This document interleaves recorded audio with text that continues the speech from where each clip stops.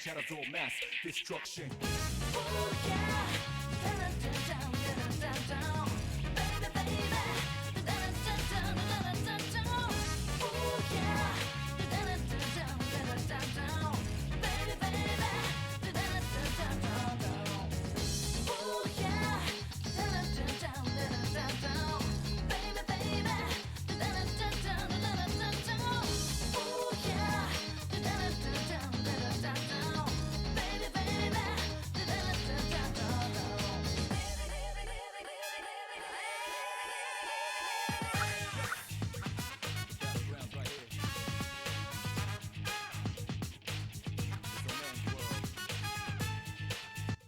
Good evening, gamers.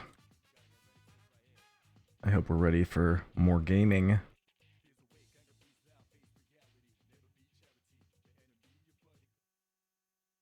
Let me just pick up my controller here.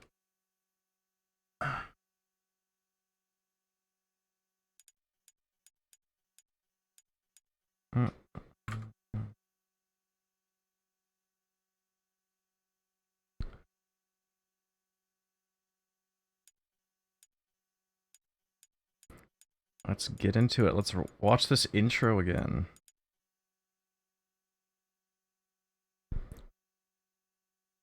I'm very interested to see what you're putting together, Zebra.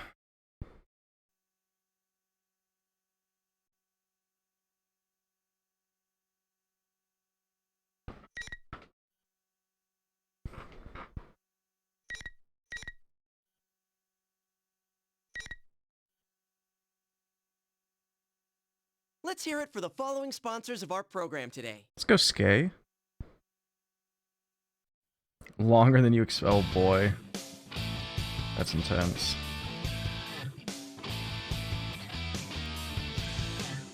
It'll be based. I'm sure it will be very based.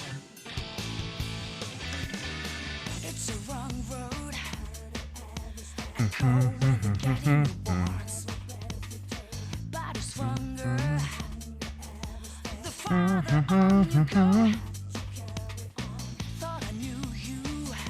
Making me nostalgic. Oh. I guess you're going through the screenshots in your computer folder.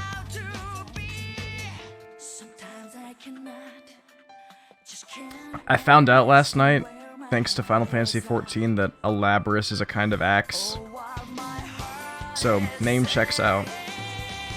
All throughout the struggle, sometimes I heal. I can't break the habit.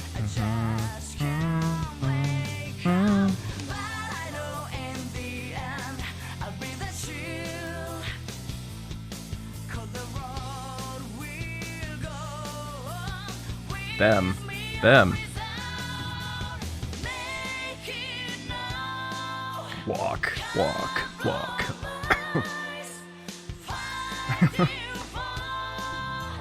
Them. Persona 4 Arena. Yeah, they put some thought into it.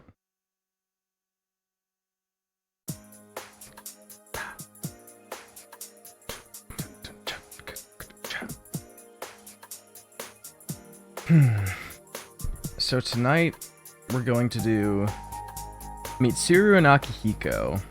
And maybe just those two, but depending on how long those are, maybe, I guess. However, I'm gonna do this probably tomorrow night also. So I wanted to play more of it this weekend. Welcome to the Velvet Room. But I started a lot later than I would have liked tonight, so I don't want to do another 4.5 hour stream. Now So I'll probably just do this tomorrow night instead of Mario Odyssey and finish out the story, so the next Saturday we can start Ultimax. I wish you good luck. Mitsuru!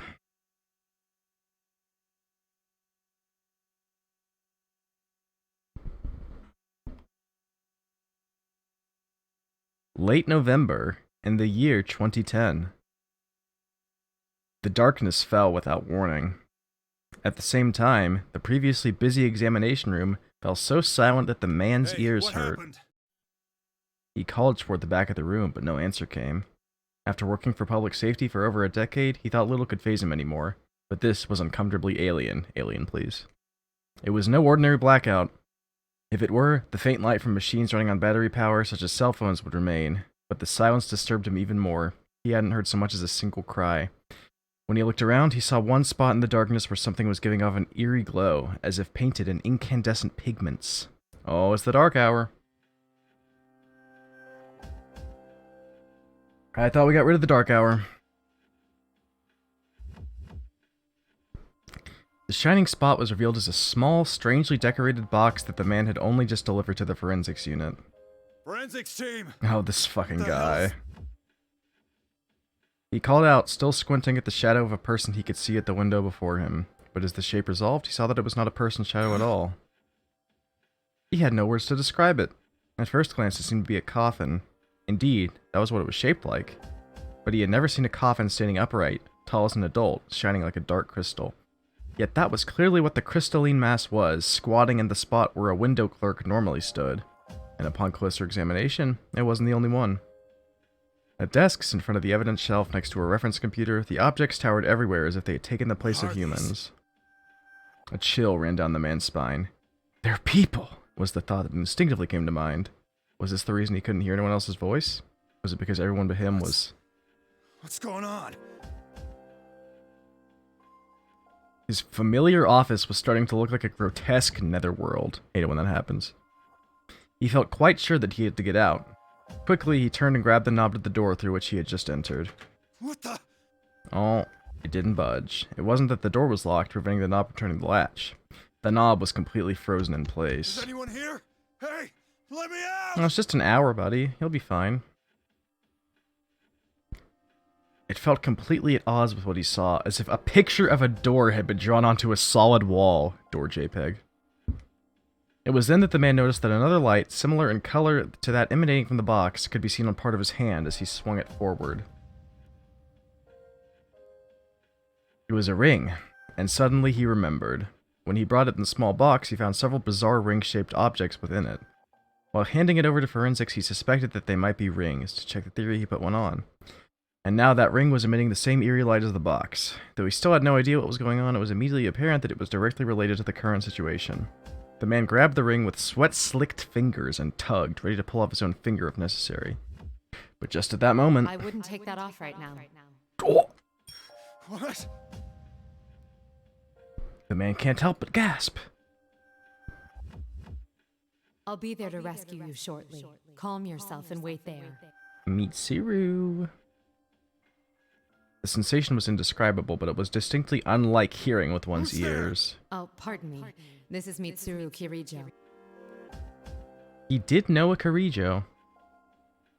That wasn't all he knew. The Carijos were a wicked family who used their fortune and influence as a shield, continuing to frustrate the police. Oh, well, I appreciate the help. Just hurry.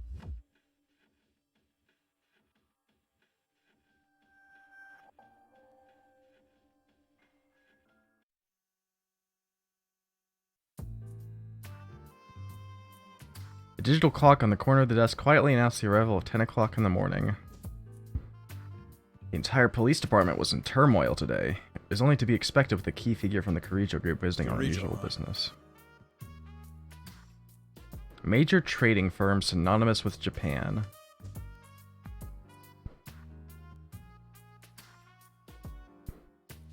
A few days ago, the Sing Kirijo group had made a seemingly insane proposal. The document was hundreds of pages, but a brief summary would read, "We wish to collaborate with the police on an unofficial department for eliminating monsters." Well, it does happen from time to time. Famous businessmen end up advocating cultish nonsense in pursuit of their ambitions. Is that like a Shin Megami Tensei 3 reference?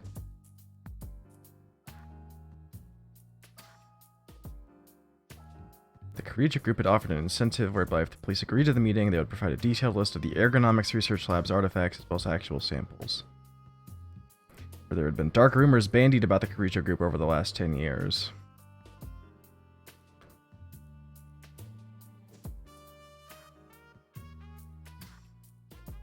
Ergo Research. Exposing the Kirijo group's dark side had been a dream of public safety's for 10 years now. And now Kirijo seemed willing to hand over Ergo Research's tightly guarded secrets on a silver platter. No one knew the reason for this sudden about-face, but neither did anyone think of turning them down. They agreed to the summit not to hear out whatever proposal Kirijo was offering, but as a stepping stone toward unearthing their past crimes.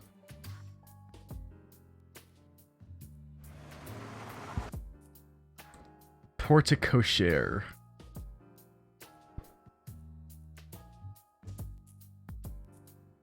Chief, what's with that car? Yo, what's up, Comb?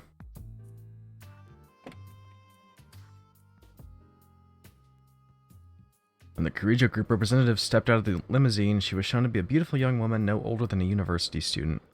Not only that, but she had attendants dressed in what could only be described as maid uniforms. All of them were young women roughly her age. The scene mesmerized the various dignitaries present to greet her. Thank you very much for this opportunity. I am Mitsuru Kirijo, Mitsuru. representing the Kirijo group. It's nice to meet you. Her brisk greeting radiated poise. It was session 0. We just established the crew.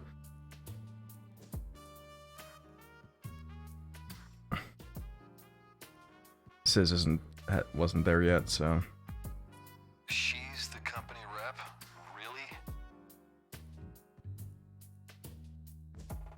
There's a bicentennial 50-inning Blazeball game happening right now, and the sun is going to explode. Captain Sis isn't here. Their proposal said the rep who's coming today would be the leader of this new unit, but I thought it was supposed to be some hardcore armed response team, and she's leading it? Well, I guess it's better than some meathead.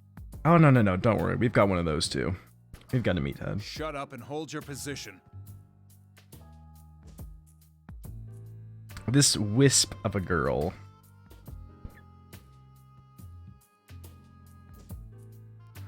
True objective was loaded in the truck. All right, start bringing them in. Roger, sir.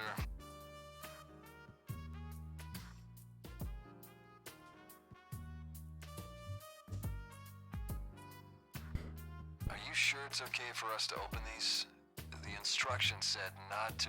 It won't be a real investigation if we let them hamstring our procedures. Besides, I can't think of anything they could send us that we couldn't handle. Unless there's real monsters inside these things. The articles were brought in silence. The operation only lasted about 15 minutes. The man himself received the last item, about the size of a jewelry box, and checked the truck to make sure nothing went overlooked before closing it up. That done, he turned and walked quickly towards the forensics room.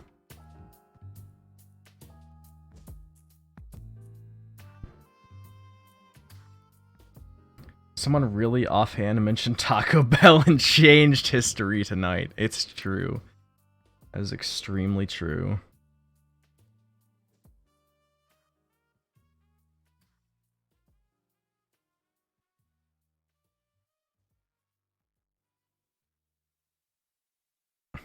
I just thought of the really goofy name and made up the character on the spot, and that turned out pretty well.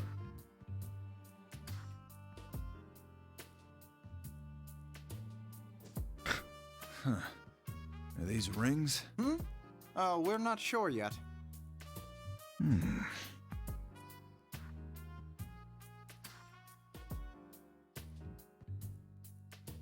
40 goofy names, holy shit.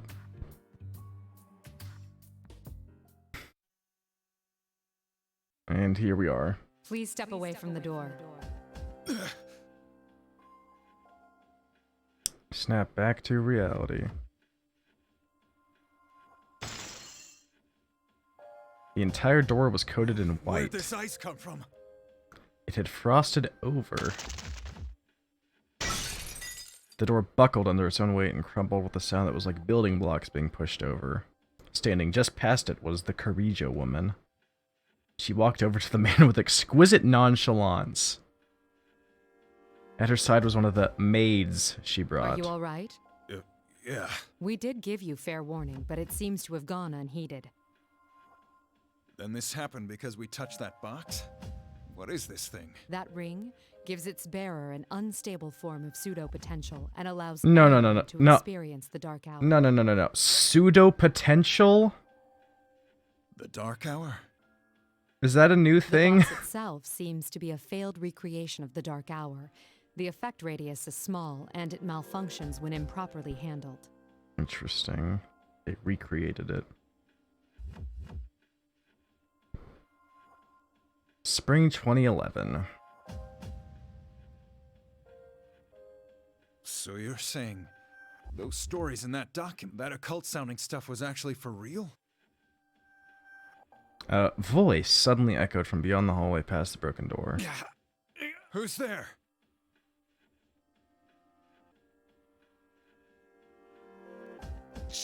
Chief! Hey, are you all right? What? He's... Sounds like someone had Taco Bell. What up, Tamal? Another crewmate has arrived at the stream. Oh no. A black tar-like substance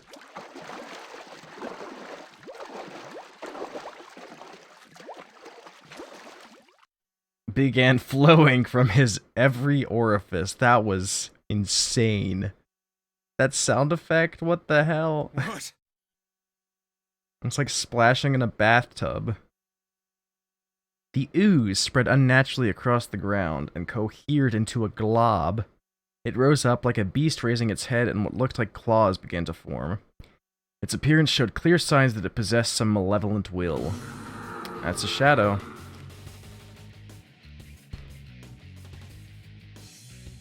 This is a shadow. That it is. It's a monster that dwells in every person's heart. They usually can't manifest themselves this way, but it's quite common to see it happen during the Dark Hour. So the research to make this happen artificially. That's what Kirijo has been experimenting with. That did seem to be the extent of it at the start.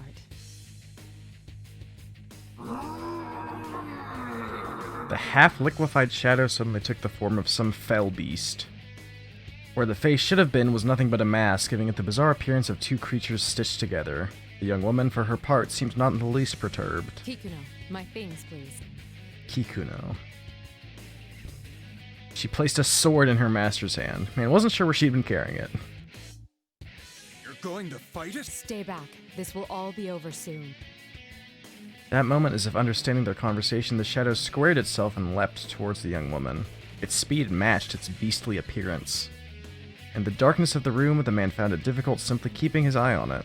The young woman did not move, her sword remained lowered and faced the shadow's advance. Of course, thought the man, an amateur like her could never react in time. However... Artemisia!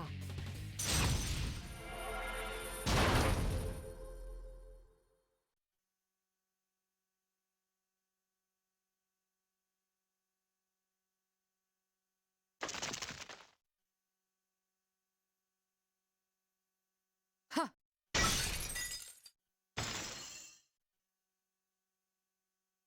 Are you all right? The sound of her boots hitting the floor gave him the jarring realization she hadn't moved a single step during the fray. He actually felt relieved to be protected by this small woman. Your fallen employee's life is in no danger, but he'll be very weak. Make sure he gets to a hospital. Should I make the arrangements? No, I should at least handle that. It is a public security matter.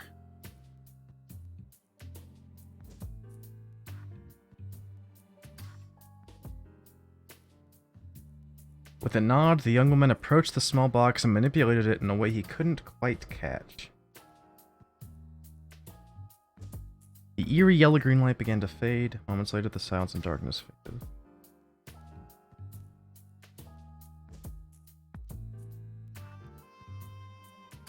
The dark hour is over. I'd be shocked too.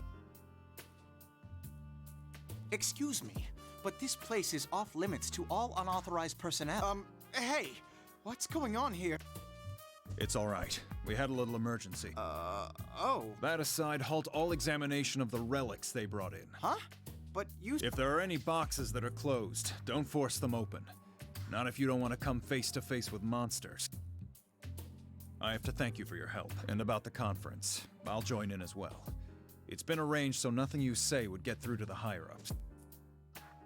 Are you saying you will reconsider your plans? I can't overlook anything as serious as this. I wouldn't be doing my job as public security if I did. But make no mistake, the things I saw today are proof of the sins the Kirijo group has committed. They can't be punished under the law, but now that they're known, atonement will be made in some shape or form. Indeed. I never intended anything less.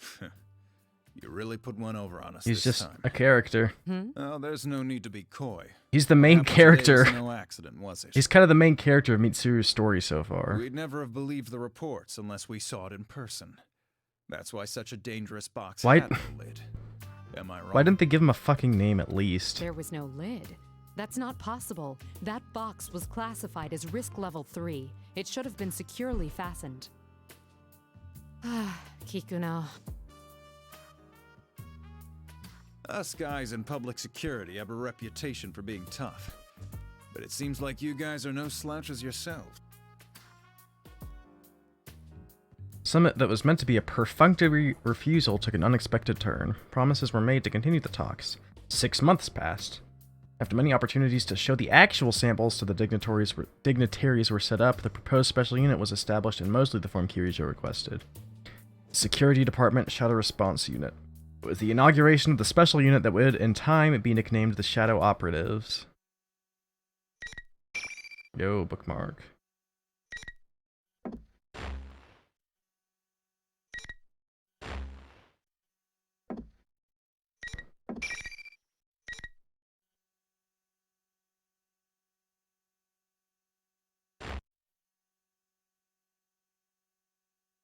Guess maybe Teddy didn't have a joke ending?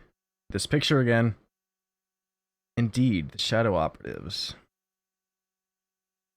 I'm quite fond of the name.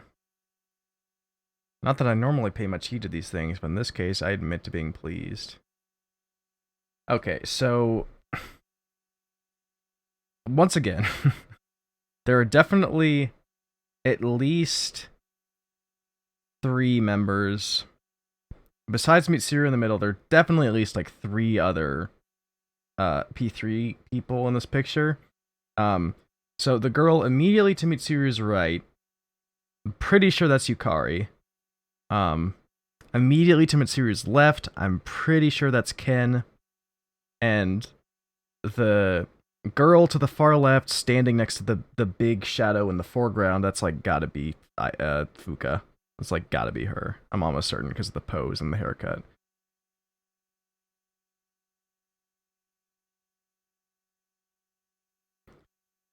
Started as sarcasm on the part of the higher ranked personnel from the police, and Junpei might be the one with the backwards ball cap, but who knows. Could be taken to mean those who deal with the shadows, but the real meaning is those who operate in the shadows. I guess that's true, we might find out later. It just really looks like them, though. Especially, well, I mean, These just kind of look like Yukari and Fuka from the poses. The one that's Ken just resembles his Ultimax design. I suspect it was a dig at a group that disturbed the expected peaceful years before the older personnel's retirement. But Shadow Operative could also mean one who does an indispensable, albeit unrewarded, job for society. It's a name truly befitting of this organization's goals. We're approaching the first anniversary of the Shadow Operative's establishment. Though we're still at the level of basic investigation and laying groundwork, it seems a full-scale case has arisen. Fighting is not our first option, but I'd be more reassured with you there. We have a general idea of where it was taken, the Inaba area, where there were reports of suspected shadow activity last year. I'll send you the precise location later. Sorry to call when you've just returned from... Some of them are for but I'm sure relying nothing. on There's your assistance. way too many people in that photo. He's only just returned and he's going directly to the location from the airport. Akihiko never changes. Yeah, no, I get you, Zebra, but...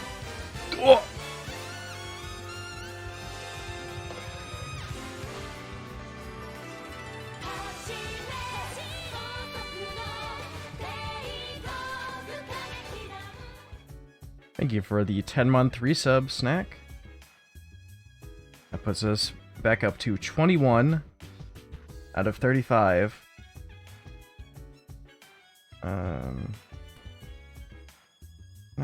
Whatever, I'll leave it. I should probably change that to, like, actually title it sub goal or something, but 14 more subs and I will play Donkey Kong 64. Were those the 10 warlords? Maybe. The man I was on the phone with was just... The man I was on the phone with just now was Akihiko Sanada. I am Yukiko Amagi. He's one of our non-permanent staff. Akihiko is an excellent Persona user, but beyond that, he's a skilled boxer. He fought a bear. Multiple bears. The extreme lengths he goes to can be rather inconvenient. After entering college, he accepted my invitation to be one of the founding Shadow Operatives, but it was his actions afterward that went above and beyond. Sure, I'll join, but if I'm going to use my strength professionally, I want to get my skills to a level I'm happy with first. Thus began his training expedition. He's not only wandering the country, he's traveling the entire world.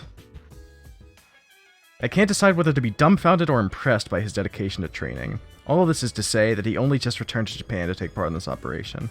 I give a wry smile like every other Persona character, because we all of us only know how to smile wryly, and lean back in my chair. Seeing me relax, the girl watching nearby smiles. This is Aigis.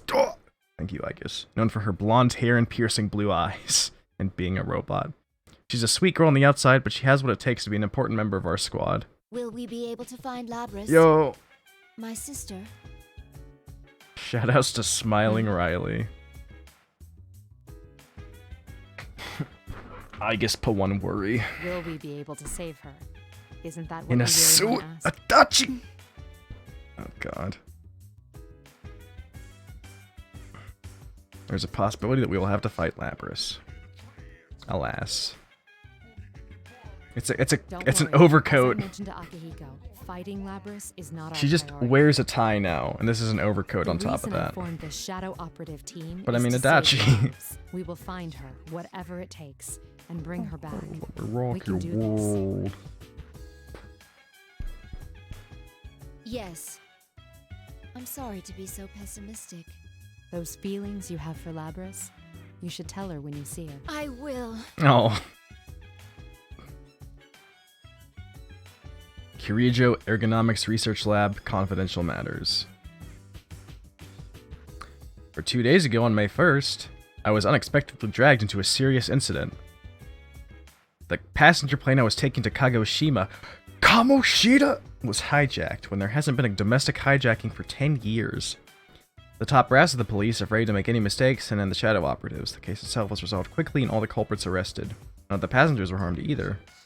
But the hijackers' true motive wasn't terrorism or political demands, as one would expect. I was surprised to find they were really after my cargo. It was a sealed box from the Ergonomics Research Lab that we were transporting to Yakushima on that flight. No one thought that the risky hijacking could have been in pursuit of just the cargo, and as a result, one of the objects was stolen. No one has any memory of carrying out the crime. Someone was pulling their strings, very probably using uncommon methods. Considering the puppet master was targeting shadow-related cargo, I doubt they'll be easy to deal with. So, Labrys. Does this mean there's like a secret villain character who wanted Labrys? Interesting. She is an android, most likely a female version, just like Aigis. She seems to have been fitted with some kind of experimental equipment. That's all we know. Thanks to our collaborator's quick wit, the escaping vehicle was traced with the N system.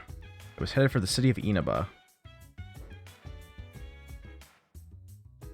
The shadow of the sins committed in the Kirijo name is still so painful 10 years on that I sometimes want to avert my eyes.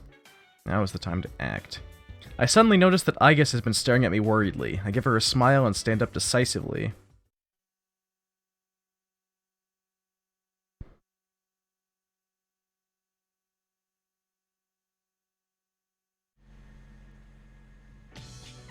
Yo! Sour, please.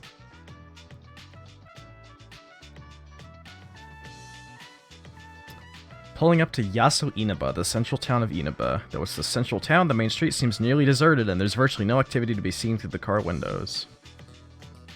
Boom, boom, boom, boom, boom, boom, boom, boom, boom, boom. Dot, dot, dot, dot, dot, dot, dot. I attempt to ignore the rude stares of people trying to get a look inside the car, focusing instead on the scent of my tea. One of them is Skay. Skay is trying to get a look inside the car.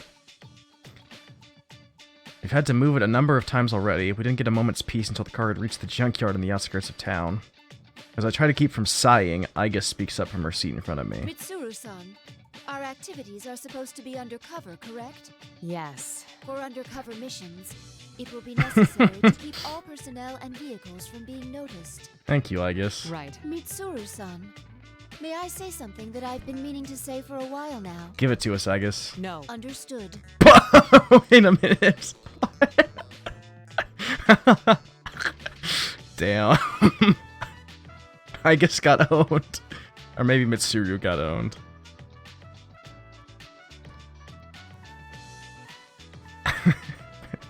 No. Aigis's poker face is a perfect blank.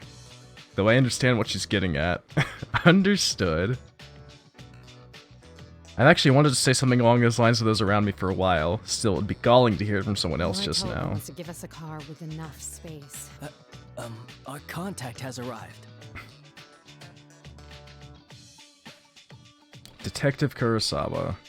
Oh my. This was not our designated meeting area, yet he has discovered us. Oh my. You want to know how I Oh did my it? god. This fucking song. This is so wacky. Everyone's like, come the fuck on, Mitsuru. This is supposed to be an undercover mission. Lately, it feels that whenever Aigis wants to voice her opinion to me, she intentionally puts on the robot act. They mentioned this at the lab. That if Aigis still speaks in that stiff, formal manner, either she's getting too human and is developing habits, or she's doing it on purpose. Honestly. Appreciate your cooperation, Detective Kurosawa. We love that Aigis Long characterization. time no see, miss. And Aigis, was it? Indeed. It has been a while. What if they let Junpei rent the car and he got them a party bus? Maybe an Ultimax. Aigis is becoming too powerful. They're gonna have to terminate her. She's learning too fast.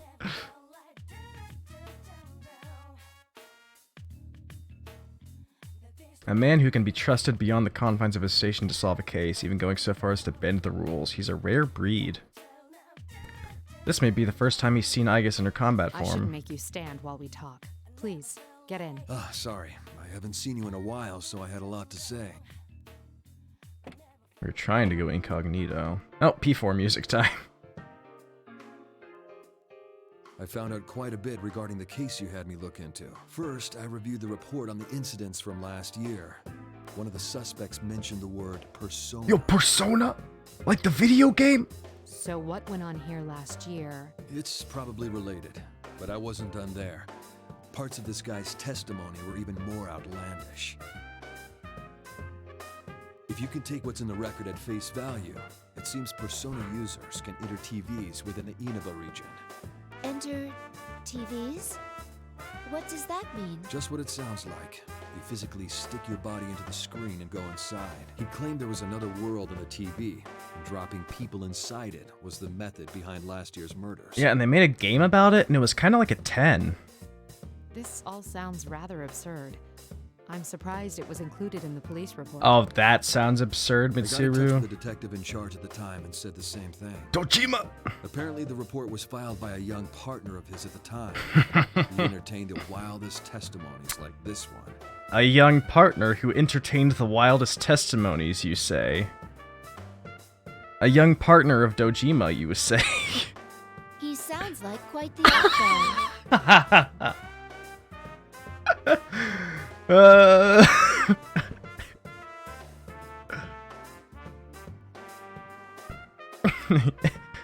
You know, I guess come to think of it, I heard that he also wears a red tie. If this was what really went on, the police would have had no chance cracking it. But that Detective Dojima is one Dojima! shrewd guy. Even with all the supernatural hocus pocus surrounding the case, he caught the culprit. The Icus Adachi commentary!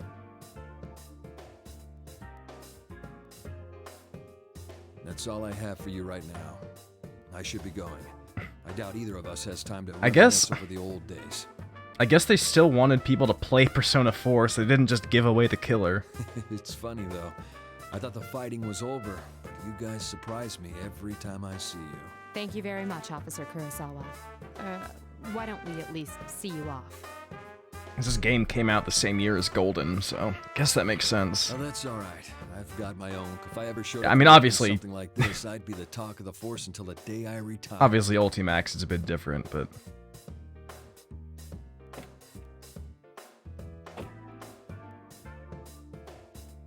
I guess, though, felt the need to comment. Mitsuru-san, this could be bad. Our sense of social aptitude is in question. Can't deny that. Oh yeah, he's all over the box. What should we do now? Yes. First, we'll need to test the claim that Persona users can enter TVs. There is a discarded TV over there. If the environment does not matter, we can use it to test the phenomenon. I guess looks around and points. I Wait, guess points. Don't worry. I'm just going to touch it. Famous last words. Agus isn't wearing anything like a disguise. No, I'm overthinking this. What if Yukiko just came up and handed Agus a pair of the gag glasses? We've already attracted enough attention. Our pictures could still end up on the internet. Let them gossip about the strange people in funny clothes. It'll become some urban legend. Amazing. I guess this isn't when they, like, go in, because Akihiko isn't here yet. Interesting. It's exactly as the police report said. What's it like inside? Do you feel anything? Not particularly. No. Wait a moment. It's the same as mine. It's hard to say definitively since this is my first encounter with it, but I believe this reading is from a personality module. Does that mean our retrieval target is inside the TV? Huh. Sounds like fun. Okay, Akihiko's here. Never mind. The voice sounds familiar, but all I see in the direction where it came from is a man in an outlandish red cape. Could it be? Is that Akihiko? You didn't show up at the Oh my rendezvous God. point, so I went looking and found you here. This whole TV thing is pretty interesting.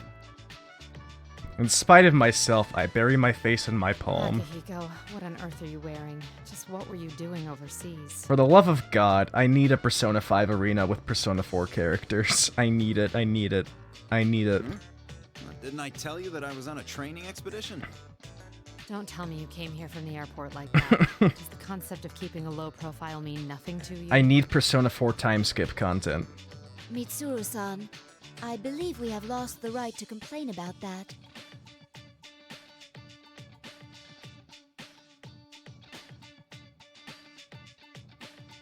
I'm never mentioning the subject of our appearance again. Anyway, We can go inside from that TV, right? I guess just won't stop owning Mitsuru. What are we waiting for? Still the same Akihiko. We don't know the situation inside yet, and we'll need a secure means of getting out. So what? If we want to get this Labrys back, someone has to go inside, right? Well, I guess it's so mischievous. The target hijacked a plane to throw her into a TV in this Shikuta. town. If we sit on our hands, it's possible we'll be put in serious danger. Who threw Labrys into the TV? Namatame? We're different from how we used to be. We made the choice to fight shadows as professionals. That's why I traveled around the world and trained harder than ever. And now that something's actually come up, you're hesitating? We agreed to do this. I'm ready to stake my life on the mission. Raw. Classic Akihiko.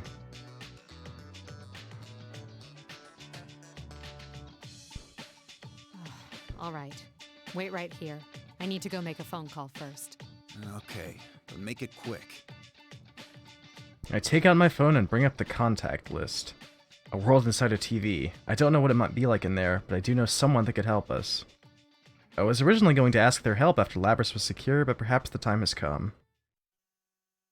Who does she call?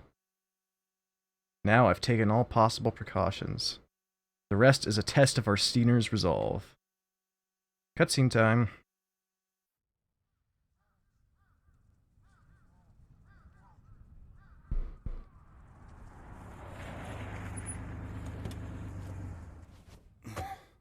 The other members will wait here in the car. Yeah. If we all barge in and something happens, they'll be devastated. Now that you mention it, at least one of us should be staying behind as well. I am not staying.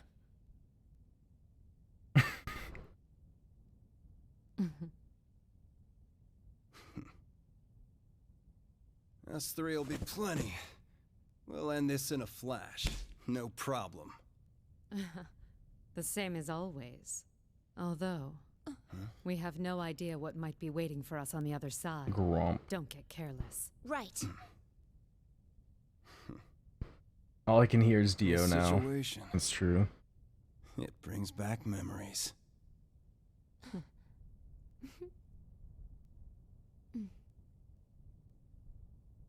Ready!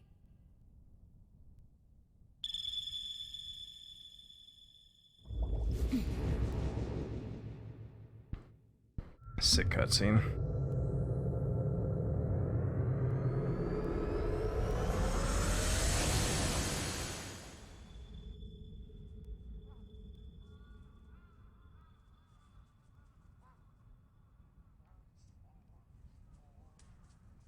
Naoto. Why enter the TV? What's going on? You really fucked up this time, Dojima. Minori Kushie Dio versus Ten Miyami. Champion of shenanigans.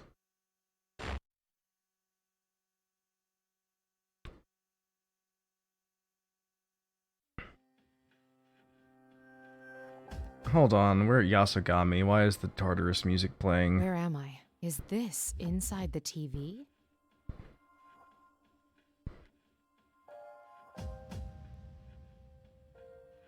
Yasogami High School. I do recall that name from our map of Inaba. An existing high school has been completely recreated inside the TV?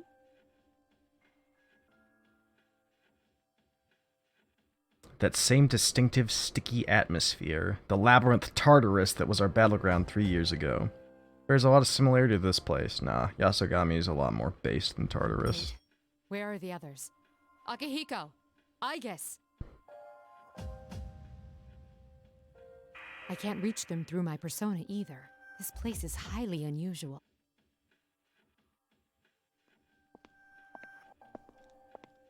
Footsteps. I love how these guys have never been in the TV yet they realize immediately that it's fake. Yeah. P4 Gang is like, yo, school? Student council press? Tournament? Alright. Huh? Oh, I am Yukiko Amagi. A seemingly ordinary schoolgirl. Could her age and outfit belie a connection to the theft of Labrys? Seems that even in another dimension, people were startled by my attire. At least her reaction allayed my suspicions. Anyone in the act of committing a crime couldn't fake being perplexed so naturally. Did I surprise you? I suppose my outfit is somewhat unusual. Oh, no. Why are you here? Well, What? Where is that coming from? Huh? What's going on? Here we go. Hello! Hello! This is General Teddy, your benevolent dictator! And I Yo. am your commentator. It's time for the next round in the P1 Grand Prix. Are you ready to fight? P1 Grand Prix? Fight? You are Yukiko Amagi. Ugh. And who do we have for Yuki-chan's opponent this time? Ooh! It's a mysterious, beautiful lady! How unexpected! Teddy, you good? Teddy? What's wrong? Do you know that bear?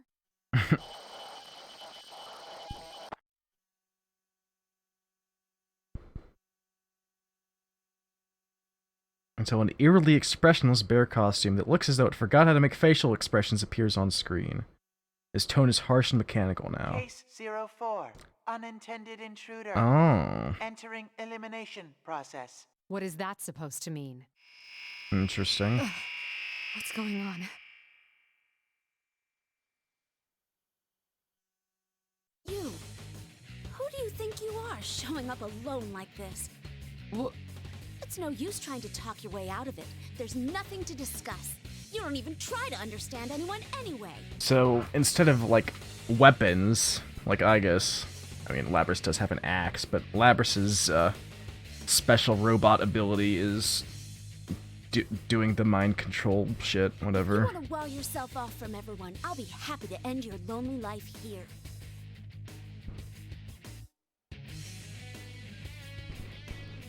She seemed to not know me before, but now she speaks as if she does. You won't be so smug for long. Come, Konohana Sakuya. A persona? Oh, how careless of me. We won't be settling this peacefully, I see. In which case, to me, Artemisia.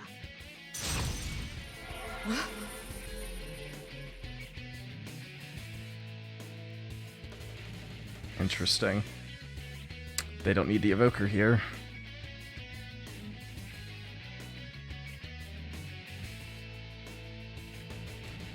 Being able to control the wind with my fingertips.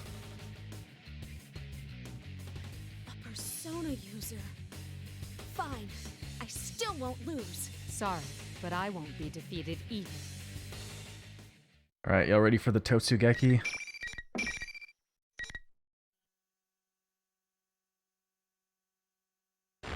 I just realized that if you lose a fight, it kicks you back to the main menu, so if you don't place a bookmark before the fight, you're kinda screwed. Gotta skip through a lot of text again. Damn, Mitsuru was born in 1991?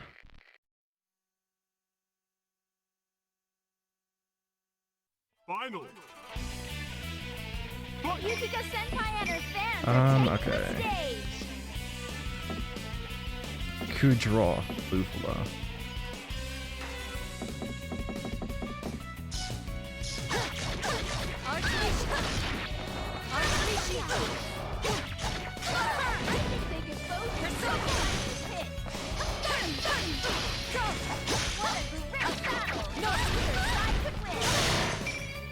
Okay. So left, right, and then punch kick, or down, up, slash heavy.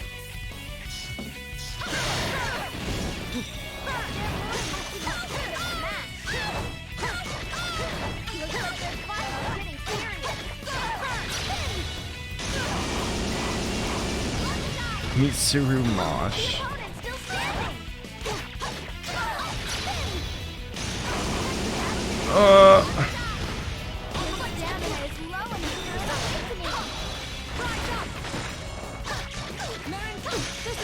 Yo, she was gonna use it.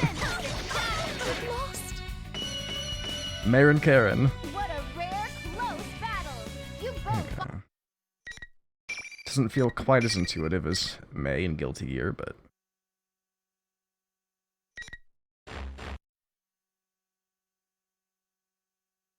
Mitsuru Mambo. An irregularity has occurred. Multiple intruders detected. Uh. Emergency. So, it can recognize Aegis and company, Intruders but... are persona users.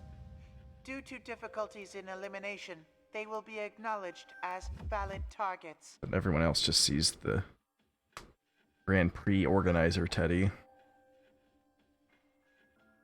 Valid targets.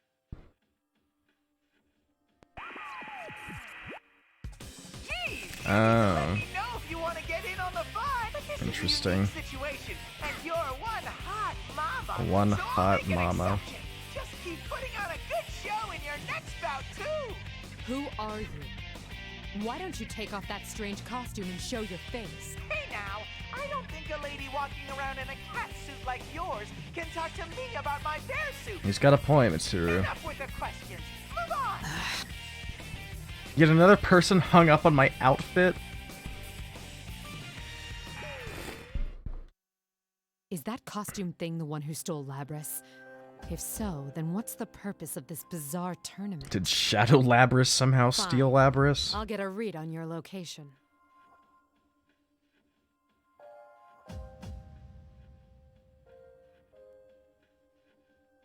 We normally have a Persona user who specializes in that role, but with some specialized equipment, I can get by.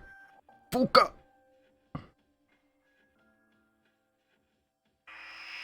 What?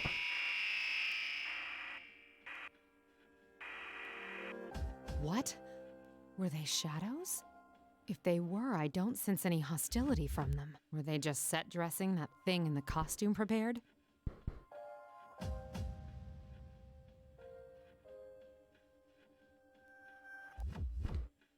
In any case, it appears that apart from this girl here, none of those So things much were more real. competent than the P4 guys. We're a bunch of idiots. She shouldn't be suffering from any real wounds. There are so many mysteries around this girl.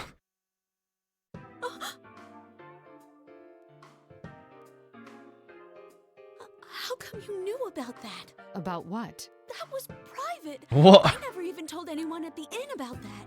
Oh. I can't believe someone I've never even met before knew. What's her dark secret? That reminds me. That noise I sensed earlier is gone. It seems to have been some kind of interference from the enemy. Yeah. To think of it, that bear was egging us on. General Teddy, was it? He looked comical enough, but he certainly put an elaborate scheme in motion. No. How could Teddy... Us with our tabletop characters. Well, he looked comical enough, but he's certainly put an elaborate scheme in motion. You know the one in costume, I take it? Oh, I know him very well. He's usually not like this at all. I'm Mitsuru Kirijo. I've come here in search of a unique object. I'm Yukiko Amagi. Why don't we start over? If you don't mind, I'd like to hear a little Say it, about Yukiko. yourself. Yes.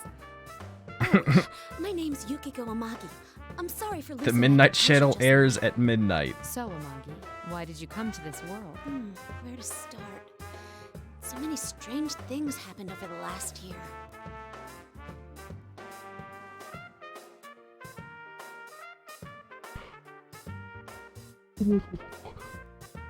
A realm inside a TV, formed by people's thoughts. It sounds absurd, but that would explain the incongruity I sensed when I used my persona. We thought the case had been solved, but lately there's been another strange program on the air. My friends and I couldn't ignore that, so we came back here. Your friends? Are there others here besides yourself? Yes, I was with 3 other people, but we got separated when we entered. The one in costume and the girl who called herself Rosette are friends of ours too, but they're acting so strangely. So this is not the way they generally behave then? She trusts those two implicitly. There's one more thing I'm curious about. Have you ever heard the name Labris? Oh, goat lady. Labrys? Yay tall, blue hair. I don't think I've ever heard of that before. What is it? It's the thing I'm searching for. What makes it problematic is that I know nothing of its appearance. Labrys is a problematic fave. Honestly, I'm not sure it has anything to do with this disturbance, though I can't write it off completely as irrelevant. Anyway, thank you for your cooperation. I understand the situation better now. We should stay together going forward. Whoa! Think again, ladies! Only the winner of each bout can go on. That's rule number 1 in the Grand Prix. There's nothing here, but I can feel something. A wall, maybe? Wait, but Mitsuru-san could...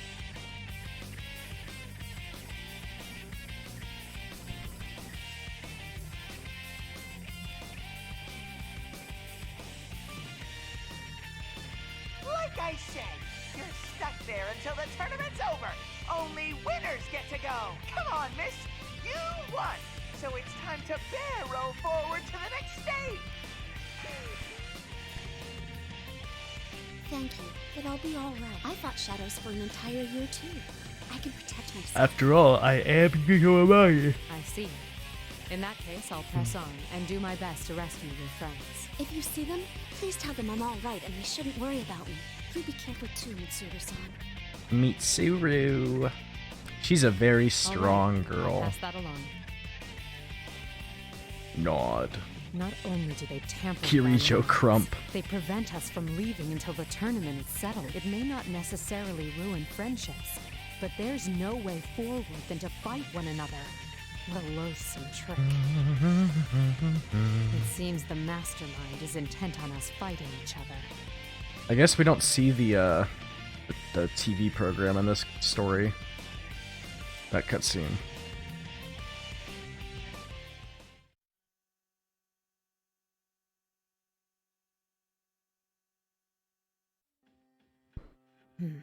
Another dead end. Aggravating my anxiety.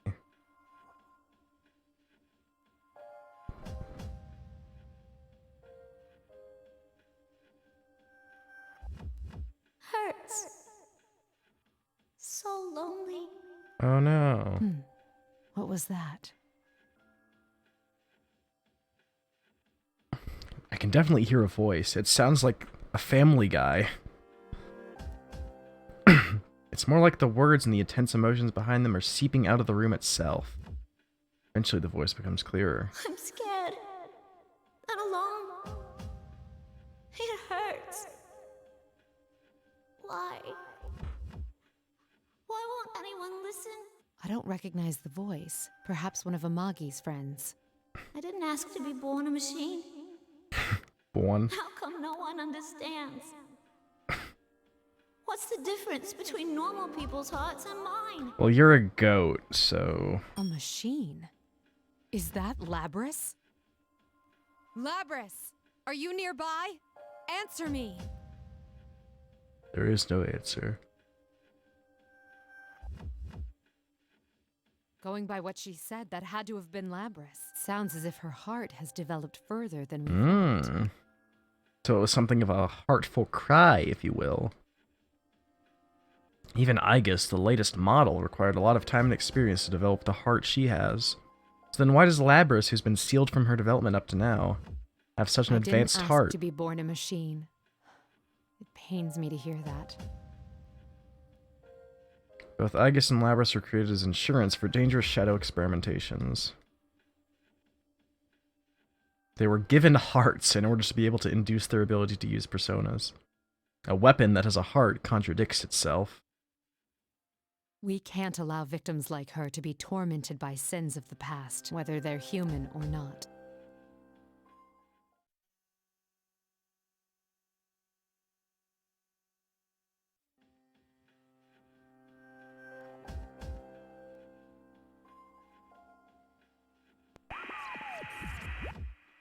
This appears to be a commercial for a fighting event. Oh, here we go. What in the... A succession of young men and women are introduced as participants. One of them I recognize as They're Amagi. wearing the same uniforms as Amagi. I assume these are the friends she spoke of. All of them are introduced with horrible epithets, but the Amagi I met in person was a completely different, sophisticated girl. Suppose the enemy made up all the taglines. I had to completely rejigger the bracket Oh? to accommodate Oh, Teddy? new contestants. Jeez. 3 new contestants. Wow. Myself, Akihiko, and Igus? We really did pull a Dio. We invaded the tournament. On the other paw, a tournament's more exciting with more people in it. But getting back on track, allow me to introduce your next opponent. Who is it? Who is it? Who is it? His face. It was on the video a moment ago. Skate! Yo. Besides us here? She was unhinged, but sophisticated.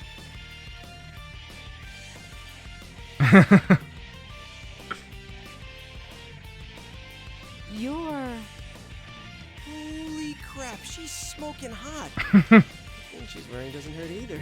You were in that video just now. What was it they called you? Captain Ressentiment?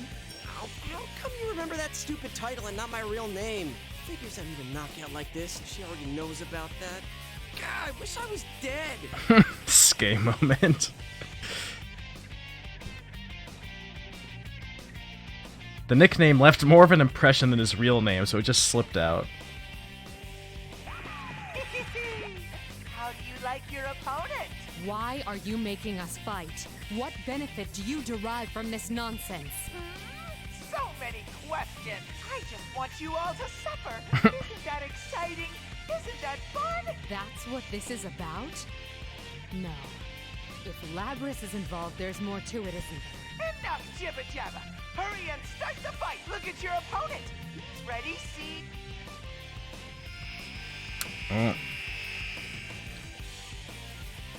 Yeah, Teddy's right. I mean, you're the one who barged in here. Man, who'd come to such a dangerous place without hesitating? You really are an ice queen. Wow. Bet you don't have many friends, huh? Oof. You talk as if you know me. Stop acting so calm and changing the subject. You seem like you don't know much about this world. So how do you plan to get out? Don't tell me you rushed in here with no escape plan. Oh man, seriously? You're nuts. People like you who obsess over responsibility and put all the burden on yourselves, you annoy the hell out of me. It doesn't matter how others perceive me. Yeah, that's what I'm talking about. Isn't that because you don't trust anyone?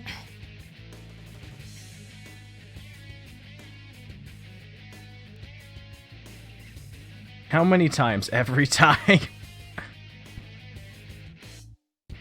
The more I care about someone, the less I'm willing to rely on them. I've been caught in that trap before. I was supposedly an unexpected intruder. What's going on? What are you mumbling about? Well, let me ease your mind. I'll end everything for you. Let's do this, Jiraiya. Yosuke's gonna kill. Go, Yosuke-senpai! Beat up that shady lady! Let the fight begin! She's the best. I can see there'll be no talking sense with him like this. There's nothing for it then. Artemisia!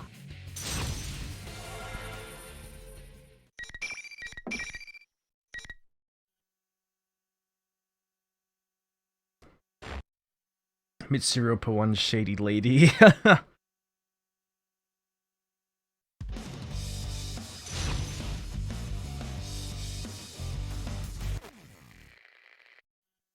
Finals. Skate Jam. You have time to go.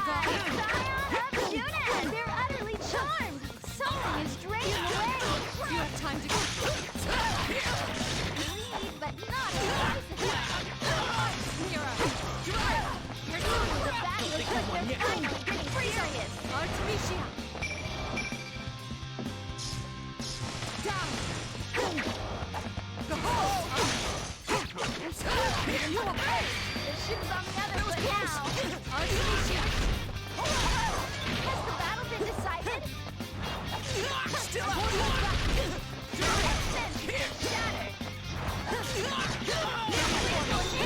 I'm coming for you! Wrecked. A round of applause for both sides!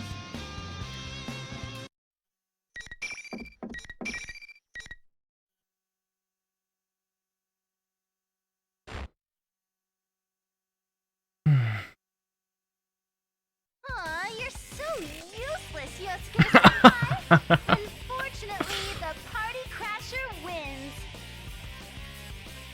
You're so strong, miss.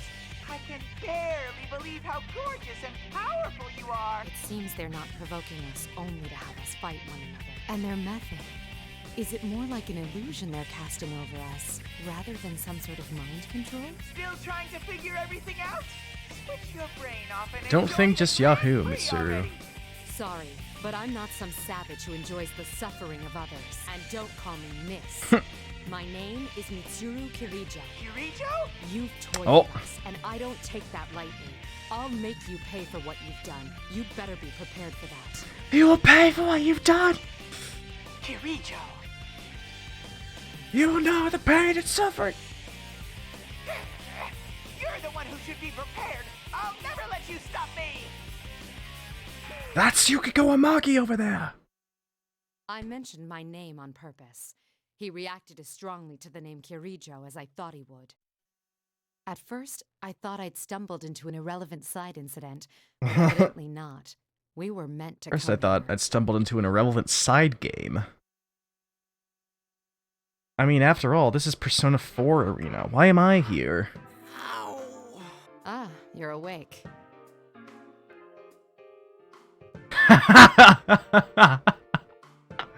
Hanamura cringes away. Oh, man.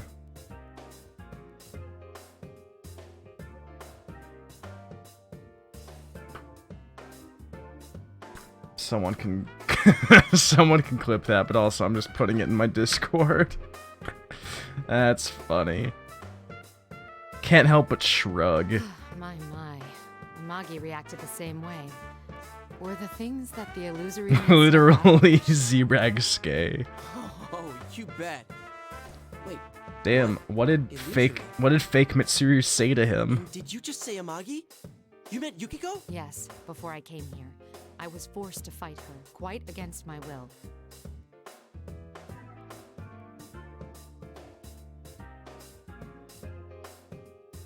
Only the winner can move on, huh? I'm the only one who can feel this invisible wall thing, so I guess it's true. I'm glad you understand.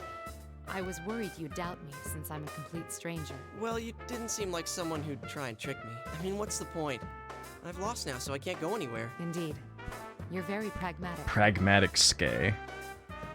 Nah, after what I went through last year, I just got used to coming smack up against insane stuff in this world. And Yukiko, my friend you met, she believed in you. So I don't mind trusting you too. I see.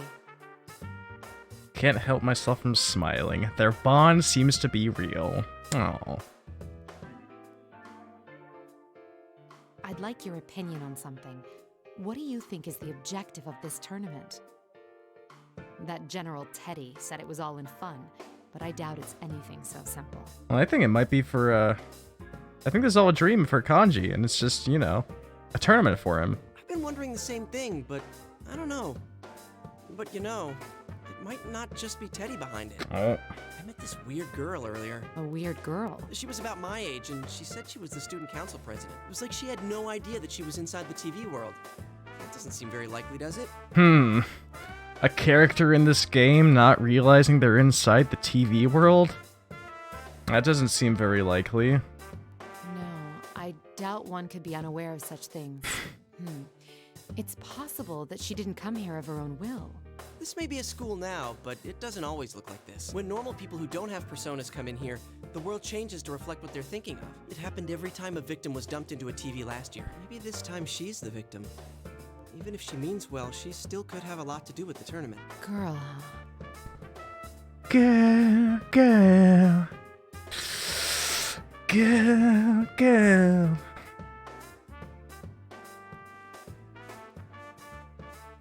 What did this girl look like? Did anything about her stand out? She sounded like a Family Guy. No, not really. She wore the same uniform as the rest of She us. looks like a goat. Uniform. What does it mean that she's completely able to pass as a human? Even Aigis has to wear clothes that cover her entire body in order for her to walk around town. I see. Thank you. I'm getting a clearer picture of what's going on. I'm sorry, but I can't stay and chat. Oh, wait a sec. Can I ask you a favor? can you look after my other friends too? It sucks, but I can't get to them from here. That Teddy's really not a bad guy either. She mentioned something about Sure, a he's Joey ice cream without asking Wheeler? and stuff, but he's not the type of guy who'd get off on watching people hurt each other. There's gotta be some other explanation. Don't worry. I was already thinking along similar lines. What we saw was an illusion. It may be that they're faced with the same situation. I'll save everyone who's been dragged into this, including your friends, and this student council president. Thanks. Just hurry before someone else dies and...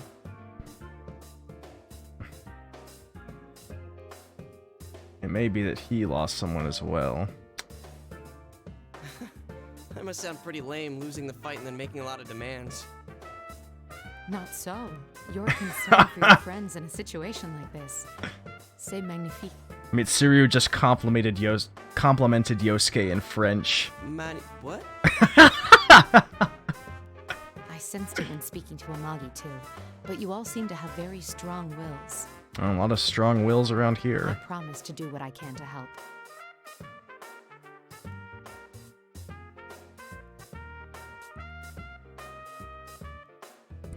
Nod.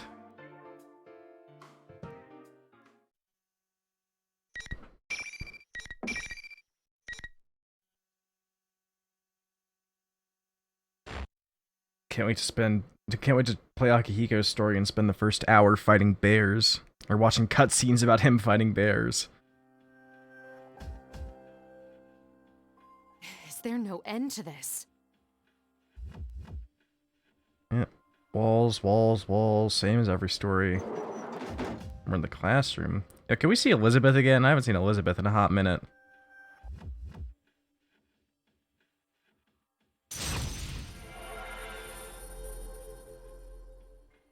Akihiko and Aigis. Thank you, Aigis. They both seem to be okay. Can you hear me, Aigis? Mitsuru-san, I am relieved to finally hear from you. Is Akihiko-san with you? No, we were separated, but I've confirmed his safety. I'm sure he won't be defeated that easily. Let's exchange information while we can.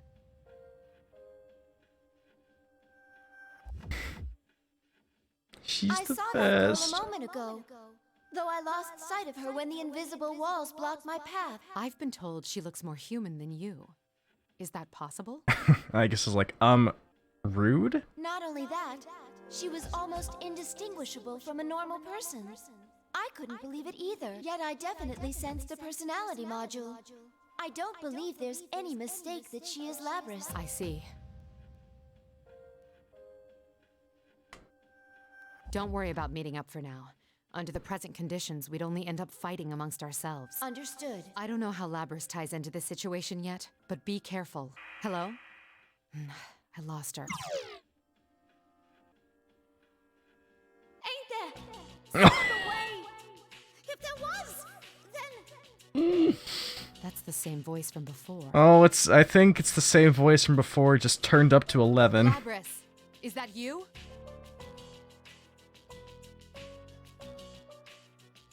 Why are you laughing? What about this is funny? Oh, I can think of a couple funny things. Who is she addressing? I don't want to fight him anymore! That reminds me. Hanamura said that the environments here are formed by the thoughts of those who enter this world. Could these be Labrys' innermost thoughts? Is that why everything about this place radiates her feelings? What do you think we are? Oh, this is late game P3 music.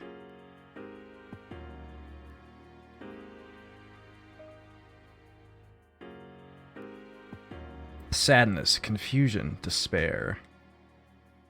I can't help but fall to my knees, though nothing is assaulting me directly. She's not addressing anyone. These are her memories. Yo, memories? See, so that's what's going on. Persona 3 the answer?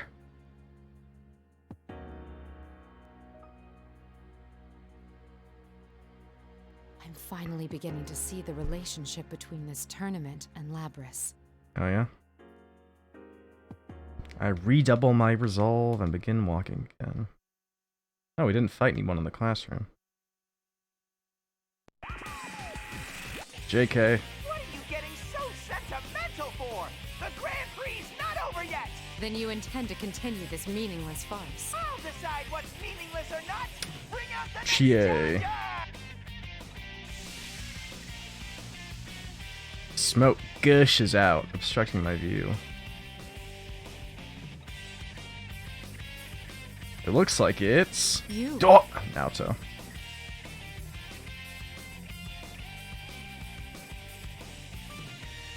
This is a problem.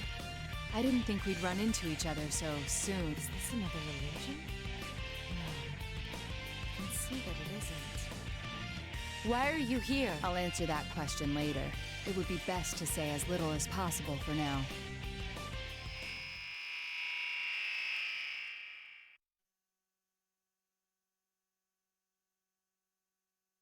It's an amazing assessment given the brief time in which he had to make it.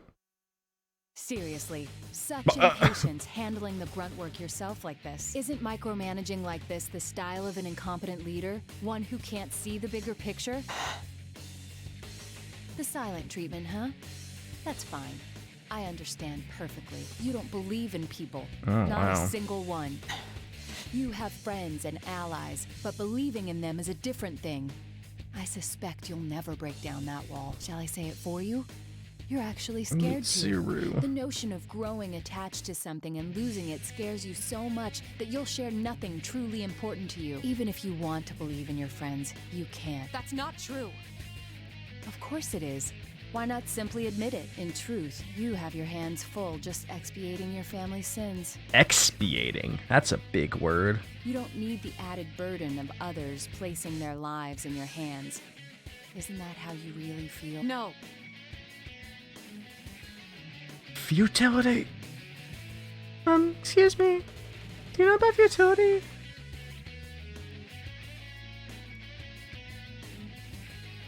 There's no use continuing this. Not until I eliminate this irritating mirage. Let's fight. Let's do this.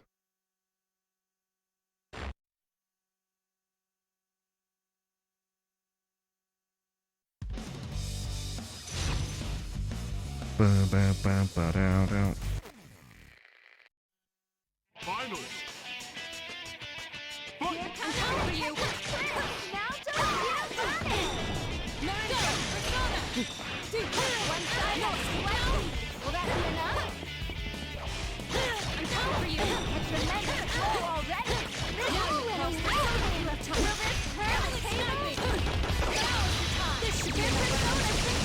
God damn it.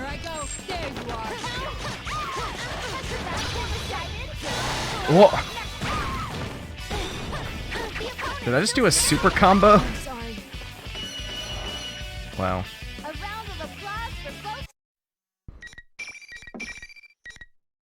This is the most intelligent clash that has happened in the entire game thus far. The only two people so far with their own individual brain cells. More than one brain cell collectively in the fight.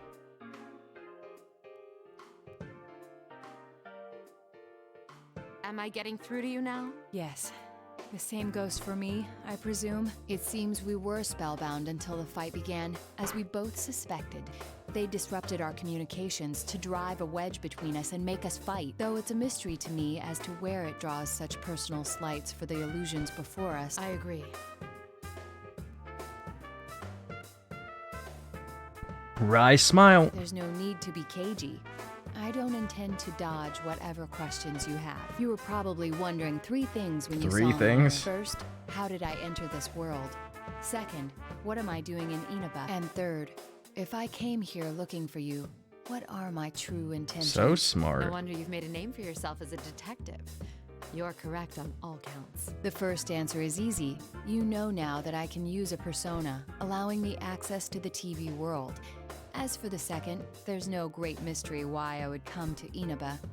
I live here. You wouldn't happen to be acquainted with Amagi and Hanamura. You've met my senpai? Your friends. I gather that you're comrades who fought alongside each other during the serial murder case last year. I assume you entered the TV together for the same reason they did, and found yourself dragged into this mess as well. So, I must apologize to you. No doubt you already know, but the object we seek has been brought to this world. It's most likely the cause of this disturbance.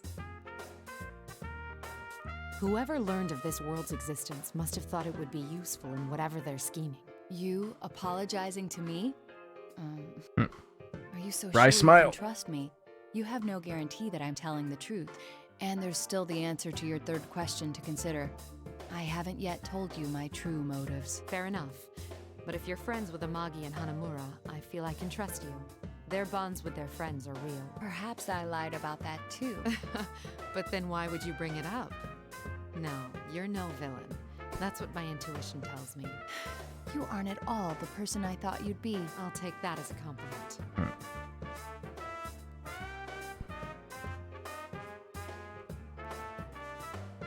The Teddy who appeared on that monitor is not our friend. He's an imposter. You have proof of this? I found the real Teddy. Our enemy can fog both our eyes and ears. It's possible they can make themselves look like someone else. I see. But I still don't know why they chose to take on Teddy's appearance. It might be to make you all suffer. If they led you to believe your friend betrayed you, it would make this all the more painful. There's some truth to that, but it seems too simple a motive to warrant this elaborate of a disturbance. If the motive is somehow connected to Labrys's memories, what had been incomprehensible becomes completely understandable. A touch. A sensation I hadn't felt since entering this world, but I know this feeling. The effect of being brushed by Persona's informational support powers. Rise-san! Rise! Rise-san, can you hear me? So you ended up here too? This Rise's voice immediately turns quavery. I'm so glad. It's all right. Just calm down and tell me where She says you that are. line in every story. I think it's the announcement room. It's kind of off though. There are these invisible walls around and I can't get out. The fake Teddy was watching me until a moment ago. You're in the announcement room now, yes? I'm headed straight there, so stay put. She doesn't know Rise, lol. Huh? Who's that? Why can I hear your voice but not sense you?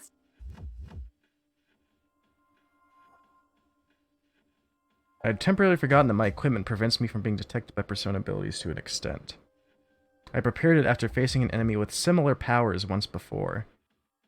It works by making my presence difficult to detect unless they know me well and recognize my signature. Mitsuru Kirijo. Wait, Kirijo? Are you that Kirijo? Yes, that's correct. The CEO? Not quite. Girl boss. I am the founding family. You hired me for a commercial before. Oh! Crud, thank you very much for your patronage. Oh my god. She's the best. Oh, crud. A commercial? Oh, yes! I'm Rise Kuchikawa. I'm a classmate of the others you met, but I'm also kind of a starlet. A starlet. It's hard to explain. That's like some of the best voice work in the game so far. Rise-san, that can wait. Her There's face. no knowing when our adversary will return. She's so vexed. Oh, all right. Kujikawa said that she was captured, but why would they treat her differently? I suspect it was to block communication. If we could speak freely as we just did, their whole scheme would collapse. You hired me for a commercial for the Duchi Baha. Ah, so that's why Teddy and Rise-san were the hosts. What do you mean? The real Teddy has a similar power. That's why those two were taken separately. Not only that, but by acting as the two who had disappeared, the enemy thought it could portray them as traitors. So it appears that Teddy managed to escape on his own somehow. How come I'm the only one fake Teddy is watching over personally? Sheesh. Sheesh. You have the most powerful investigative persona. That she They must have does. had to take greater pains with you. The K in K-Man stands for Kirijo. I think we're keeping this going too long. We've exchanged what we know already, so I'm gonna shut down the comms link. Be careful, you guys. We are responsible for this case. Rescuing the ones who've been dragged into it is part of our mission. Besides, she's another of your friends, isn't she? All the more reason for me to go save her. You're quite prepared for this. It would be unfair of me not to tell you everything. Rise's so Please hear me punctual. out. The reason I came here was to... You're a real straight arrow. You're very proud to be a detective, no?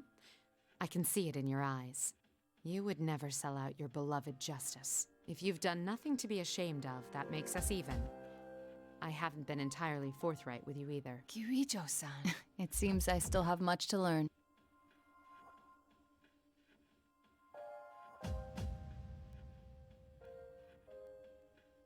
Well then, I will once again entrust my friend's safety and the resolution of this case to you, in honor of the bond we are forming, Mitsuru Kirijo. Yo, they formed a social link. I promise that I will not let you down. This is the fucking brain power hour right here. There is someone up ahead I must atone for.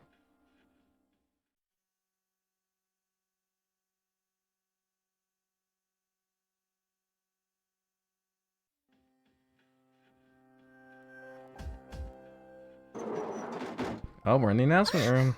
Are you Kirijo-san? Kirijo? Oh, there she is. Hang tight, Miss President. We'll be okay now that help's arrived. Kirijo-san, this girl got dragged into this mess too. We have to help her before that general comes back. Kirijo? So you're Kujikawa. Sorry, but I'll need you to step back. Makoto Mitsuru Naoto Tycoon. Oh, hey, Joe. I turned to face Miss President. We meet at last. Astounding. You really do look human. But you're not, are you, Labrys? Kujikawa still looks unsure. I can't drag her into this. She's too good. Huh? What do you mean she's not human? Isn't she a victim who got dropped inside the TV? Labrys being a victim is one way to see it. Labrys, our records show that you were loaded with special equipment, undoubtedly a function that affects thoughts and scrambles recognition.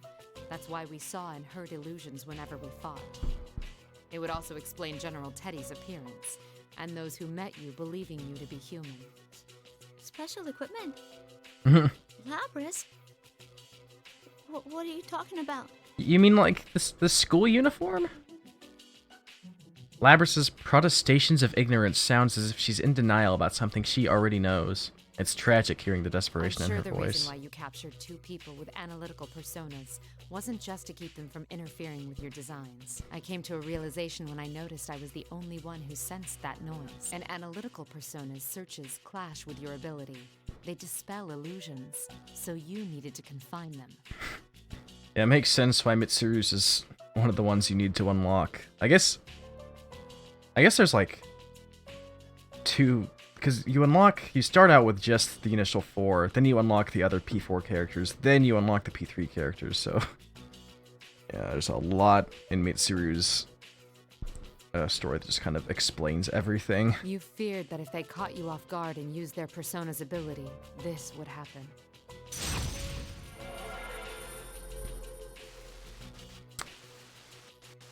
The illusion begins to wear off. The facade fades away and her true appearance emerges.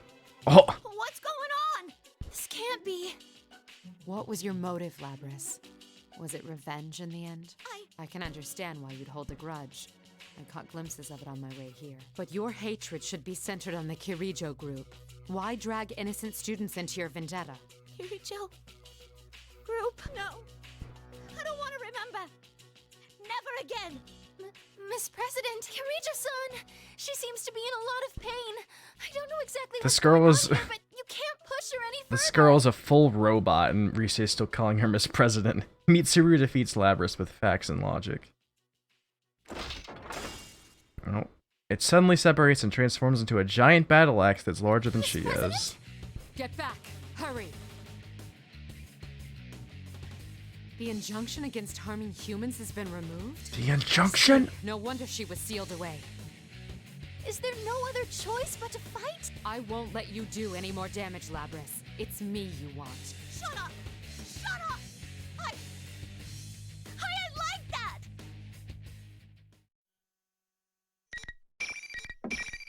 Oh, so I guess this is the first non-Shadow Labrys fight.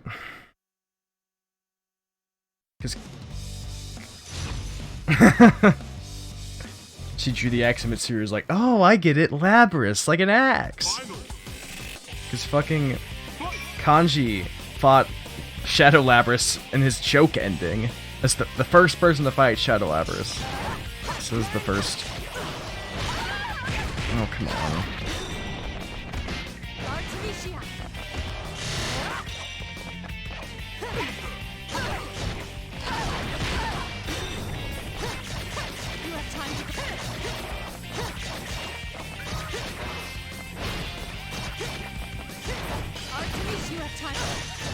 Artemisia time. Oh god.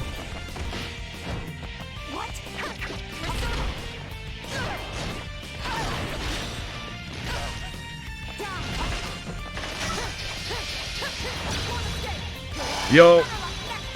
Boom. Got her.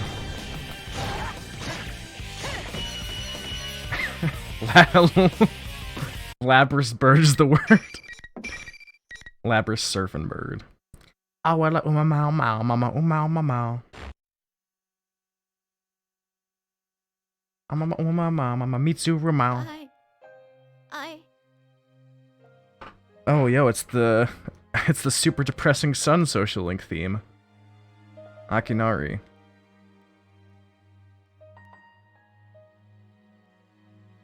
She didn't use a persona, but it's possible that her mental instability prevented her from doing so. I don't intend to turn a blind eye to the sins against you. Labrys. Labrys umamau mau mama umau mamau. Labrys is the mastermind, not only of this tournament, but maybe of the entire incident from the beginning. What if Labrys was never stolen, but instead escaped? Considering her powers, is it possible that she deluded the ordinary human hijackers? There's no knowing when Labrys regained her consciousness inside her cage. What if she hadn't awakened on opening it? What if she was already conscious inside there?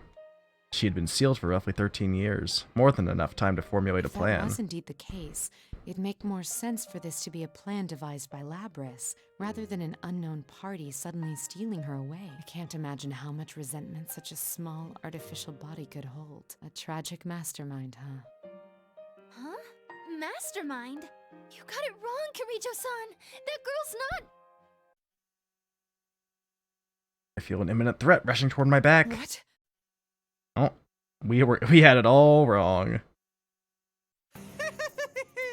Looks like you've saved me some time while I was out running errands.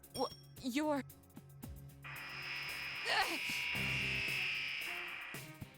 Noise, noise, noise, noise!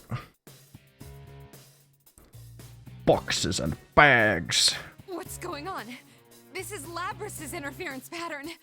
He has, like, grocery bags. That's right.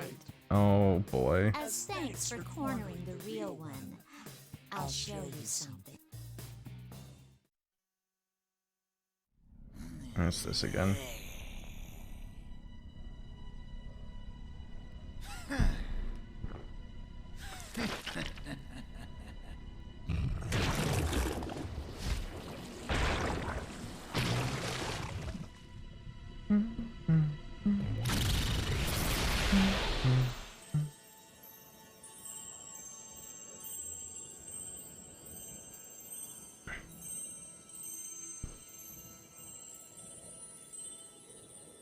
Let's go Labrys.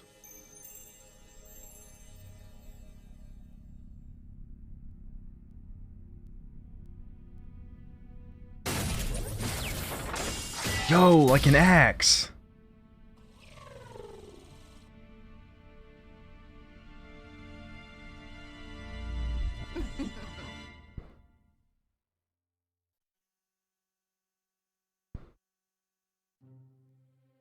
The noise lifts once the mimicry is dispelled. But what it reveals is something I hadn't expected. Another goat! Oh, is that it? That's it. That's Mitsuru ending.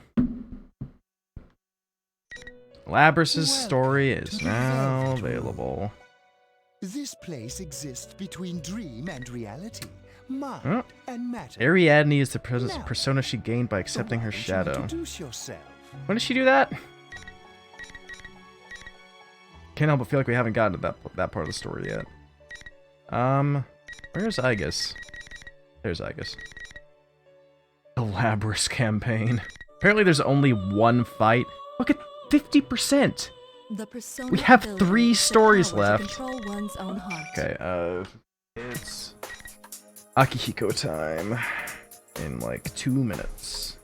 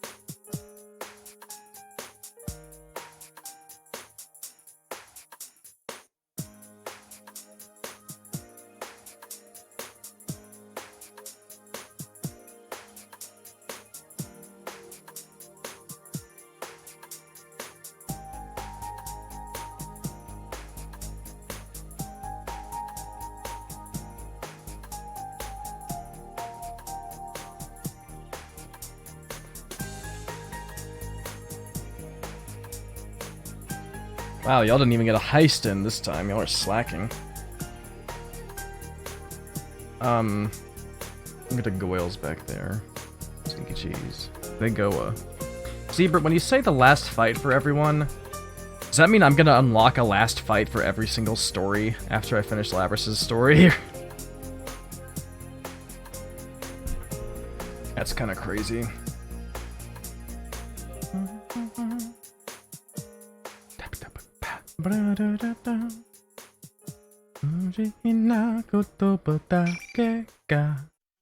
That's how you interpreted the guide. Interesting. Okay. Well, to the Velvet I guess the story is gonna This place exists take a between little dream longer than and I reality. Mine anticipated if we have to go back and do like 12 extra fights. Looks like it's my turn. Akihiko. It'll be like gold when you... Oh, okay. Yeah, maybe. Where are we? Where is Akihiko right now? Oh. South America? Long way from home. Based.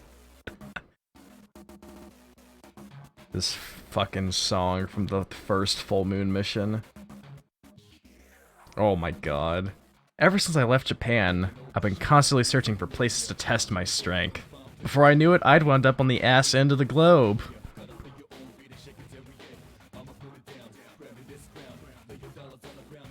As I walk down a dark alley, a dry wind blows.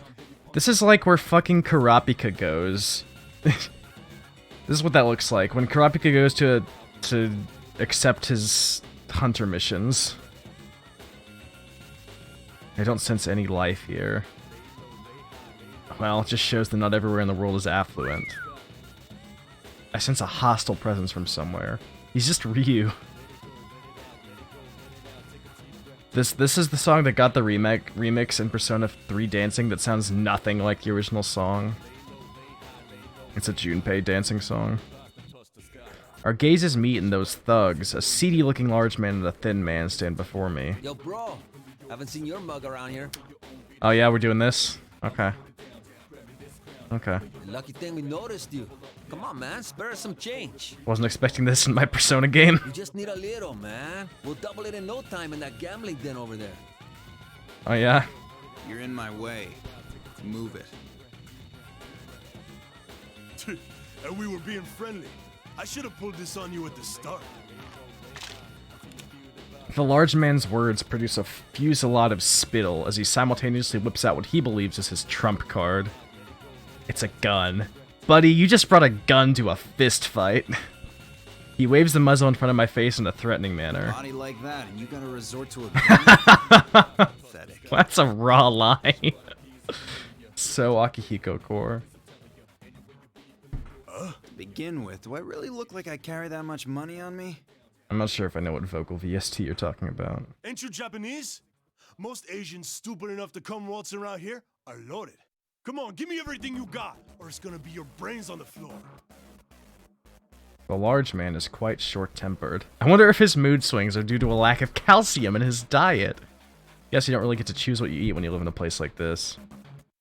The large man apparently realizes that he can simply take my cash when I'm dead, and his fat finger squeezes the trigger before I can reply. He shoots me, I'm dead.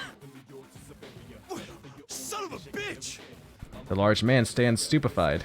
He recollects himself and there's a few more rounds my way. What can't I hit him? Why can't he hit me? It's because I'm dodging his shots! Not the bullets, no. They obviously move faster than the human body. Cannon hockey. When a slow man uses a gun, the problem is that he has to point the gun where he wants to send the bullets, and I can see him doing that. Is Akihiko in Akihiko is in South America, snack.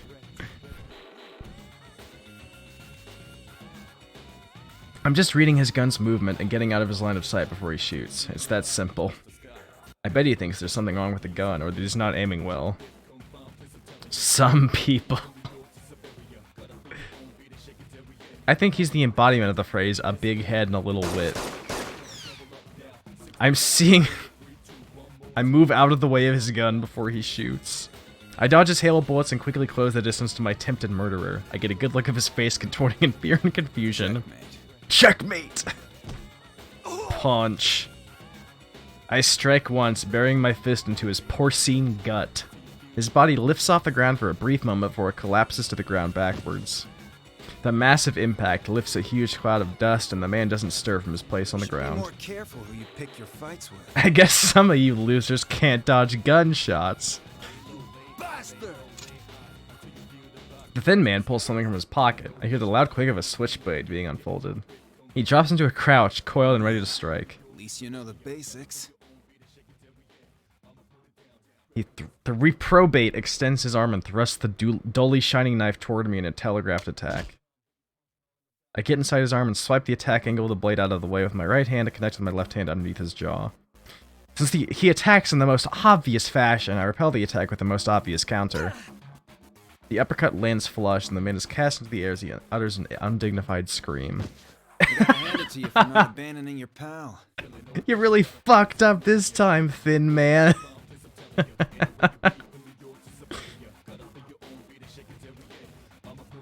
Sheesh, I didn't come on a journey to waste time getting into scraps that don't even rate as a good warm-up. Although honestly, pretty much all that I had encountered so far in my training was a continuous morass of tedious quarrels.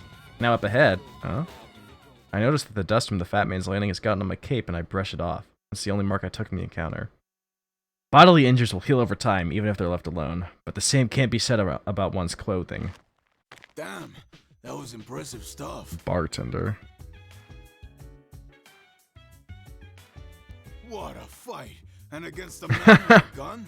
Are you a ninja or something? Something like that. That's not important. Where are the police? I'd have thought all the gunfire would catch their attention. That's quite a contraction they put there. I'd have. Things like that happen all the time. The only authority here Oh, yeah? is the cartel. Yeah? Everyone who's not connected dies in poverty. That's been how it works for over 50 years. I see. Those who were not connected. Upon hearing that, a bitter feeling wells up inside me.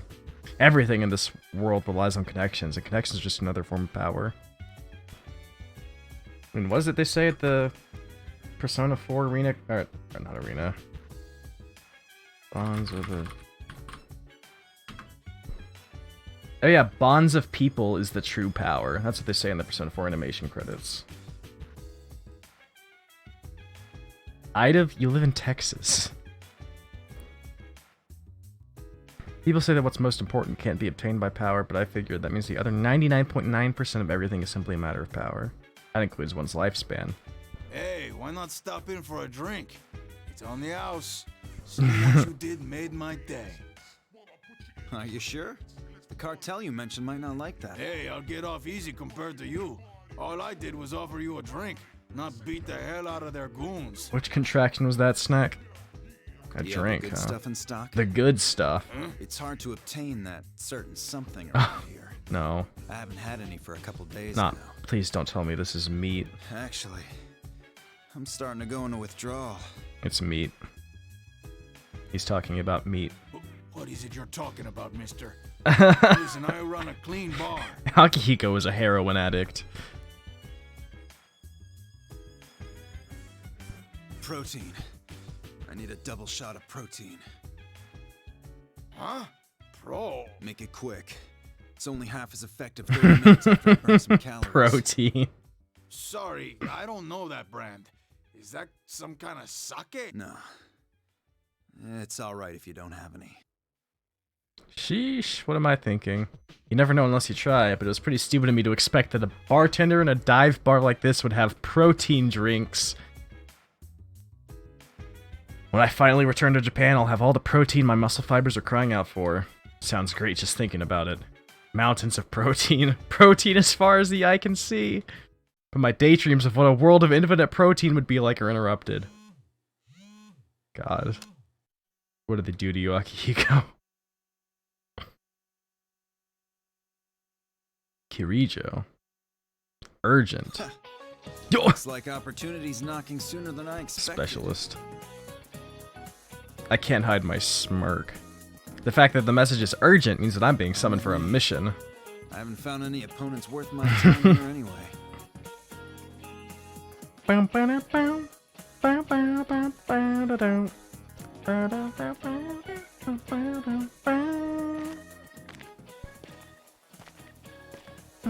can't wait to see what kind of challenge there is in store for me now. I can imagine what this unknown enemy could be and thrust my left fist proudly towards the foreign winds. I can't keep my body from trembling with excitement, and I plant my fist into my right palm. Yo.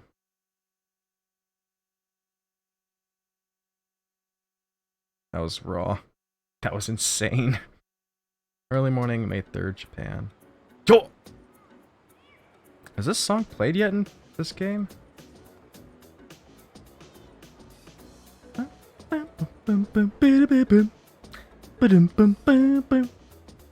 hypoxic environment. It's a waste not to equip the seats with pec decks or give us access to some cardio equipment. Yo, pec deck? Like the skateboard?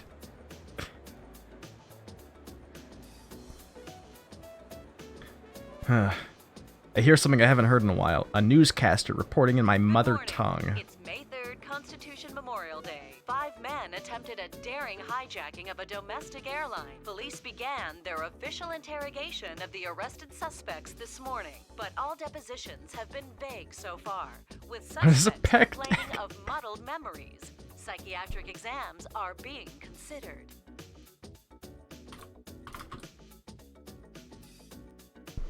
It's a machine fly. That is a massive exercise machine. Why would they have that on a plane?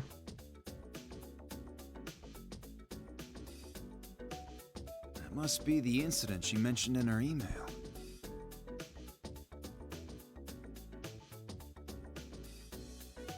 Kagoshima! Lapras was on the plane. Hijacking was a smokescreen. Cargo is extremely dangerous. Name Mitsuru Kirijo.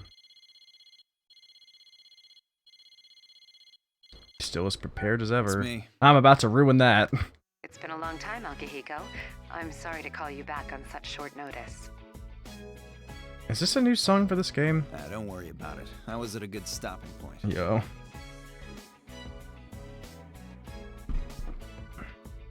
Mitsuru has much greater standing in the group than I, but we've been classmates since middle school, and she fought alongside me in my biggest battle against a god. Do you want to see gold?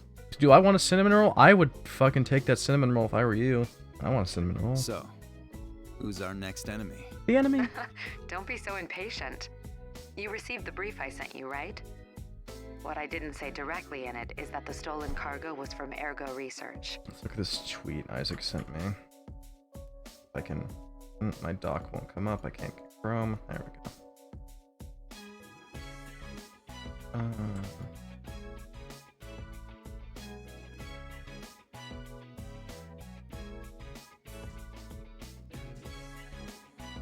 Oh.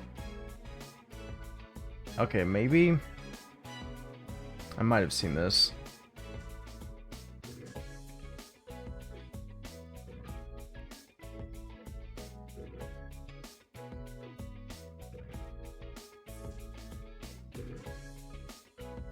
Wow.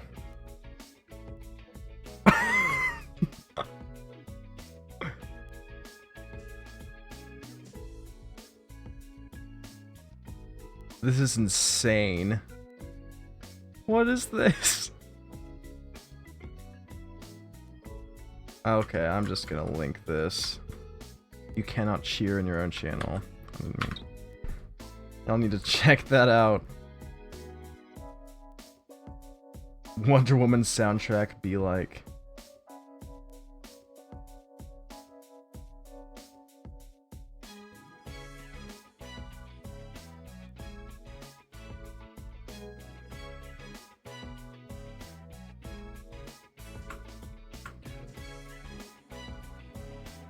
Okay.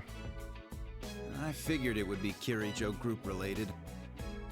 Most ordinary people in Japan would have at least heard of the name Kirijo.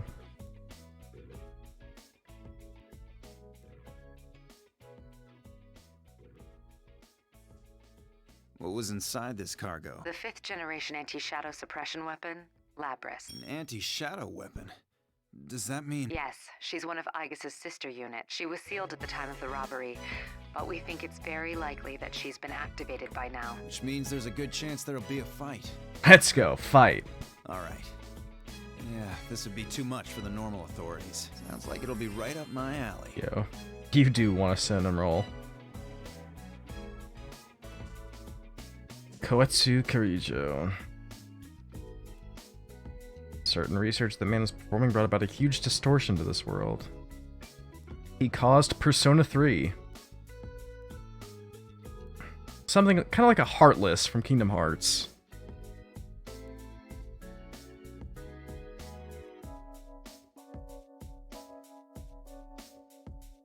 Maybe one of the most just like straight up evil men in the Persona series. It's like a true mad scientist. Yo! Yokari!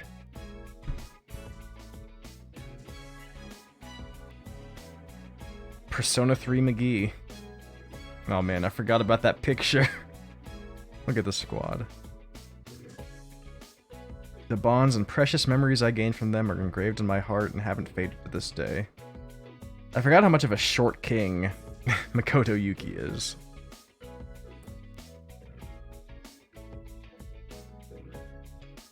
Step back, hit me with the knick-knack paddywhack. But I'd be more reassured with you there. We have a general idea of where it was taken. The Inaba area, where there were reports of suspected shadow activity last year. Okay, I'll meet up with you at the actual location. Are you heading directly there? You never change. Let me know if you need anything and I'll make the arrangements. Protein, that's all. What? No, it's better I don't ask. I'll send you the precise location later. Sorry to call when you've just returned from a trip, but I'm relying on your assistance. I hope if I actually do unlock another fight in everyone's story, I hope I can just jump straight there. You went to a lot of trouble to create the Shadow Operatives. I won't do anything to tarnish the name. I'll see you there. Yo! That's the picture again.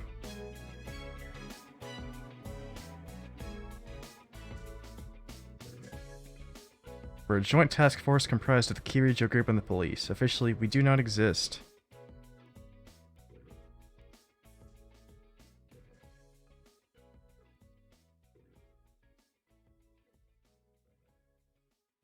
I've unconsciously formed my hand into a fist. Inaba, huh?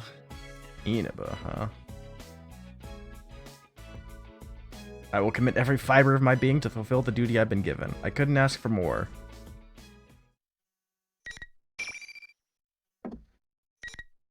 Scene 22.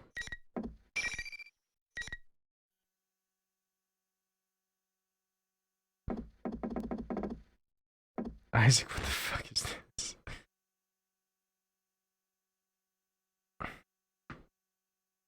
The same day. Yo! Daidara Metalworks. It's an ordinary countryside town. Can't believe that people think a level 4 shadow-related case occurred here last year. As far as I can tell, there doesn't seem to be any disturbance going on right now. Mountains and fields as far as the eye can see. The air is clean and traffic is pretty light, so the town has that going for it. This would be a great place to go running early in the morning. I wait for evening to come while exploring as much of the town as I can. It's almost time. There's a P3 stank to it. My cape flutters in the wind as I shadowbox and jog to the meeting area. Since the shadow operatives do not officially exist, we need to draw as little attention to our mission as possible. Unfortunately, when I arrive at the meeting point, Mitsuru and the others are nowhere to be seen. Happened. I doubt she'd run into any trouble she couldn't handle, though.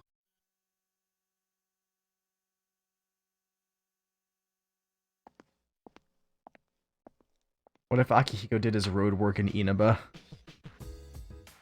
Full of all kinds of junk. I test my footing and begin climbing up the stacked trash. Looking down, I spot a long black limousine that is completely out of place in this tiny town. I come to a realization and sigh. Of course. They'd stand out no matter where they were, so they could only park here. You fucked up big time, Mitsuru.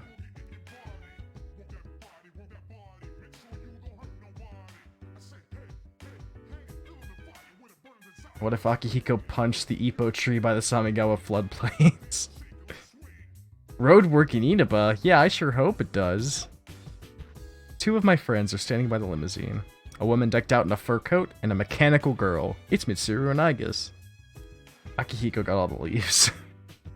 And before I call out to them, Aigis does something bizarre. She extends her right arm toward the TV screen in front of her and...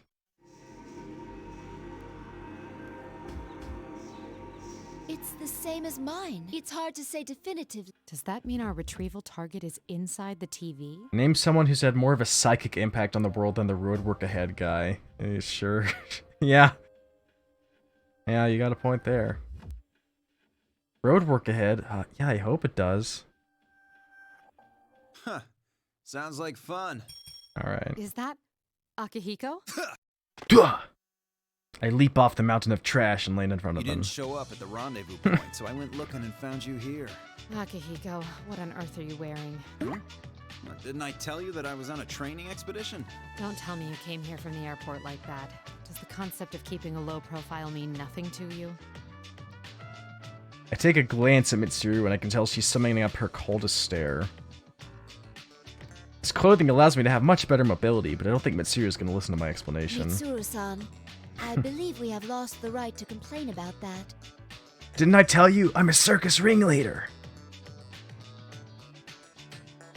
Glancing at Mitsuru's clothing once again, I couldn't help but sigh.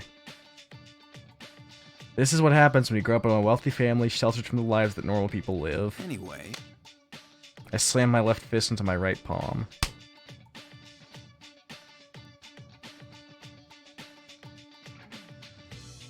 We can get inside from that TV, right? What are we waiting for? The poetry is so odd. It's so cool, but it's like the only finesse thing he ever does. Still the same Akihiko. We don't know the situation inside yet. So what? If we want to get this Labrys back. Well, that...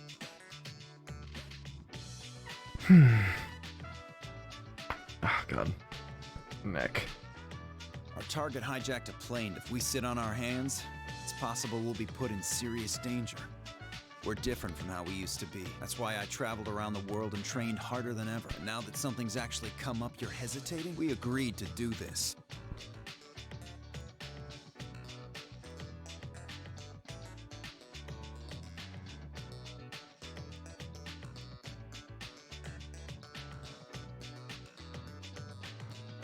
I want power. The power to protect others. As his first challenge, he becomes a brawler who blocks punches with his face. All right. Wait right here. I need to go make a phone call. Okay, but make it quick. Who does she call? Wry smile. My fists are ready for action. Oh yeah, Akihiko? Cutscene time.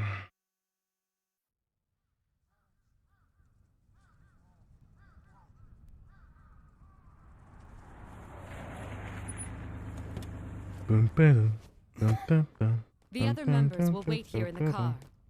Yeah. If we all barge in and something happens, they'll be devastated. Now that you mention it, at least one of us should be staying behind as well. I am not staying. I guess put one defiant. Us three will be plenty. We'll end this in a flash. 5 minutes will be No plenty. problem. The same as always. Although, we have no idea what might be waiting for us on the other side. Don't get careless. Right. This situation, it brings back memories.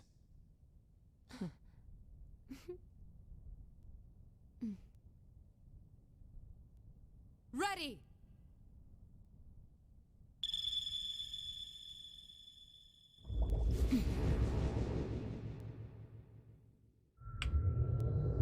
I guess put one enter the TV.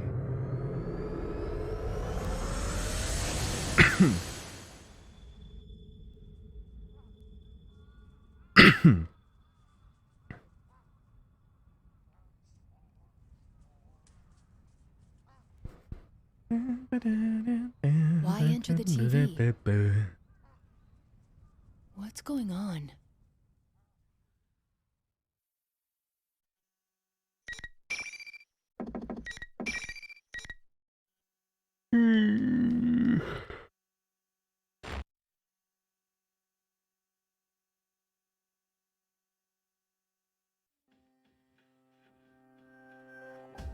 Oh, he wakes up in the gym.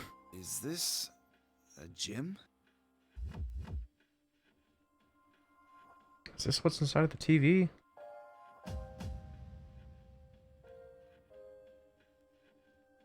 Alone, alone, alone.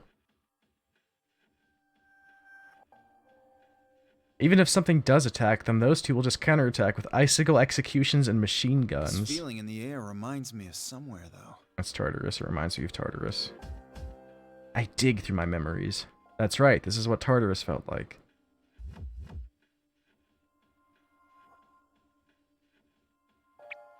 Yep. Teddy footstep. It's red, blue, and round. It's walking on 2 feet. I've wandered all across the globe to different regions, but I've never seen a bizarre creature like this. Icicle mommy powers and machine guns. Huh? There's a weird guy in a cape. Sour, please. Sour, please. Weirder still, it's able to communicate with me. You think you've got the right to call me weird? You seem suspicious. How rude! I'll say the same back to you. Being half naked and wearing a cape is totally suspicious. He's got you there, Akihiko. I've heard rumors about. Oh my god. My innocence is in danger. You're making no sense at all. Who are you? Oh, don't tell me. Are you a shadow? Huh? I'm Teddy. Teddy. So you are a shadow. I just said I'm Teddy. Teddy. It's easy. No bear has fur that or can talk. I know. I fought bears. Cruel. I'm an adorable, sexy beast, no matter what angle you're looking from. Teddy? Does that mean he's like a bear or something? What appeared on it was also red, blue, and round. It's another bear thing. Or to be exact, it was also Teddy. Another Teddy, question mark? You're such a troublesome bear. You're the troublesome one. How dare you do whatever you want while looking like me? It's a violation of my image rights. I can't believe where Persona characters draw their lines. What's going on? Yeah. Twins or something? Huh? I've discovered an unknown, half-naked caped man. An intruder. Unexpected.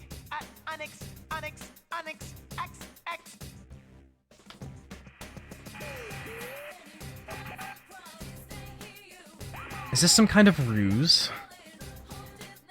Ugh, this is too confusing. I'm just gonna refer to the TV bear as bear number 2. People in a lot of overseas cultures add suffixes like the second or the great onto their kids' names, so I figure I'll go with something similar. I'm in some crazy TV world, so I'm not just going to assume that these guys are Japanese. Like, Bear number 2 is going to care anyway. I've wasted enough time rationalizing this. Bear number 2's eyes gleam in a sinister manner. He starts speaking clearly now. Case 04, unintended intruder. Entering elimination process. A dog with a knife who shoots himself to summon a demon, sure, but a blue bear? Yeah. It's always like, why the fuck are you drawing the line here? I do know that Bear number 2 has just won the right to be the first one here to taste my fists. I don't know exactly what's going on, but I've seen enough. Looks like you're the enemy here, Bear number 2. Yeah, if one weird supernatural thing happened, anything after that, like, yeah, sure, fine. But characters are always like, no, what is this? What the fuck?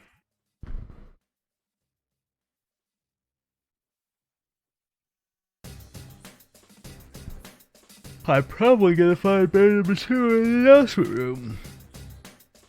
As for you, Teddy, he seems to be your enemy too, but why don't you step down and let me handle him? No way! What? I mean, who are you? You haven't even told me your name.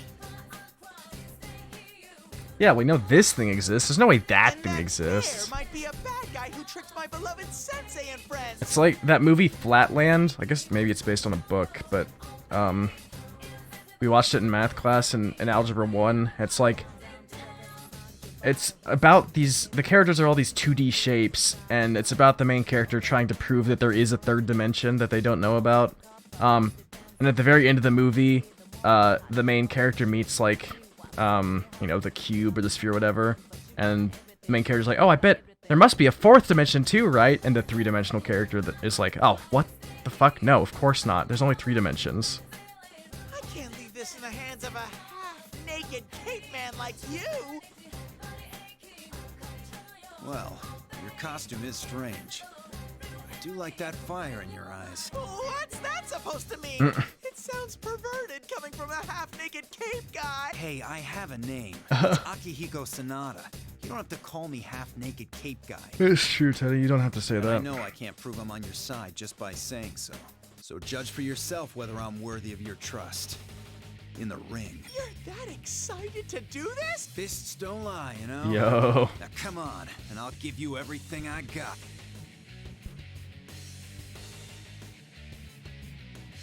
Come, Persona! Let's do it.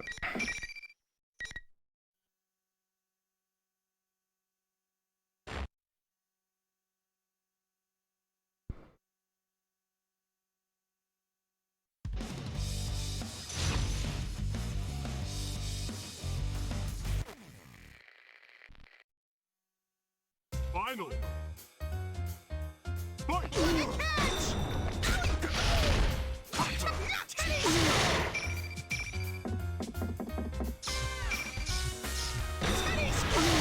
God damn it, Teddy. God.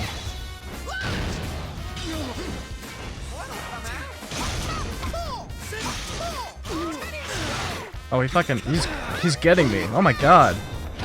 Ah, Teddy, leave me alone.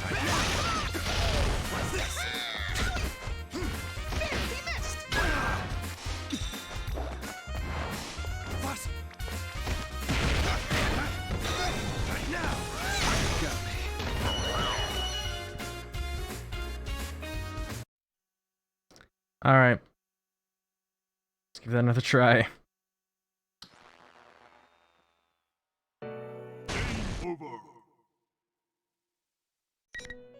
Welcome to the Velvet Welcome. Room. This place exists. Very well.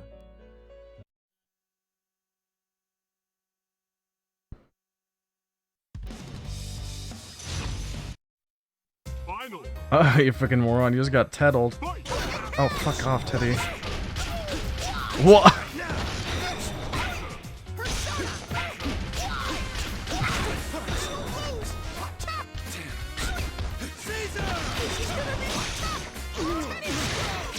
Leave me alone!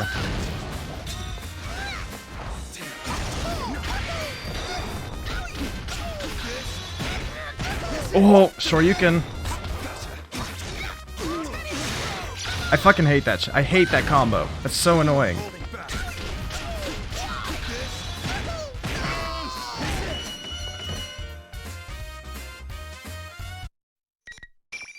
Ugh.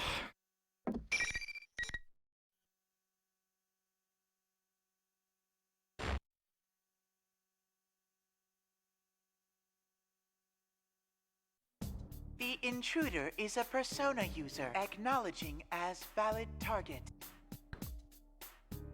Persona user? You talking about me? Irregularity has occurred. Oh, I know! I've just had a fun idea! Who is this guy? I lean over Teddy's flattened body and lightly tap the back of his head. His main super gets more hits the higher his cyclone level is. No idea how it works other than that. Good luck. Hey, Teddy. Thanks, Comb. Good looking out. No! Kanji! You're crushing me to death! What's going through this guy's head? Why are we calling him Teddy?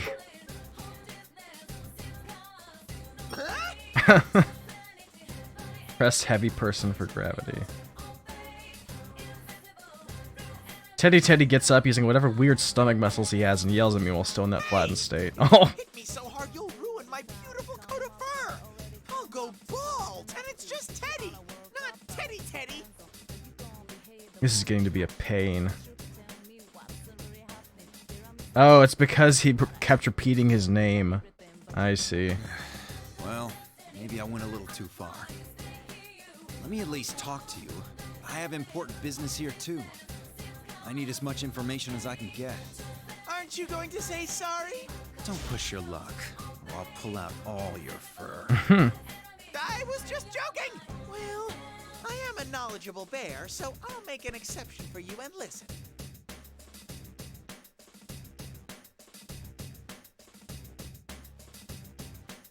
First off, what kind of world is this?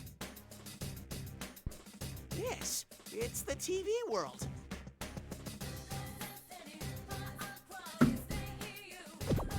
No.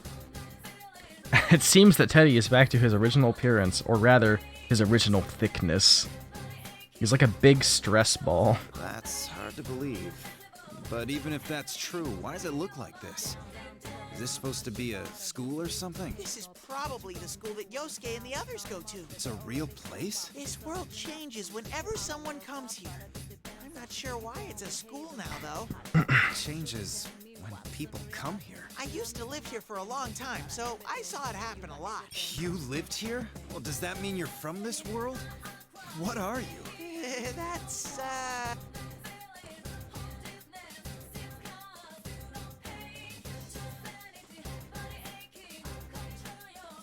His fists definitely had a heart. I guess immediately springs to mind. She's a machine, but she also has the same heart as a person. He does look pretty stupid. There's so much I don't understand. But I can at least say I'm pretty sure you're no threat. Of course not. I'd never cause anyone any trouble. If you know this world so well, does the name 5th Generation Labrys sound familiar? I've never heard of it. Every day's great at Junes. I usually spend my time there. But when I came to, I was locked up here. I managed to escape, though, only to find that an imposter Teddy was causing a bunch of trouble with his P1 Grand Prix.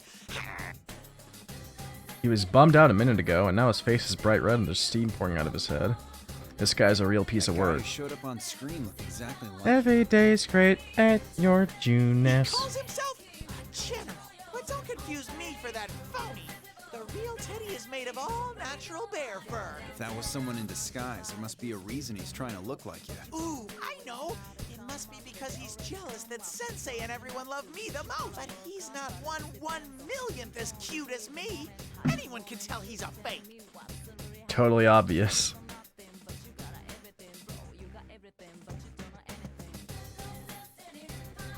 All right, one last question. You said you used to live here. Do you know how to get out? Of course! That was one of my specialties. But it's not working here for some reason. I'm losing my confidence. This is one bear of a Teddy. Ooh, that was an advanced joke. This is no laughing matter. You won't be able to get out like this. That wasn't advanced at all. Sheesh.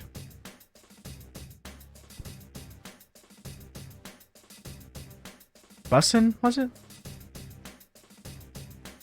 That's it. You're coming with me. I'm assuming that I'm probably gonna need this guy's help in getting out of here later, so I grab the back of Teddy's head and sprint forward. Just as I'm about to exit the gym, Teddy gets completely stuck on something.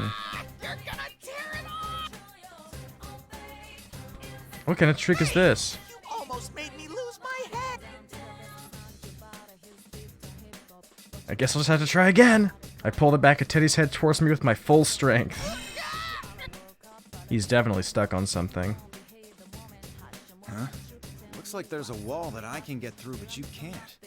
What a bizarre place this is. Says the half-naked cake guy who pulled at my head so hard it almost came off. Oh well, I'll have to leave you here. Make sure you don't go anywhere alone. You hear me? I won't let you abandon me. I get lonely real fast. I'm coming with you.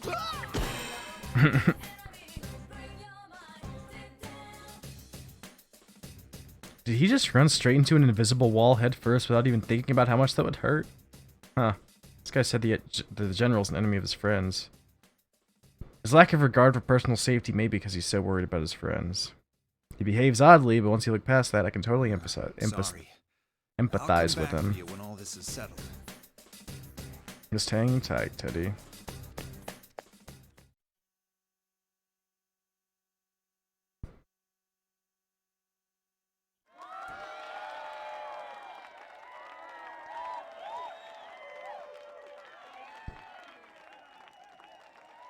A large number of people come into this world? Culture festival? Oh god, no. Yasagami High School. Ladies and gentlemen, what will the next match be like? Zebrak, what? Cheers Arise from somewhere, seemingly in response to the announcement.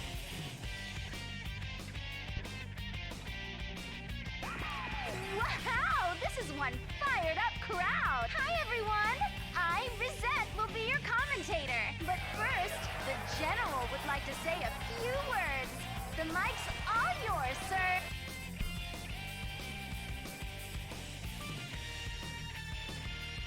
Ahem. Well then, I'm proud to announce the opening of our very own P1 Grand Prix! Presenting the manliest of all men! Oh, so you've come this far. I applaud your bravery in not running away. Still hiding behind a monitor? It's about time you showed up in person. I'll crush you. Nope, sorry, but I'm not falling for a cheap ploy like that. You better follow the rules. Allow me to explain. The P1 Grand Prix is a one-on-one battle. Those who are paired off must fight. Huh. Interesting. Who are you gonna make me fight?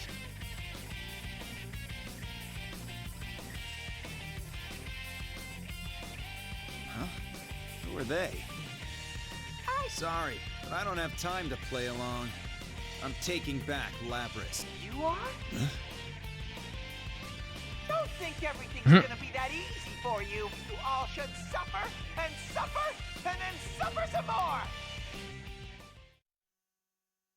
I'm not exactly sure what specifically antagonized him, but it seems like he definitely knows something about Labris. You think you could make me suffer, huh? I'll bring it on.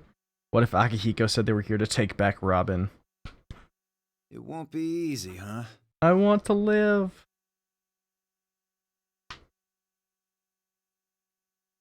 Whatever.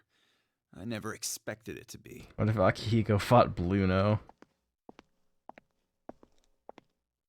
The pain of loss is the source of my determination.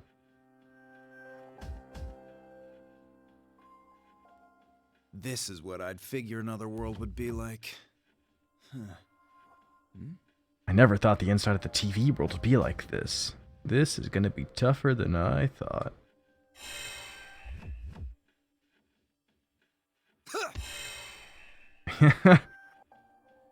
Oh, this is like when Chie sees us trying to break the wall. Wouldn't be a smart way of expending my energy.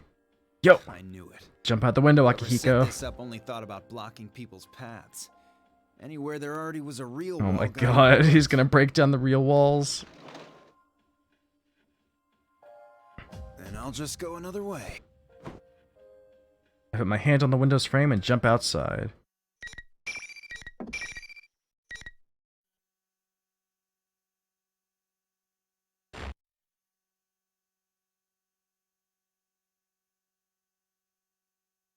Laying near a classroom that seems to be half underground.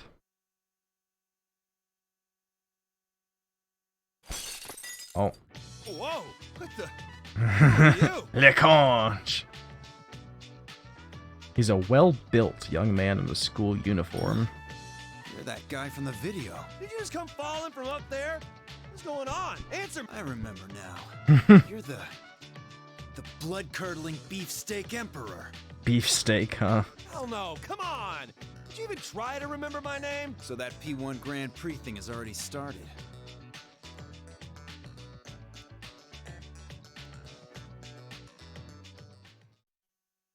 Hey, take off your clothes. Wow. What the hell? How can you ask that straight out? What's wrong with what I said? Won't it be hard to maneuver wearing that? Maneuver? Why is he getting all flustered? What are you all flustered for? I'm talking about your jacket. The boys. If you don't wear it right, it'll get in your way during the fight. My jacket? You just said that to begin with? There's no real meaning behind this. It's like just the way I wear it. It's plain weird. Says the guy who's half naked except for a cape. Of Kanji's wide-eyed stare. Seriously, you're ridiculous. It's bad manners to jump out a window like that. Sorry to say, I've never been big on manners. Too bad things didn't go your way. We'll see if you can keep that attitude up for long. You must fight whoever you're paired with. He's making Kanji seem smart. A little bit, yeah.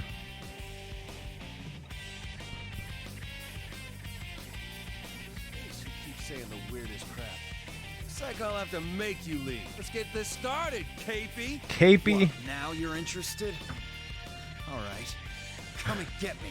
Goody goody. Not really strong anyway. Just a fake. Nothing worthy about it. Europa one. Goody goody. What's that supposed to mean? Shut up. Try to ask yourself that. Here goes.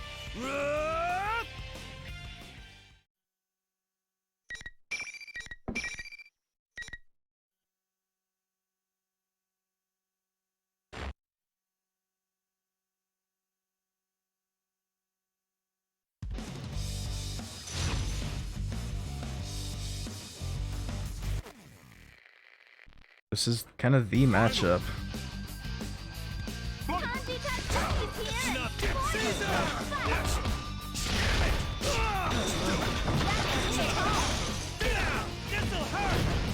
Oh, he got me. He got me with it. Oh.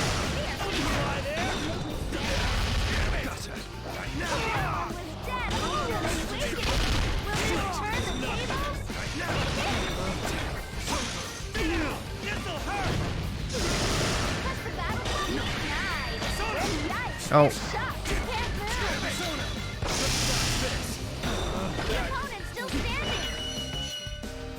Oh my! They lost! Oof.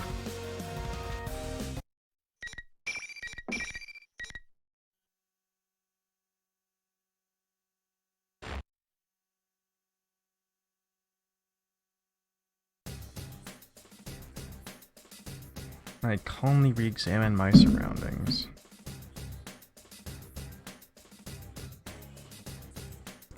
Electric Tough Guy is the firefighting of Persona. It's true. It's amazing. So this is... He landed 3 grabs, so it was that close. When did I... One passionate guy. Guess you're no ordinary pervert. Since when am I a pervert? Ow! Man, for a dream. Kanji still thinks it's a dream. That's weird. A dude I've never met before is here in my dream. dream? What are you talking about? Aren't we inside the TV world? Huh? The TV world. You can dream with your eyes open. I'm pretty impressed. You're inside the TV? I seriously thought this was all a dream.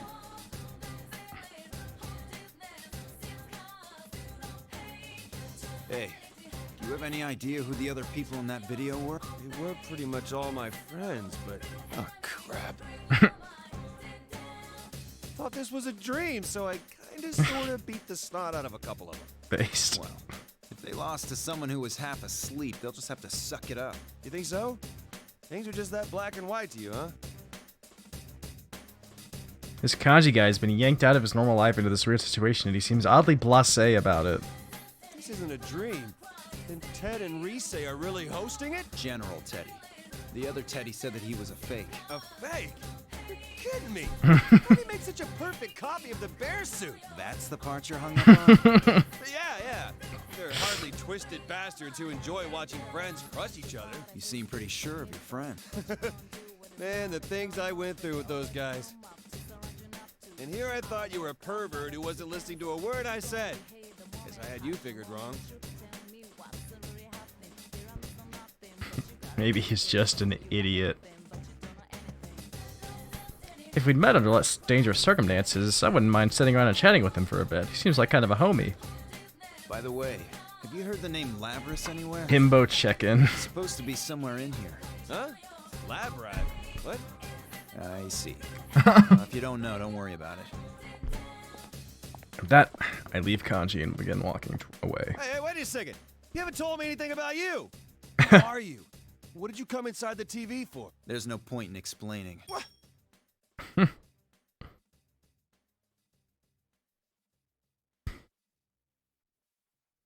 Well, I was the loser here, so I can't complain. This isn't a dream, and my friends are in trouble. That's all you need to say. I won't let anything happen to him. The way you fought says it all. You can't throw punches like that without a shitload of training. Yeah, the same's true for you. Good work. Praise is exchanged after trying to beat each other senseless. We have a moment that only those who have just brawled against each other can share. Kanji's skills are exceptional for a high school student. When I was in the boxing club, there were only a handful of guys who could stand to trade blows with me like he just did. Considering that he's this good with self-taught fighting skills, there's no question that he'd become an unparalleled fighter if he had proper training. You should be careful. Friends are hella strong, you know? Yo, what's up, Sizz? Captain Sizz isn't here. But Sizzo is here. If you're not careful, you'll be eating pavement. Is that supposed to be a genuine warning for me, or was that a boast about how great his friends are? I don't know about that. My fists can't be stopped that easily.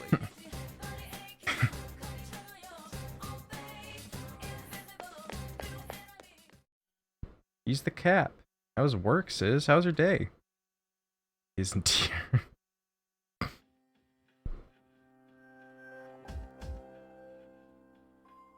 This is pointless. Pretty good day. That's good. Guess they fixed that little loophole. My day was fine. Pretty fun. We were doing the tabletop setup.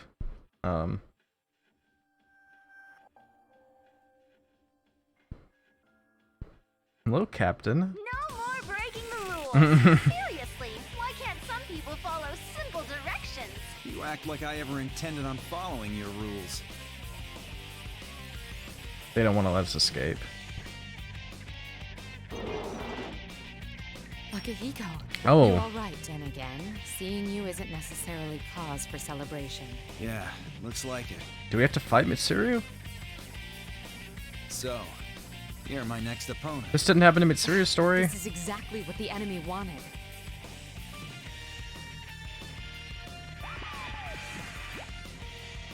Ta-da! Well, this is about to get real interesting. An unwanted battle between friends. I hope you two enjoy it to the fullest. Is that supposed to upset us? Can you believe this guy, Mitsuru?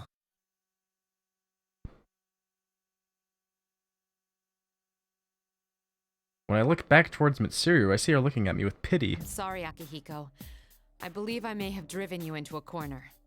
Huh? What do you mean? I should have realized much sooner. It's not strength you truly desire. What you really want is to forget your fear of losing others.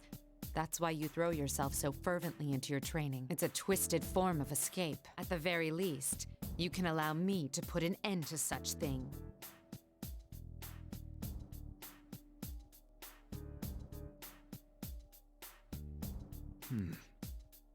Teddy and Kanji also started getting personal before the fight. Is this some kind of trick? I've got no idea what you're talking about. Sounds to me like she means it. I don't know what you're up to here, but you're gonna have to try harder. It's fine, though.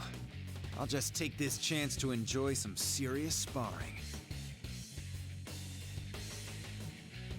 There were a bunch of people I wanted to fight once I got back to Japan, to test my skills. And you were at the top of the list, Mitsuru. Didn't think I'd get a chance so soon, though. Here goes, Akihiko. You just fucked up, Teddy. Come and get me, Mitsuru!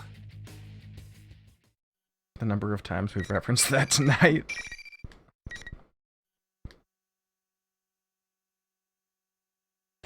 That's the OST for P6. They leaked it.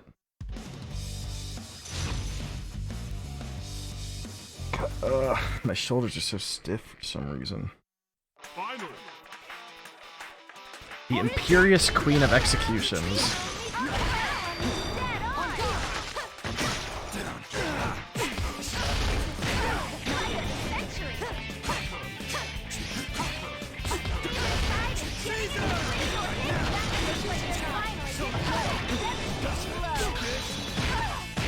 Damn.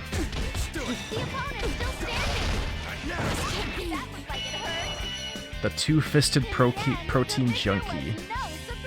That was kind of free.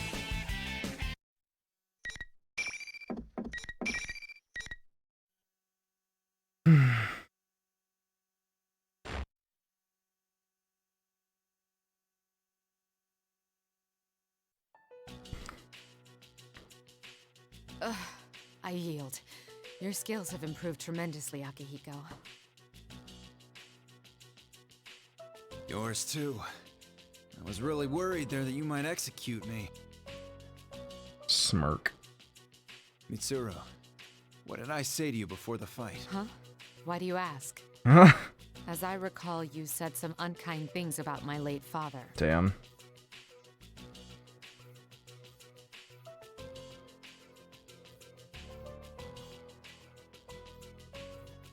Mitsuru and I turned towards the monitor and smugly smile at the general. His little gimmick was completely useless. How?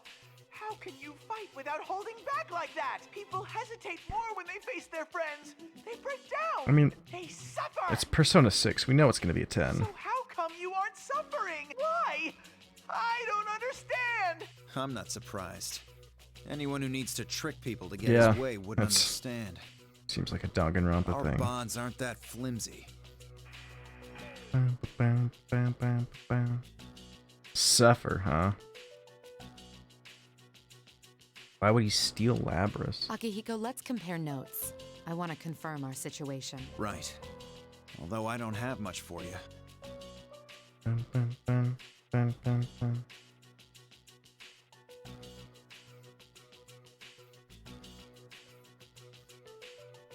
Did you find Labras? Aiga seems to have made contact with her.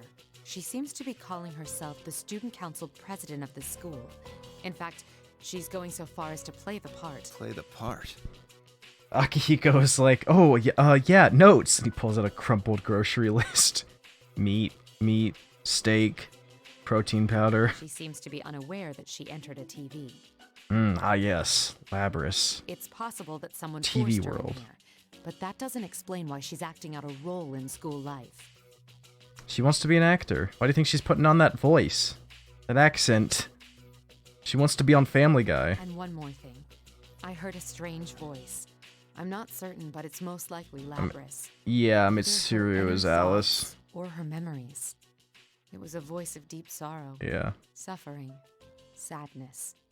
It was so vivid I wanted to cover my ears. Lots of crossover in this game with VLR. So much crossover. We got Quark, Zero Jr., Dio. Oh, I'm like almost certain she is Zebra. I'm pretty sure I've looked this up before. Virtue's last word. Find voice actors. Alice is Peggy O'Neill. Peggy O'Neill is she not Mitsuru? Wait a minute. Oh. Interesting. I could have sworn. Mitsuru voice actor. Tara Platt is Mitsuru. Well. Okay. Guess they just sound similar.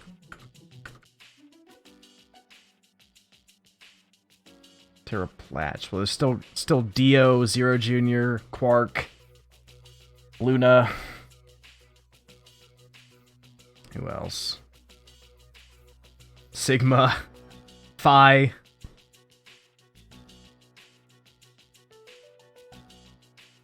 Not Zero the Third, whatever. Funny.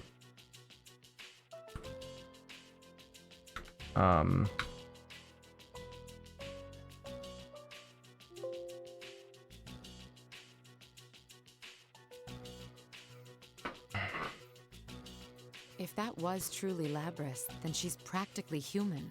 She may not be that far behind Aegis in terms of mimesis. Mimesis. Aegis' sister unit would have a Okay, mind. but what does this have to do with mimosas, Does that mean the older Mitsuru? version is more advanced?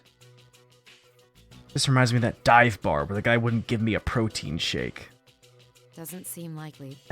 He does not know mimesis. Still, I'm only speculating, but I feel like her deeply negative emotions are connected to this tournament. Connected how? Do you really think Labrys was stolen? The general seemed to want to make us suffer rather than eliminate it. Would a thief wish for that? Or draw in unrelated high school students? You raise an interesting point. That General Teddy's actions do seem in line with what Labrys wants. He actually may in fact be Labrys. It's possible that Labrys regained consciousness much earlier Yo, and Zebra. escaped when she was being You transported. like mimesis? Mitsuru, you're doing your brow furrowing thing again. What? That doesn't matter right now. You're overthinking things. All this conjecture and speculation will drive you nuts. Wait a minute.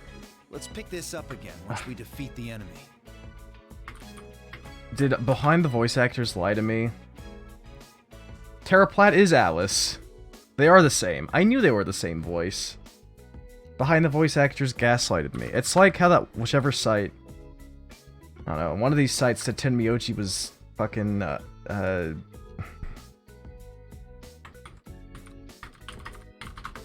JB Blanc, and that is not Tenmyoji. Zebra likes me, sis? Yeah. It is Tara Platt. Okay. Ever think that maybe it's you who's underthinking things? Anyway, there's no time to owned. lose right now. You know where the enemy is, right? Owned. Yes, I've traced its location. I will leave the rest to you, Akihiko. Ha! Of course not. We've all changed. Let's go to the announcement room. God damn it. Oh, never mind.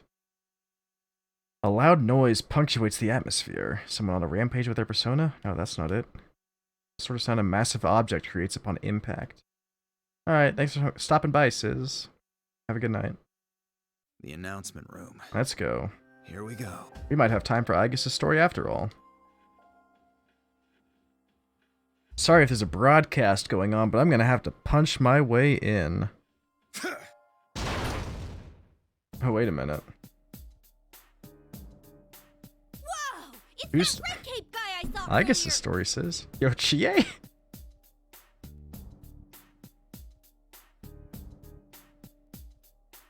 She looks like a regular person, aside from all her mechanical parts. It's Labrys.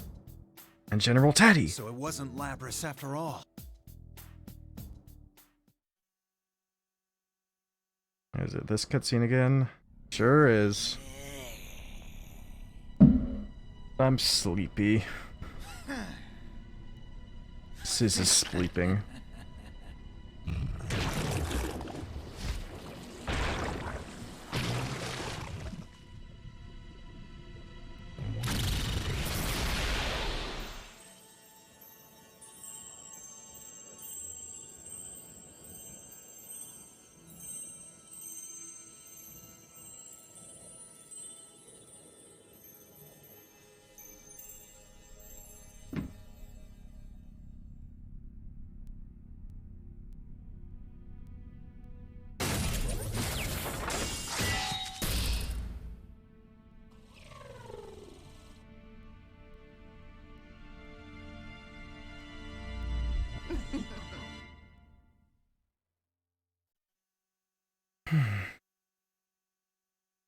I am a shadow. Another Labrys.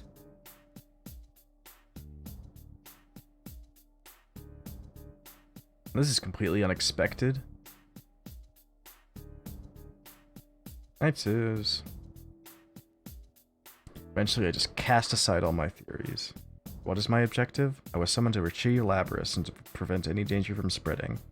It doesn't matter if there's 1, 2, or 21 pilots.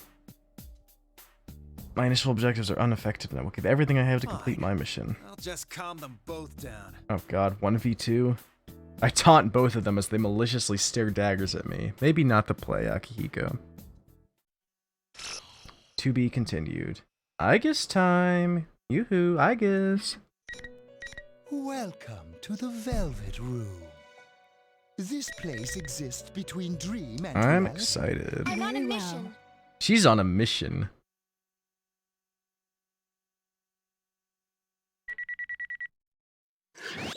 Are you awake?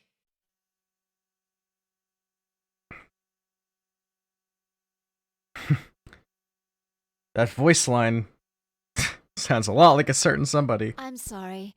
I had turned off my consciousness I'm on a to mission. test the new equipment installed on me. Imagine just turning off your consciousness. That was definitely the Boschler doing his Adachi voice. Yes, that's why we use the emergency channel. We've been asked to go into action. This is Adachi. Has something happened? Who sent the request? We'll brief you on the details in transit. Also, regulations say that the member with the lowest serial number is in command. Currently, that's you. I'm in command? Is this this must be a Are you flashback. sure about this? Or After all, I'm... oh. Okay, they're saying serial number. So I'm not sure if this is like early on when she's still like in commission as a robot, or this is like a shadow operatives You're thing. well suited for it, in my opinion. Understood. Back when Adachi was in the Shadow Operatives plot twist, holy shit. Okay, this is a Shadow Operatives thing. May 1st, 2012, 9:30.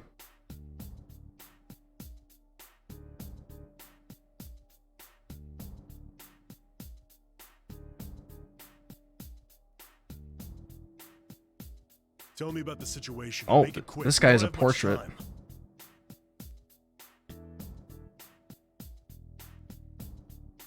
$7,500 squawk code.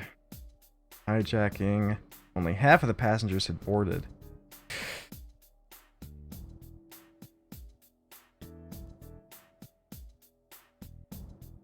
There are 3 hijackers. There are 3 enemies. They all spoke fluent Japanese.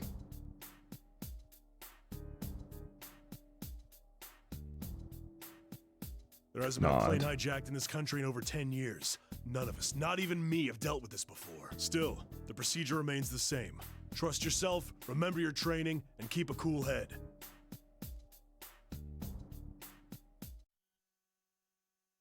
Ten o'clock comes around.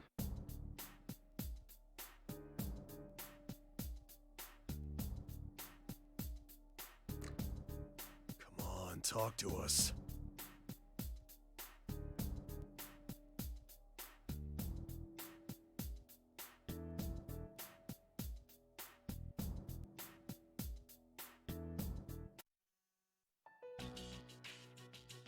Just time keeps on ticking. Guess I missed it, but this whole plane hijacking subplot is the most out of place thing in this game. Yeah, I mean, the plane hijacking is how Labrys was lost and wound up in the TV. It's definitely like when you first see it, because you're starting out, you just have the context of the P4 gang winding up inside the TV. But eventually, once you get to like Naoto and the P3 characters, they spend a lot of time on it. Sir, there's a report from HQ. They picked up a transmission from one of the passengers' Which cell phones. makes me curious if there's more to it that we don't know about, or It's a smartphone with GPS, so they can tell it kind of it's just inside the ends plane. at Labrys disappearing. Confirm those details for me.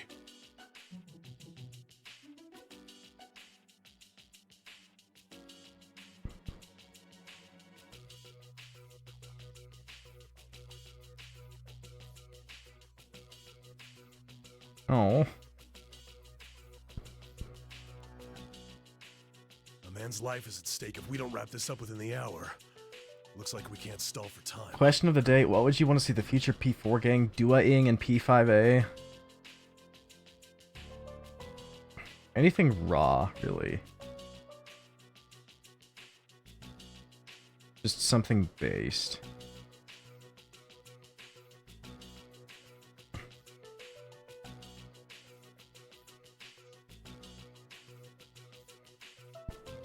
Yukiko Amagi is wearing a kimono.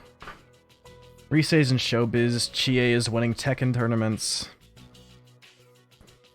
Yosuke's a manager at Junes. What are you thinking withdrawing our people? Yes, I understand. Wait, what's going on? Orders are orders. We'll fall back at once. Get ready. Why withdraw the team during a hijacking, kinda?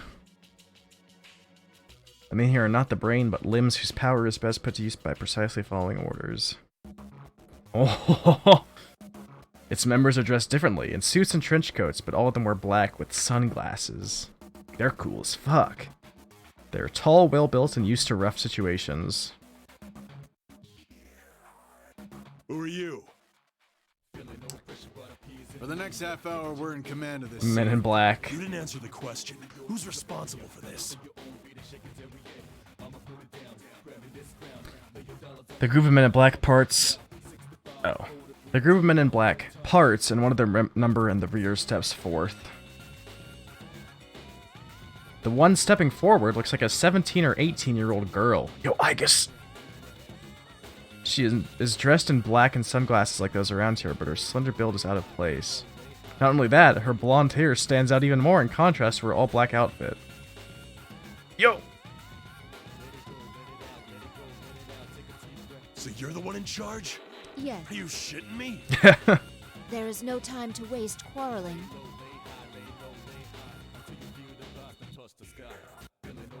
Are you not even gonna tell me who you're with? She looks so good. I cannot. So you expect me to hand over control of the scene to you without even telling me who the hell you are? I believe orders to withdraw have already been issued. Adachi. Her calm, sweet voice only irritates him. Well, that's not very nice. No. That's not very nice. It's Aigis. She's so sweet. The captain closes the distance with the girl, and while he stops short of grabbing her suit, he glares into those blue eyes from only inches away. Lady, I got you. Juice you have with the brass. Juice. Are you ready to be responsible for the deaths of those passengers? Your protests are doing nothing to relieve the danger. Rescuing them as soon as possible is my, or rather, our duty. It's kind of funny how, like, some characters' stories... Man, what a bunch of jokers. Praise Scooter with the raid of 3. What's up, Scooter? Thanks for the raid. We're getting close-ish to the end of Persona 4 Arena over here. I heard there's Adachi. There is no Adachi in this game. Scooter, sorry to tell you. That's in the next game. I got you. We're doing Aigis' story, then after that we just have Labrys' story, and maybe, like... I mean, we're not doing Labrys' story tonight, but... then after that, just have to unlock... I think we unlock one more fight at the end of everyone else's story, then we're going to go back and do those, and that'll put us at 100% story completion, but that'll be either tomorrow or next Saturday we finish that up. It's like she's a machine or something. Have faith in us. We too wish to save Sage. Crystalline eyes. They keep using the phrase crystalline. It's funny how some character stories like really expand the lore of the game. Meanwhile, like Akihiko, it's like he gets up to some hijinks in South America, then he just goes and does the same tournament arc that everyone else does inside the TV. Right. But you got exactly 30 minutes and not a second more. Understood. Deep breath, deep breath. Well then, move in as naturally as possible while Yeah, staying but in now the we know blind South spots. America exists in Persona. That's true. The closest we can get without them noticing will be about 10 meters from the plane. That will be more than enough. More than enough. What's the point of half-assing it like that? Now, let's begin. The cartel exists in Persona. What's she doing?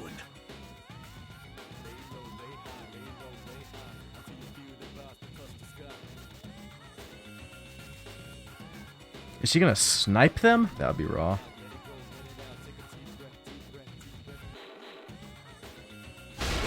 Oh! By the time the captain grasps that she is running, she has already reached the top of the stair car. Her slender body launches like a cannonball from the top of the stairs. What? Yo. She jumpa. The girl's leap arcs over a distance of over 10 meters. It's clearly beyond the abilities of a human being.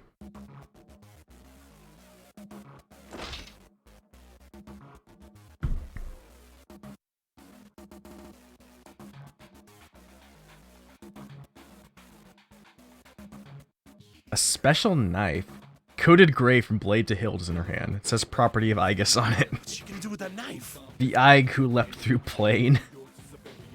Fucking Aegis did the Phi jump. Slide. Slide. Slide. This is crazy. She dangles from the knife.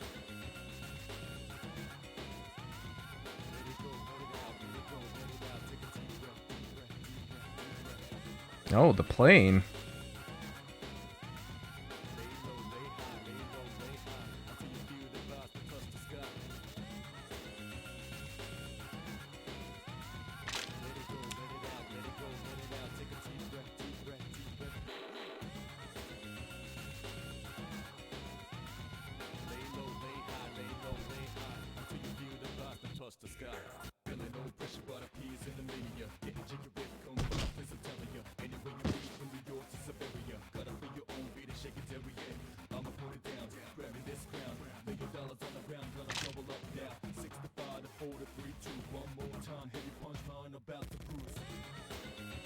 Aegis is going to work. Yo, Aegis is arresting.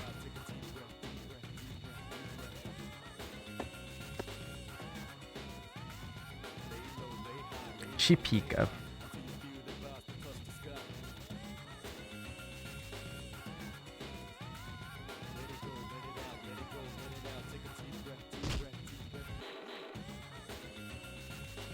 Alright, the hijackers, they said on the news the hijackers were like hypnotized or whatever, so that could just have been Labrys's powers.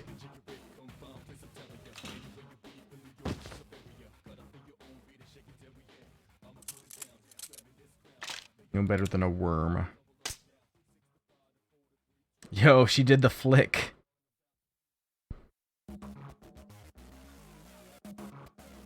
The air bullets.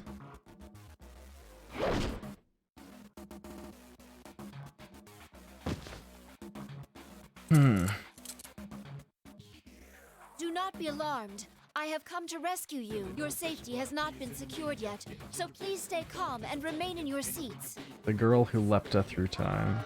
That stock cheering sound. Excuse me. We were told someone requires medical assistance for their chronic heart illness. Yoo-hoo, I guess medically assist me, please. His name is... What's his name? The girl belatedly picks up on the incongruity. The muzzle of a I am gun. impressed with your judgment. judgment to stay hidden until an opportunity arose.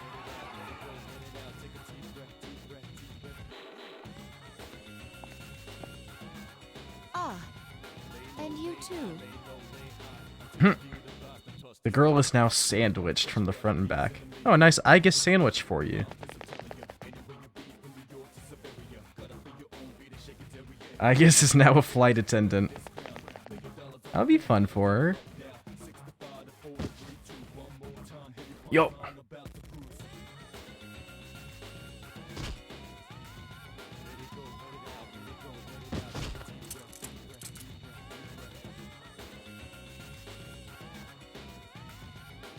Nod.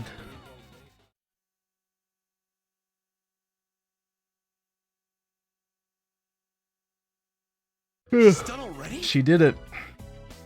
It hasn't even been 5 minutes. There should have been at least 3 hijackers. You know what they remind me of is those guys. Men in black or something. Captain, who are those people? Is that one even human? This is just a rumor. Oh my god. The picture again. Higher-ups formed an unofficial security group in conjunction with a certain corporation. It's supposedly for cases that are a little strange. I hear they have some official standing with the police, too. Though it's all some private enterprise, so technically, there's no authority involved at all. What? But this is Japan we're talking about. A search and destroy unit that answers to no department and keeps no records. I've heard them called shadow operatives.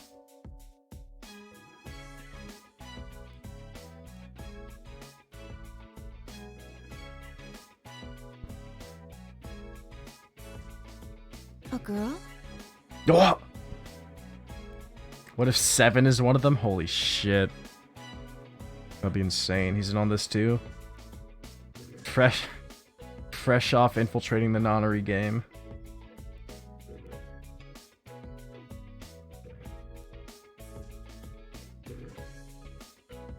Sis? May I check on something? What is it?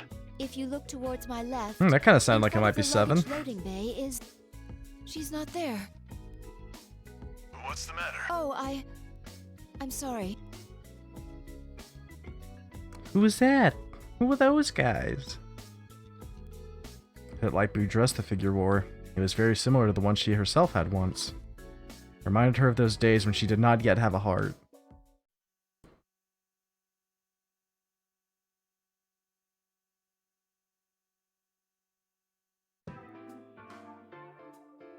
Mission does not end with taking the culprits into custody.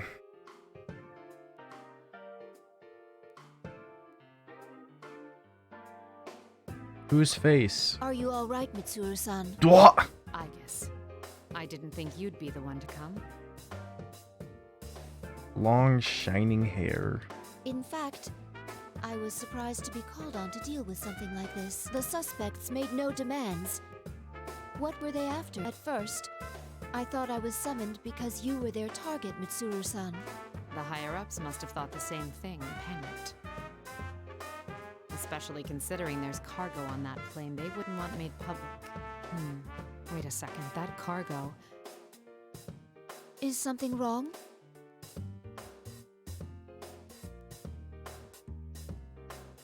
This hijack seems strange now that I think about it. They made their move before takeoff, which is odd timing. And they forced the boarding announcement to be stopped. I thought maybe it was their way of trying to pull it off with a small team. Are you saying that rather than a passenger, they were after that cargo?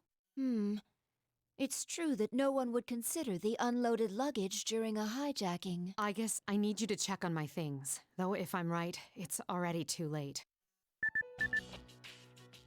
Even if you're right, why would they be interested in your belongings? My usual cargo wouldn't be worth hijacking a plane over. But I was carrying something sensitive this time. Oh yeah? Normally, if they wanted it, they'd have to bypass a Kirijo facility's security or attack the vehicle transporting it. But by doing it this way, they can divert the entire country's attention with a few model guns. I was carrying these honker-donker doinky-boinkies. Mitsuru-san's cargo. Sensitive belongings for a vacation. I understand. hijacking a plane out of a desperate desire for undergarments. Oh. This incident will surely go down in history. Oh my god. Sensitive belongings for a vacation. Imagine bypassing a Kirijo facility security or attacking a vehicle for Mitsuru's underwear. A desperate desire for undergarments. Mitsuru's eyes bulge at the unexpected comment. You're jumping to conclusions. It's not sensitive in that way. Besides, my underwear is in this bag and... That's it. Enough about underwear. More accurately, my cargo contained items from Ergo Research.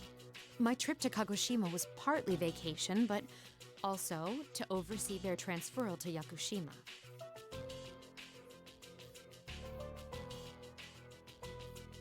Aigis speaking. I see. Understood. They hijacked a plane to steal Mitsuru's panties.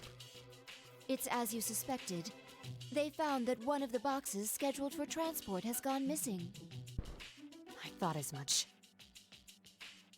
We must get it back, Aigis. The rest of the team can finish up here. I need you to come with me. Will you be joining the search as well? Well, I am personally involved, so yes. In other words, you will officially rejoin the unit and participate in this mission. To be more direct, is it accurate to say that you are abandoning your vacation? Then I hereby transfer command authority to you, Mitsuru-san. You're in charge now, get fucked. Regulations state that the member with the lowest serial number is to take command. And since you are member number 1, the official leader of the Security Department Shadow Response Unit, also called the Shadow Show the picture again, Operatives. show the picture again. I had a feeling I wouldn't be able to enjoy this vacation for long. But I can't allow anyone to be hurt again by the things we, the Kirijo group, created. We'll get this cargo back at all costs. Mission or no mission, I'm making it a personal priority. Understood.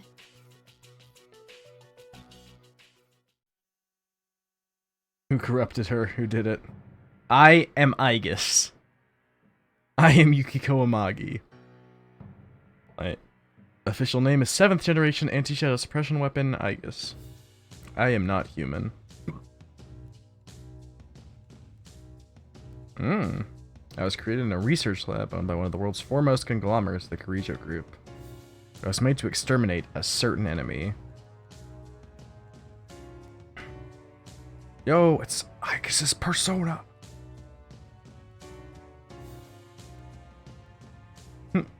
Us. A heart designed for battle. A body designed for battle. Now I have a place where I belong. Oh, they showed the picture again. Let's go.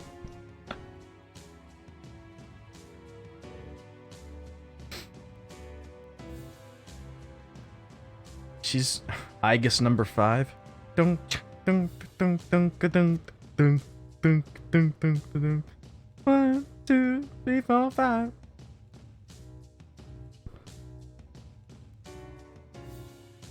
Who's 2 through 4?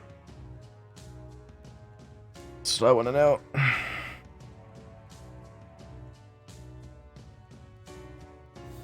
Koromaru's number 2. Junpei's number 3.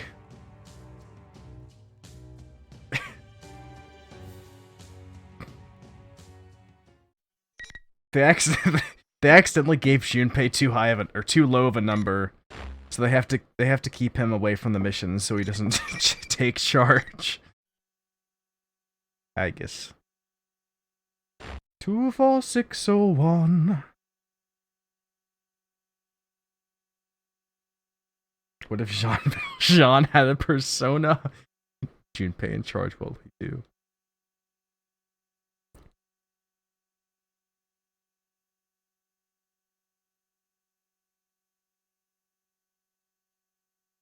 And the interrogation of the suspects? Lizzie, please. It's begun, but all of them are claiming Adachi's that their memories back. at the time are very foggy, so they've been sent in for evaluation. The psychologists who interviewed them think it's possible they're not lying. So none of the 5 have any Yo, memories fellas. of what happened during the hijacking. I played Fall Guys. Yo, how's that season 5?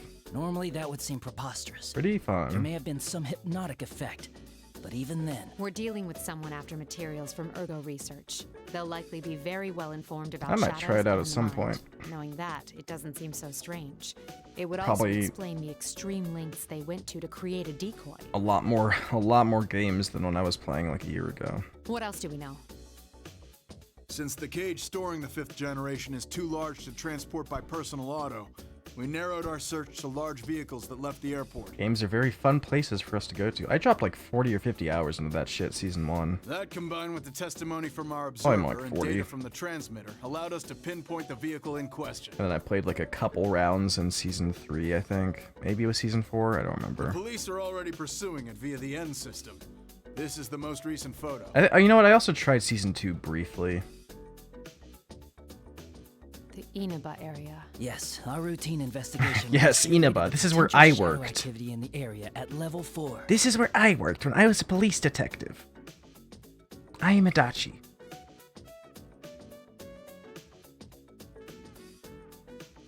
Let's talk about the stolen 5th generation unit. Yeah, I guess 4 was like the neon, generation like kind of would be her retro younger one. sister.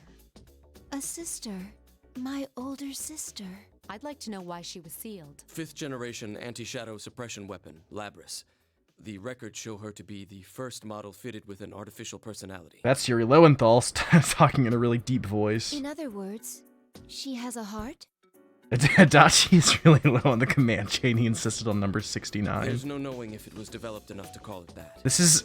She seems to have been made to gather test data rather than actual field use. This guy is Yosuke with a cold. What are her combat capabilities? She wasn't given firearms, since her regulatory system was inadequate. So she was instead loaded with some kind of special equipment. Unfortunately, the majority of the records pertaining to her are missing, which means that's the extent of our knowledge. Special equipment. We also don't know why she was sealed. Ah, special undergarments. This will not be forgiven. This is Sasuke, yeah. Many of the documents regarding the old Ergo research were lost, probably to cover up incriminating evidence. I live in so much fear of the Adachi story. In my imagination, they like Joker Suicide Squad Adachi out of jail or something. We don't even know what she looks like. All we do know is that she was a life-sized android. It's so based. I'll just have to find out along the way. I'll need these 3 individuals' cooperations. I'd like to join them in the field. Are you sure about this? Try not to make a scene when fetching them. Which... Not all of them are part of our organization.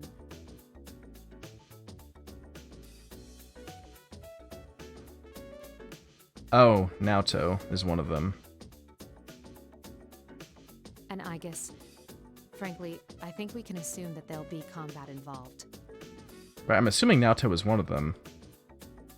And then Akihiko and maybe Aigis or something, I don't know. Or Kurosawa. Unless it's supposed to be a mystery. I thank you for your concern, but I'll be fine. I'm excited for it. I will do my duty. I really hope that isn't what happens, or is what happens. Once we can confirm our target is headed to Inaba, we'll depart at once. A Suicide Squad-esque movie where Adachi plays the role of the Joker. Oh my god. Mitsuru's hair strand. The Persona Suicide Squad?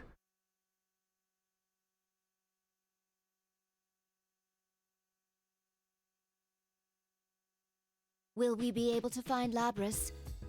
My sister? Oh god, yeah, that thing is... Jesus. Will we be able to save her? Isn't that what you really want to ask? Don't worry. As I mentioned to Akihiko, finding Labris is not our priority. Akihiko? Are we seeing this? Y'all typoed a character's name? The reason I formed the Shadow Operative team is to save lives. We will find her, whatever it takes. Akihiko! Yes.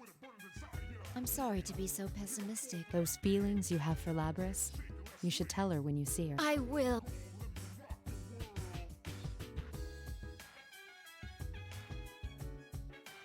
We are in Inaba now and traveling down a midtown street. The Midnight Channel airs at midnight.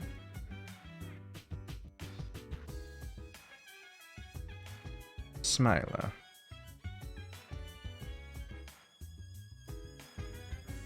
Our vehicle is a long black 8-door limousine.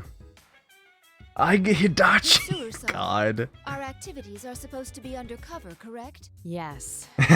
For undercover missions, it will be necessary to keep all personnel and vehicles from being noticed. Right. Mitsuru-san, may I say something that I've been meaning to say for a while now? No. No. Mitsuru Pawan withered. Understood. All I told them was to give us a car with enough space. This time Skei and Yukiko were looking inside the window. Our contact has arrived.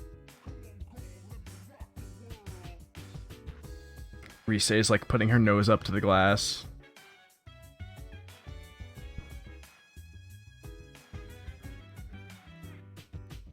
Oh my. This was Oh not my our wa. designated Mo meeting area, shinderu. yet he has discovered us. You want to know how I did it? Dun, dun, dun, dun. We appreciate your cooperation. Yep, this guy. Bit part. Persona 3 reference.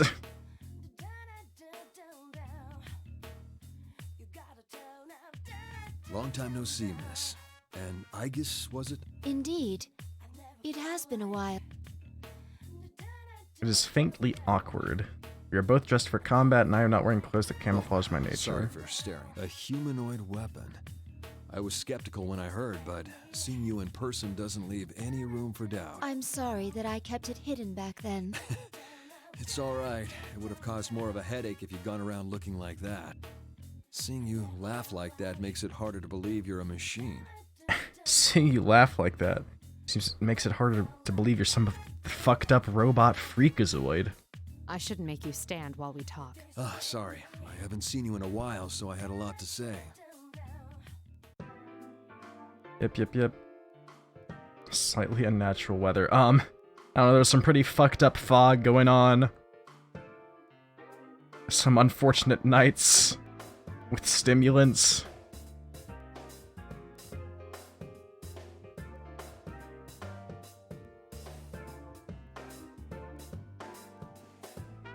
I found out quite a bit regarding the case you had me look into. First, I reviewed the report on the incident. Yep. So what went on here last year? It's probably related, but I wasn't done there. If you can take what's in the record at face value. Enter TV? Just what it sounds like. He claimed there was another world on the TV.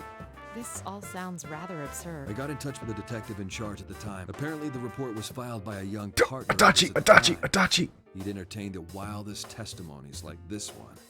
He sounds like quite the oddball. I If fucking this was love what that. really went on, the police would have had no chance cracking it. I guess talking about Adachi, he sounds like quite the oddball. But that Detective Dojima is one shrewd guy. That's all I have for you right now. It's funny though. I thought the fighting was over, but you guys surprise me every time I see you. Thank you very much, Officer Kurosawa. Oh, that's all right. I've got my own car. I doubt my department would appreciate your tastes. Thank you, I guess talking about If I ever showed Adachi. up for work in something like this, I'd be the talk of the force until the day I retired. Mitsuru-san, this could be bad. Our sense of social aptitude is in question. Can't deny that. What should we do now? Yes. First, we'll need to test the claim that Persona users can enter TVs. There is a discarded TV over there. Alright, Wait, I guess. Don't worry. let's do this again. Amazing. Interesting. Not particularly. It's the same as mine. It's hard to say definitively. Does that mean our retrieval target? Yep. Sounds like fun. This guy. A figure from a western, that standing atop a Akihiko? mountain of trash.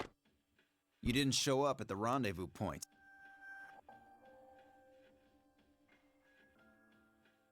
It's been a while, Akihiko-san. Yeah, good seeing you. Akihiko, what on earth are you wearing? A discarded It's what TV we're over doing there. Yeah, it's overseas. fucking everywhere. There's like 50 of them. Didn't I tell you that I was on a training expedition? No, we didn't fight any bears, besides Teddy. Mitsuru-san, I believe we have lost the right to complain about that. Very different. Anyway, we can get inside from that TV. Still the same. So what? Well, Our target, if we sit on our... We're Yep, different yep, now. yep. That's why I traveled around the world. And now that something's actually come up, we agreed hesitating. to do this. He I'm got willing on to an stake my life airplane on the wearing mission. this. all right. Okay. Cutscene.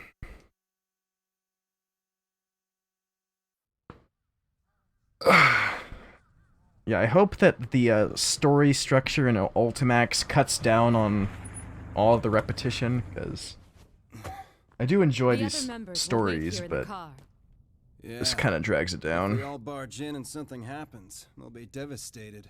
Now that you mention it, at least one of us should be staying behind. Can you as go well. through airport security shirtless? Probably not, no. I've never seen someone try it.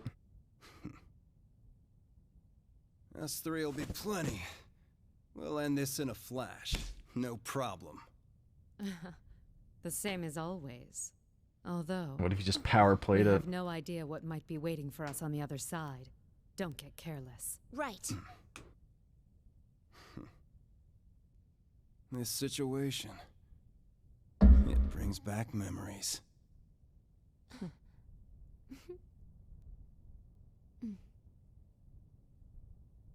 Ready!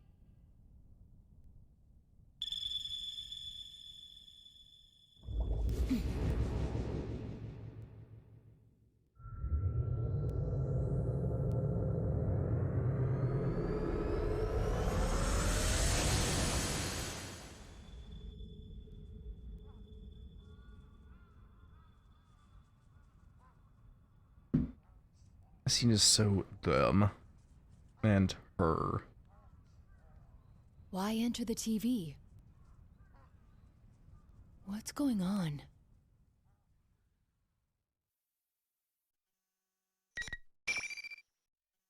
It's really funny because, like, the Narukami, Yosuke, Chie, Yukiko, they get that scene at Junes we watched 4 times where they enter the TV.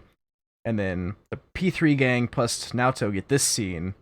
Meanwhile, Kanji just fucking fell into the TV in his house on accident. Naoto notice. I need to pee. I'll be right back.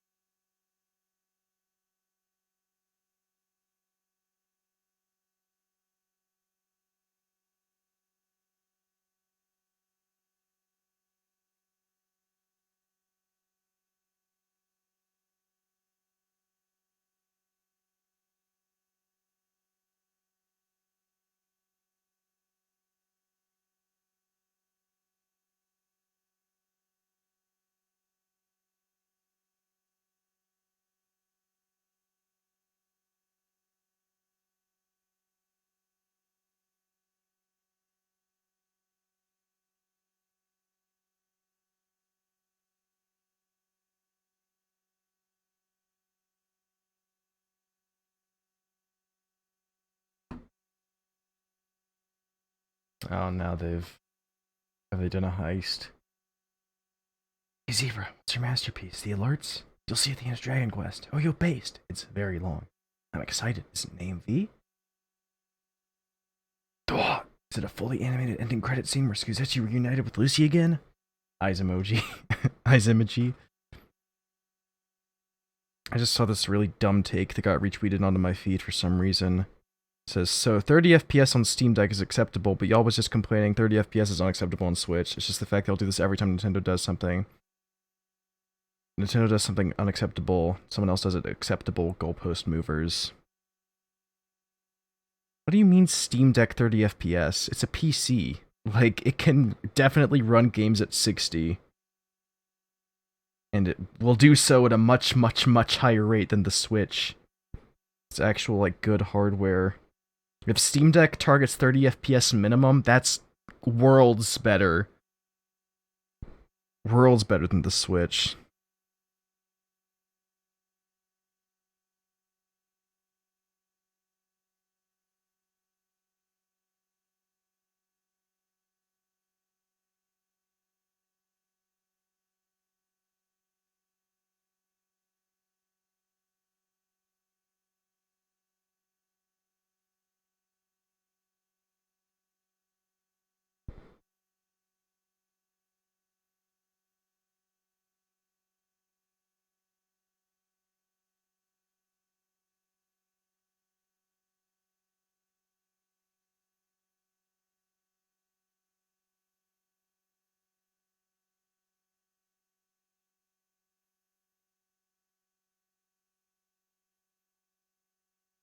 Hold on, I need to do...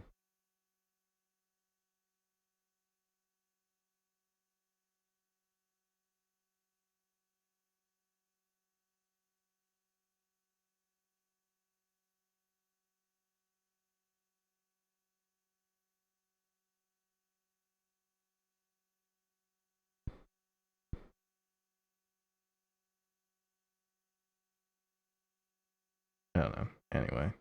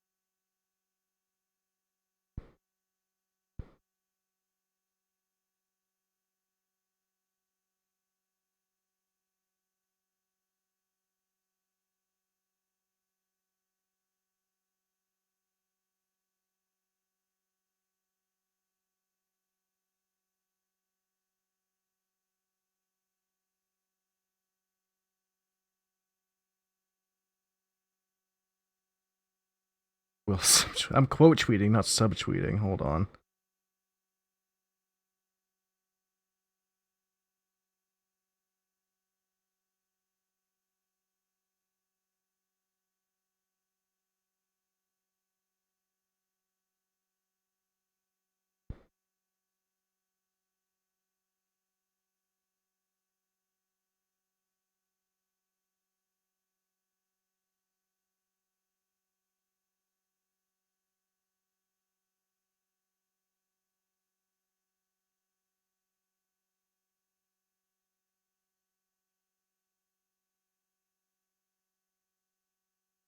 Hit him with that little Steiner subby, little tweet mix up.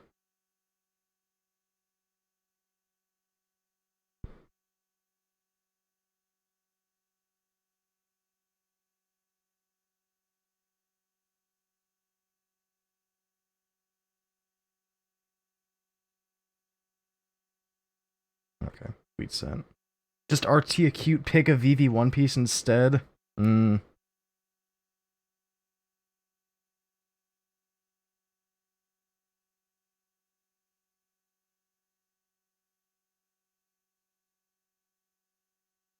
Too late, tweet sent. can't see that. I'm not gonna see that nonsense in my timeline and not say anything about it. I would love Vivi. Interesting. Yo, we landed in the music room. Is this the music room What if of a he school? doesn't? There's an air of over-exaggerated theatrics to it, but I may not be far from the truth. No sign of Mitsuru-san or Akihiko-san. Did they land elsewhere? So much noise. I can't contact anyone like this.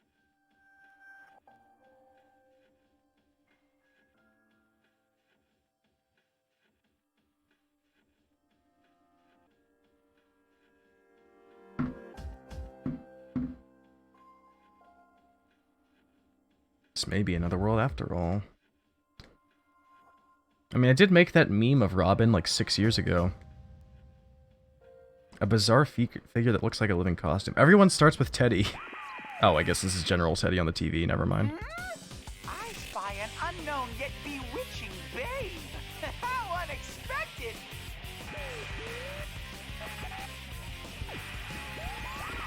I guess hunch. Case 04. It seems that a battle will be brewing. Yo, Kanji. A young man in a school uniform comes rolling in with a yell. Ow!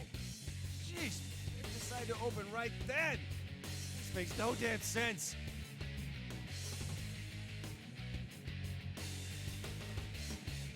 Are you all right? You seem to be unharmed. What? Never seen you before.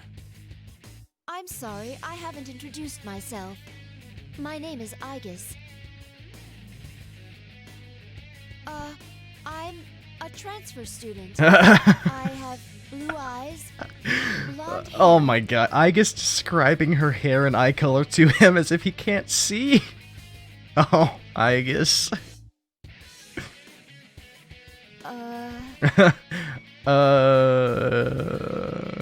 Gatling cannon. Huh? I'm sorry, forget what I said. In the past, that prepared explanation for students has been effective, but no longer. Gatling cannon. Smile. Huh? Okay. Anyways, I'm Kanji Tatsumi. This mean you're my next opponent? She's so funny. Opponent? What do you mean? What do I mean? I'm talking about a scrap. Let's scrap. Let's We tussle. have only met Tatsumi-san. Enough blabbering, you machine. Oh, he's still he thinks he's dreaming and he wants to win all the fights. What's a fake girl like you doing calling A me by my fake name? girl. Oh. How dare you? I was worried I might have to go up against my senpai, but I ain't gonna hold back against a robot like you.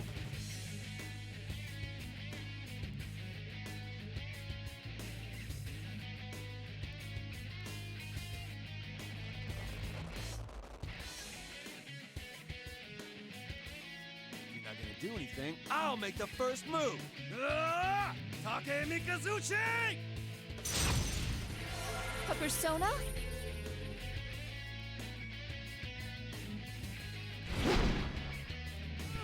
Nice dodge. Looks like you got at least a little bit of fight in you.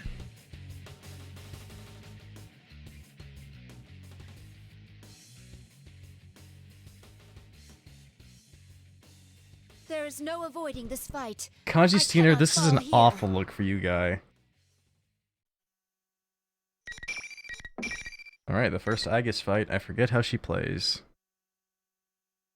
I think she'll be fun, though.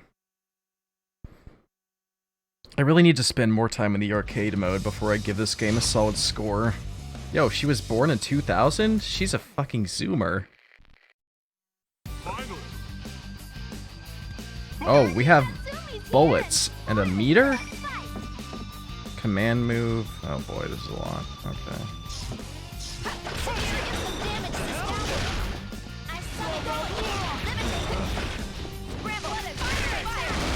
Oh, yo, this is kind of raw. Holy sh.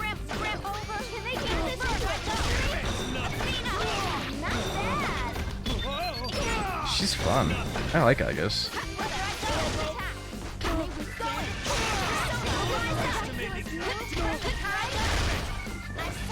Gatling gun.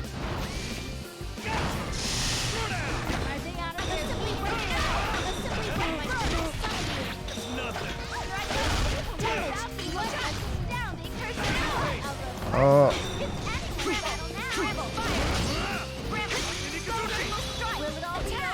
Oh, I missed it. Oh. Ooh, got him. We love Icus.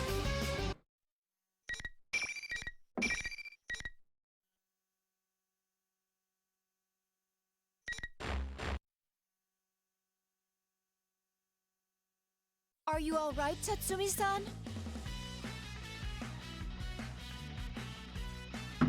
No! Damn it! Ow! Ow! Whoa! Hands off! I'm sorry. If you can't stand, then I'll carry you. Whoa! Damn! You're a hell of a lot stronger than you look. Whoa! Whoa! Whoa! Whoa! How come you're carrying me like this? Like a bride or something? This is the spousal method of carrying. The spousal method of carrying, I guess. No, it ain't. It's the bridal. Oh, wait a second. Is it pretty much the same thing? Tatsumi-san, you seem completely fine. That's what I've been saying. Stop with the Tatsumi-san crap. It's making my skin crawl. Just call me Kanji. You don't object to being called that? I'm an artificial person, after all. Huh? Who cares? If I say it's fine, then it's fine. Will you put me down already? She's still carrying him.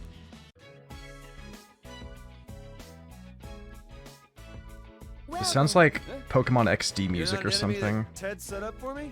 Ted? Are you referring to the bear who appeared on the monitor? It's a fighting tournament. Only the winners get to keep going. I lost this time. But oh well. I wouldn't make it in the big leagues. The big leagues of tournament fighting. That sounds like something Akihiko-san would say. Huh? Sorry, I was just talking to myself. Gotta say, you pack one hell of a punch.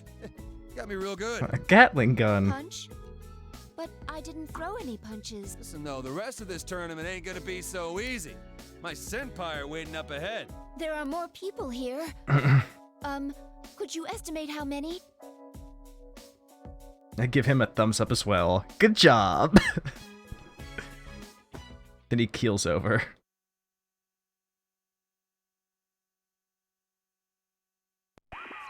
Intruders are persona users.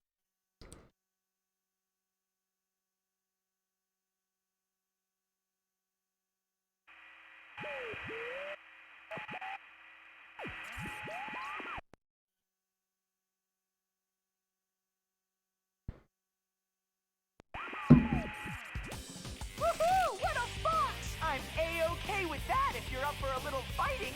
I'll wait for you in the next arena up ahead. Oh, silly me.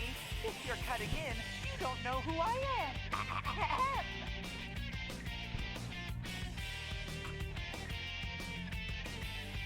I am General Teddy.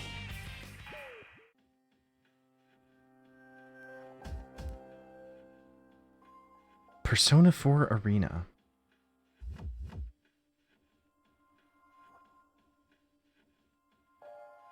Oak.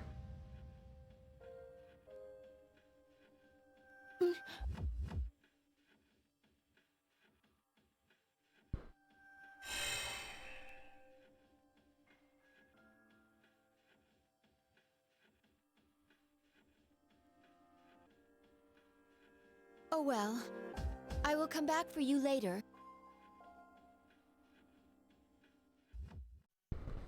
Agus is so helpful.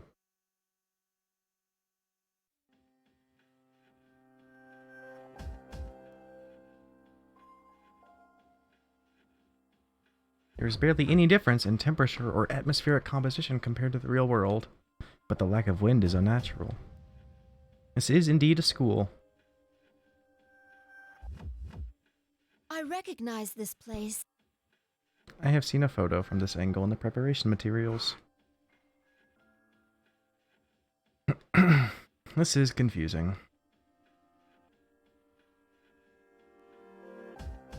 A uniformed Goyle.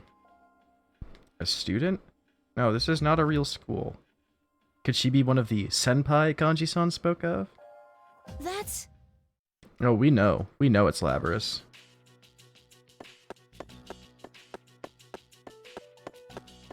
I release a portion of my foot speed limiters. Huh?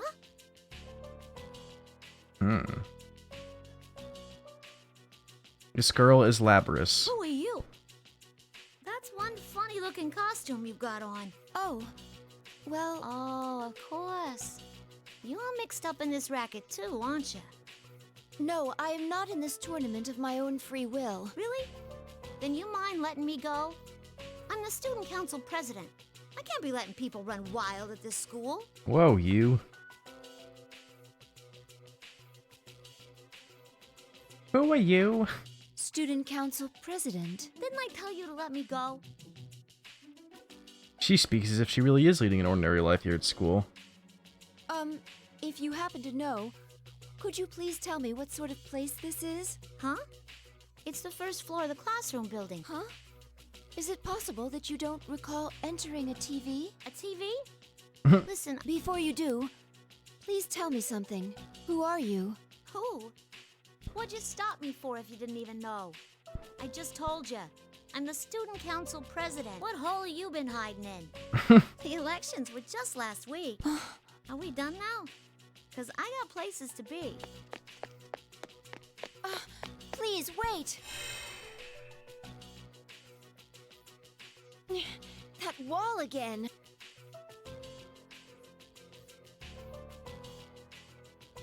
It seems I am forced to try a different route.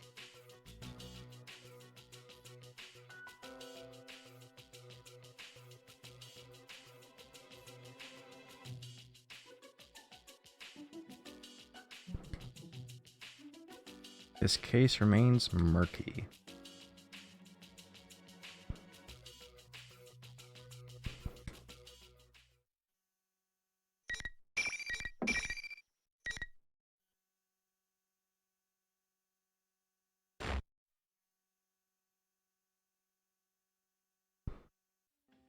I wish there was an answer to.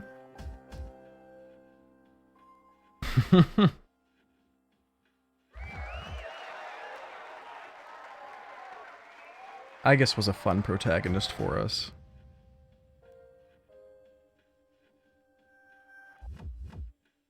Boys in Goyles and school uniforms. This is impossible.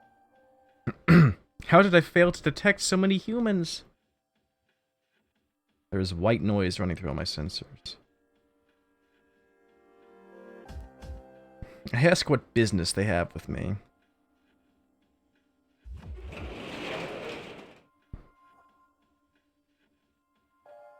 It looks like the result of some strange ritual. Oh. Hey, we haven't seen this tonight. They are friends, yet powerful foes. The desperate fighting program amongst high school students. A new legend is about One last to time. start. Unless we see it again tomorrow. May the manliest of all men come on down! Nobody touches his precious Nanako, the sister complex kingpin of steel, Yu Narukami! It's only natural. Wage slave in the boonies by day, hero by night, Captain Resentiment, Yosuke Hanamura! Anything that bores me has gotta go. A spunky dragon with deadly legs, the carnivore whose discarded womanhood, Chie Satonaka! You need to eat more meat. Please escort me to the ring, my prince! The unconquerable Snow Black, Yukiko Amagi! I'll finish you in one strike! Blooming roses and bulging muzzles, the blood-curdling beefcake emperor, Kanji Tatsumi! Deep in the realms of romance.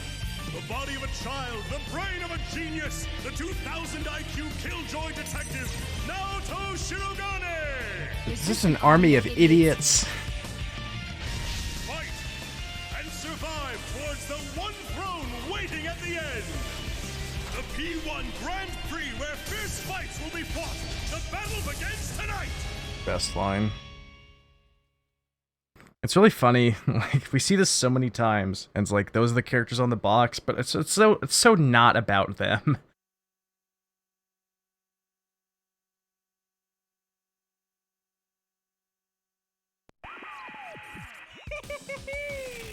Looks like you're officially getting in on the action. Welcome! Look, everyone, another challenger!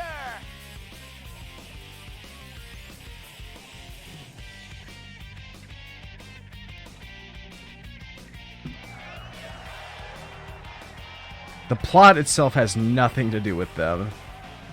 Well then, bring out the next opponent! Like, their story modes are fun, but like when you hit the overarching lore, it is entirely about the P3 gang and Labrys.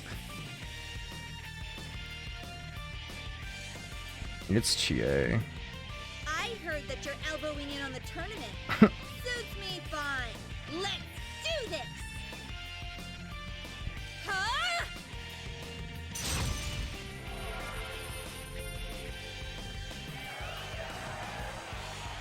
Ooh, she's ready and raring to go!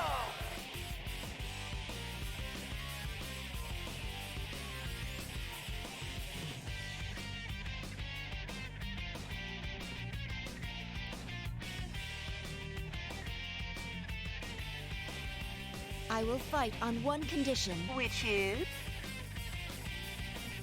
That you immediately release all these students from this school. Or rather, from this world. If you do that, I will fight as you wish. Tut tut! Are you making demands to me? Before you get too worried about other people, why not worry about yourself? I will not fight unless you guarantee their safety. Sheesh! What a stubborn girl! Oh. Ta-da! They were fake. Way to go, I guess. She's so noble. She cares so much about the fake students. Honestly, you're in no position to be making demands, you know. I'm making an exception just this once, because it's no fun if you don't both go at it tooth and claw. Even if you don't resist, your opponent will show no mercy. It'll be a grisly sight. What if Aigis fought Yosuke and Yosuke was like, I want to submerge you in coke? Come on! Even if the No. The safety of the people must be prioritized above all else. Ha! That's pretty cool of you, actually. She's really sounding like Quark right now. Self-sacrifice doesn't mean much coming from a machine. They can just fix you right up. Oh, that's Yeah. right. It doesn't It's even almost like Tat, kind of. sacrifice for a machine. Yosuke would be the It's one. just what you're programmed to do. You probably don't feel pain or anything, huh? It just seemed that way because you look human. You may not understand, but I can sense pain as well. Really? That's such a weird thing to program into a weapon. Doesn't make any sense to me. That's... We'll never see Quark again. Well, that's fine with me. Means I can fight you without pulling any punches. If I must fight you, then I will. Tak came to get Aigis and they walked together into the great beyond at the end of the answer. Did Tak start when the answer ended? Or did they end at the same time? I guess they must have ended around the same time. Yeah, no. Okay, never mind. Tak started way too early to... Tak ended first, yeah.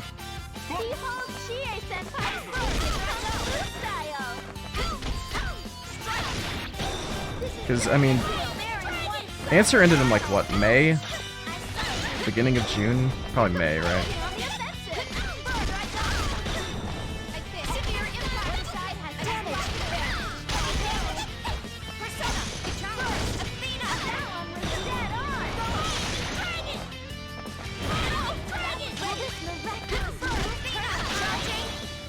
Boom! Got her.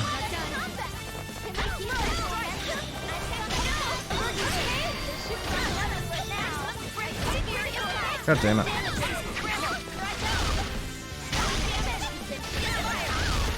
Oh! Oh, we've lost. Chie's theme is very Sonic Heroes. That is correct.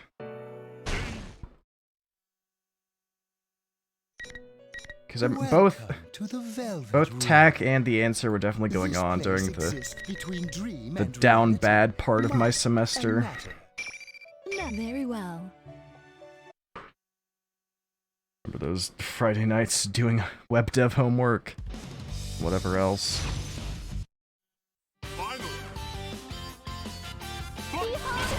Oh, we jumped right into it.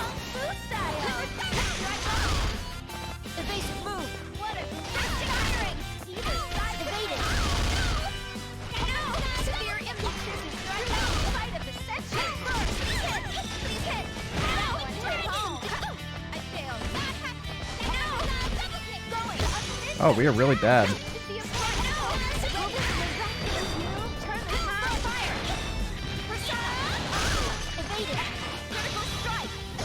Yo. Oh. God, Chie has such good anti-air.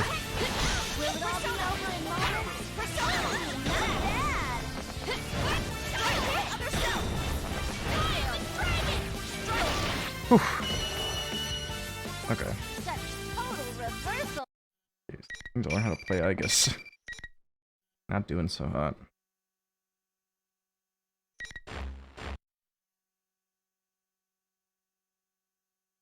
Oh, sheesh. I'm sorry. Yeah, but boy, I didn't stand a chance against you.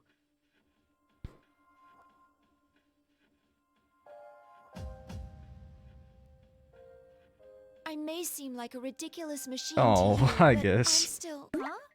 I never said that. Wait, you're not acting like you did before the fight. I'm surprised that you're a robot, but what gives?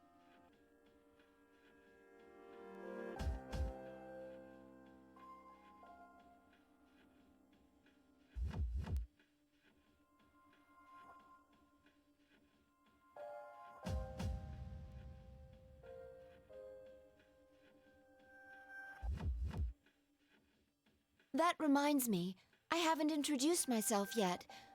My name is Aegis. Looks like we let our fists say too much before we opened our mouths. I saw the introductory video. You're Chie Satonaka, correct? Yep. Oh, you can just call me Chie. The carnivore who's discarded womanhood. Okay, you didn't need to bring that part up, and I didn't discard anything. I can use a persona, but I'm just an ordinary high school student. I go to Yasugami High. So anyways, are you, seriously a machine? No fooling? Yes. I was created as a weapon for a certain purpose. Nah, I can tell from the fight you're telling the truth. You're not cosplaying. So you're not cosplaying. Then again, it'd be pretty nuts for someone to come out here to cosplay. Sure would, Chie. Speaking of which, Chie-san, can you tell me what this place, this world And I'm not involved in the is? plot at all. I confess that I am looking for someone. While pursuing them, I heard the rumor about going inside TVs. Oh, right. You can use a persona. Where should I start? I don't know exactly how it works, but this place is supposedly a realm formed by human thought. By thought?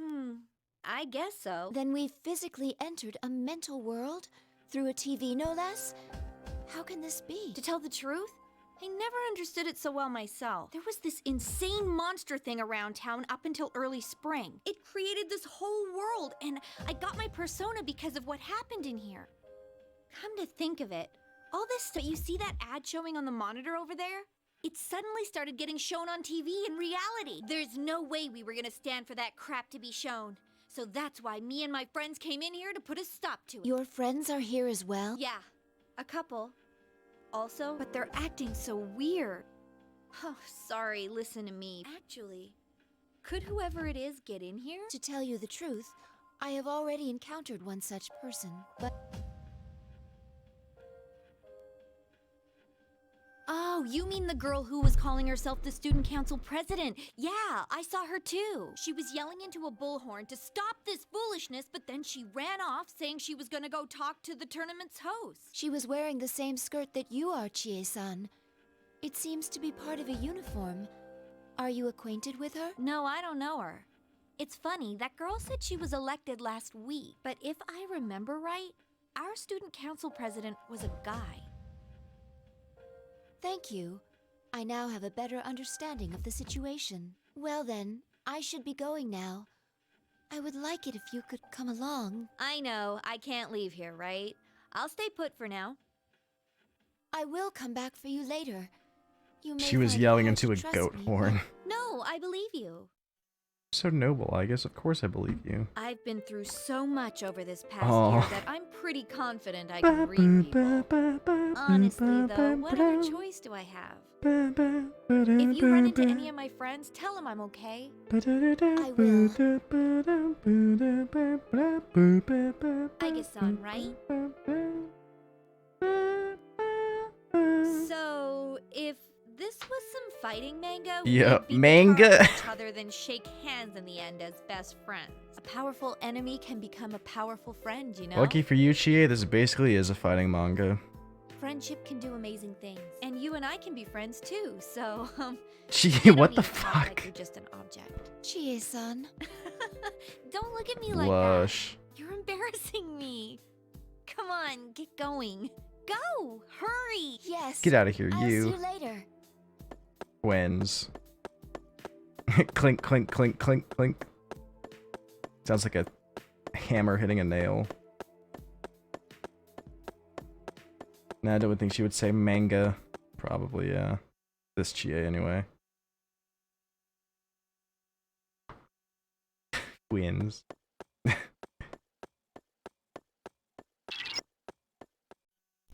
Guess you hear. Can you hear me, I guess? Oh, Mitsuru. Mitsuru-san? Good. It seems you're all right too. It's been quite a while since I last used my persona in this manner. Is Akihiko-san with you? No, we were separated.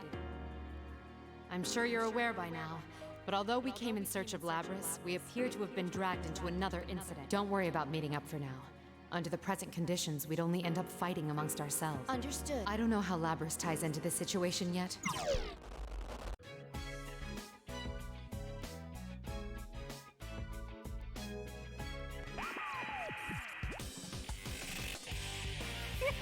Pretty good for a latecomer.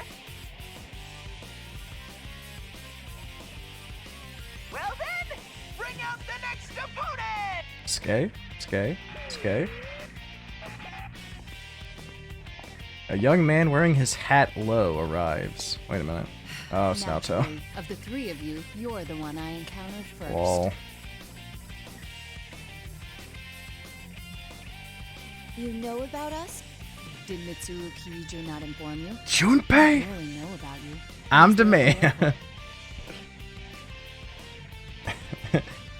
Man, what if? The Kirijo group seems rather lax for a multinational Da-da-da-da. corporation, allowing a machine to act autonomously and take command.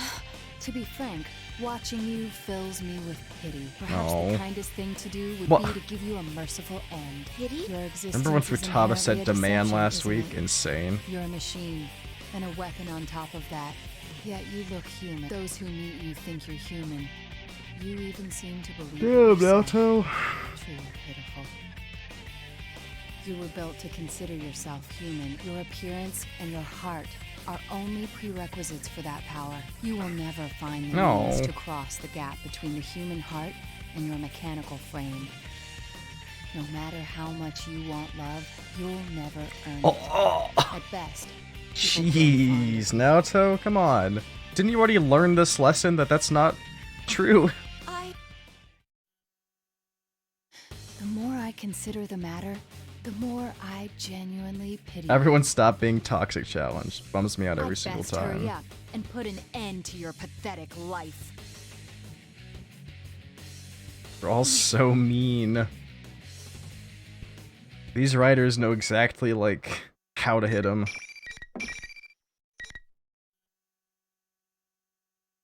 They really pick out the insecurities. I wonder what the twist is in P4AU, why they're fighting. Finally!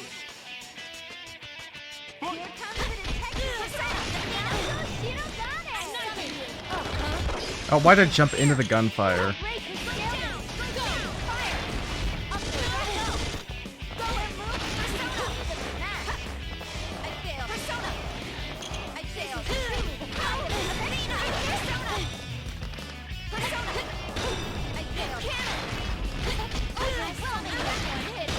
God, why can mods use banned words?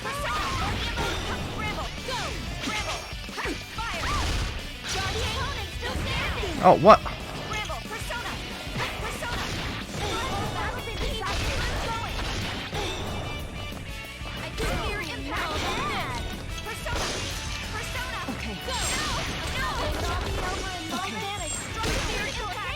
Okay, come on, I guess. It's fucked up.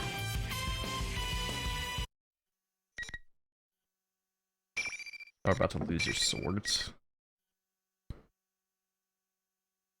I should have just banned K-Man on the spot. Not allow that shit to spread. Are you thinking what I'm thinking? The mastermind We're behind both this so tournament smart. may have some means of fogging our senses. Yes. Then we are in agreement. Its aim appears to be to make friends fight one another, though it's a mystery to me as to why it would do such a thing. Sis is the only mod I can trust. But the battle is over and the interference has been lifted. Given past examples, the pattern is Preemptively banned K-Man. You know he'd get up to some bullshit no matter what. How about it? Why don't we talk things over? Nah, but he did start a pretty funny copy pasta meme, as we saw last night. I'm gonna cry and I'm gonna choke until Stacksteiner specifically DoorDashes me. I get submerged in coke. I am Naoto Shirogane. I agreed to act as an observer for the police. So that's how you knew about us. I recall seeing you in the introductory video. They're good friends of mine. Keeps I attend evolving, Yasogami like High, any good the same meme. school. I see. So after you finished your business and returned to your hometown, that video appeared on TV. That's right. At least that's what I should say if I wanted to feign innocence. What? The real reason I came here is because I was tailing you. It was for a secret investigation. For who? Naturally, I cannot reveal my client or what their aims are. What do you think? As long as we're in the same boat, why not cooperate? I see. How much do you know about this world? Your friend told me it's a realm formed by human thought. In which case, why is school? This place varies according to people's mental state. When someone enters it directly, they have a much stronger effect on it. For a normal person with no persona-based resistances, that happened frequently in the case I was involved with last year. I consider Labras. She has never even visited Inaba. I assume you have a theory already? Yes. Thank you very much. I believe I'm slowly starting to understand what's going on. But that's just a theory. I guess theory. Thanks for watching. Would you mind telling me something? Why did you tell me about your secret agenda? Her secret Naoto agenda. I suppose because it wouldn't be fair otherwise. Given that I Right, cannot smile. live here and must trust my friend's fate to you, it would be unfair to continue deceiving you. But not only that, you carry out your duties with little care for your true appearance. That was You and I are not awful. on equal I grounds hated that. My true appearance? Consider it a sign of my respect for that. The Naoto I agenda? still seem to have a soft spot. Aika-san, I ask only one thing of you. Please save my friends. That is my intention. Thank you. I'll wait here, secure in knowing that. Insecurity. I am curious, though. When you refer to your true appearance, do you mean the fact that you are a woman? What? Am I mistaken? Oh, well... Your clothing hides it, but my sensor scan shows the body I measurement guess can of a see human all. with female proportions. What do you mean? How much can you see? Oh. What happened? I don't think I said anything to warrant such a reaction. Hey, enough with the chit-chat! Hurry up and move on to the next... Would you like to know your current measurements? From top to bottom, they are... Always.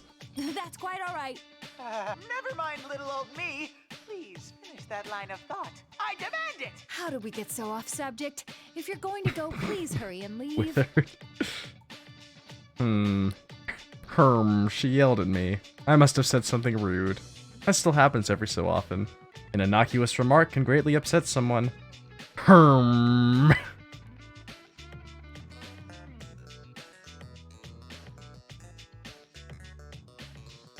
Chie, Kanji, Nato are also. I guess that's who we fought so far, huh? Those three.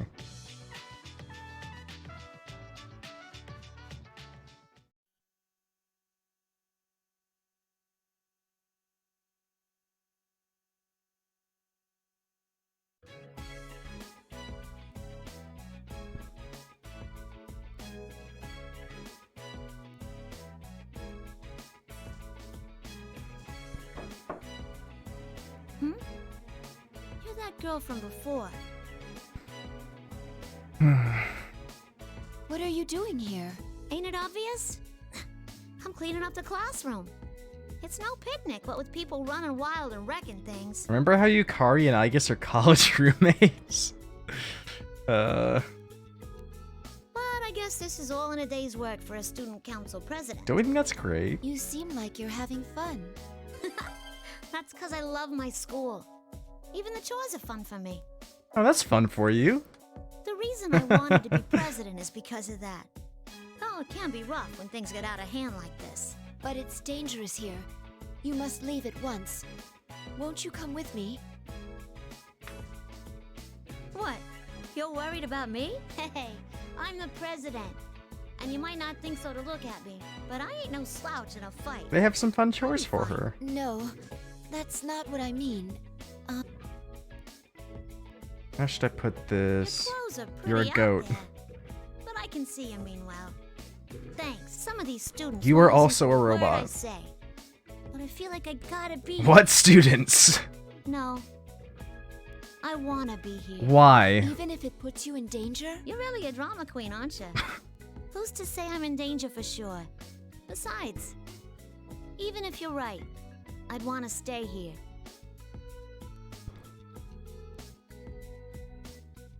I always wanted to go to school with everyone, just like normal. Does that imply you couldn't do so before? You're asking me that now, honestly? Back then,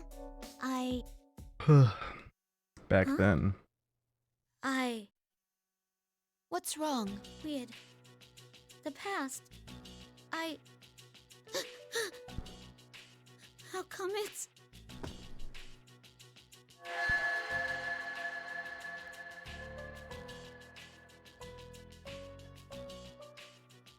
Plumes of Dusk. Ooh. Sorry, I'm not feeling so good all of a sudden.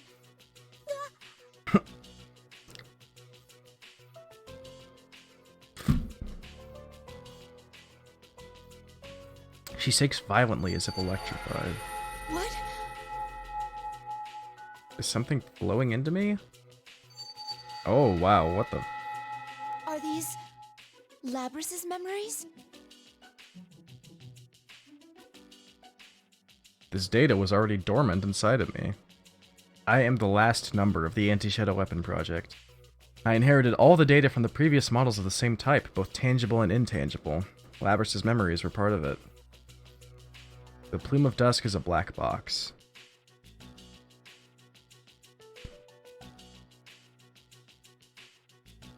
They can't just flip through it like an album. Yo, Zebra? Album? Hmm? The video records were not in chronological order, making them useless in their current state. However, there was one memory that left an impression on me. The beach! Album Steiner? What was that just now? It was like the beach where we met Aigis. Wait! Are you sure you want to take that girl out of here? Oh boy. Shadow Aigis? This is the only place she can fit in. No one will understand her once she steps outside, but she can't become human either. So she has no other choice but to wallow in this illusory Earthbound ending scroll? Pitiable, isn't she? But this is the only way she can be happy. Are you going to take that from her?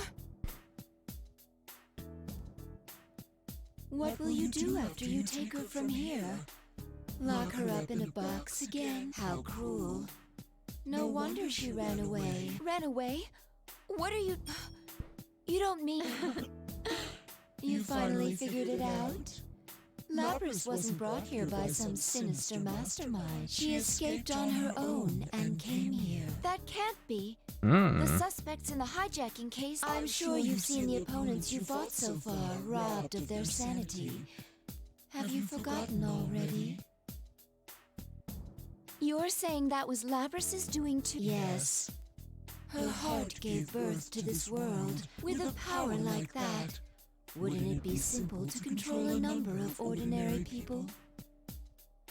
It does seem strange to go to so much trouble to come to a place like this. If she did in fact do this, then she must face herself. What gives you the right to say that? You've experienced suffering before too.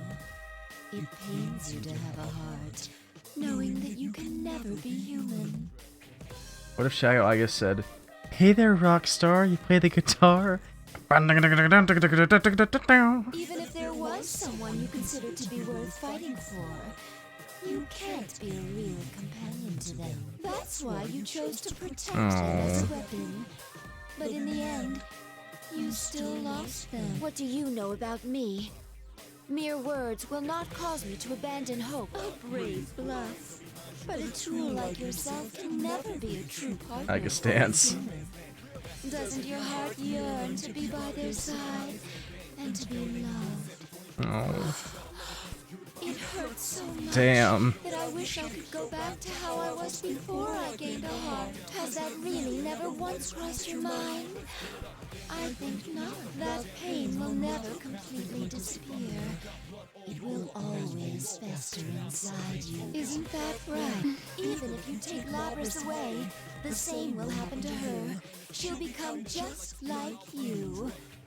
Is that a fate you want for? You see, here you can have anything, as long as you look away from the truth. That doesn't just go for Lapras, but for you too. Even the things you have lost forever. Here, you can have them back. Interesting. What are you? They're gonna bring back Dorkun?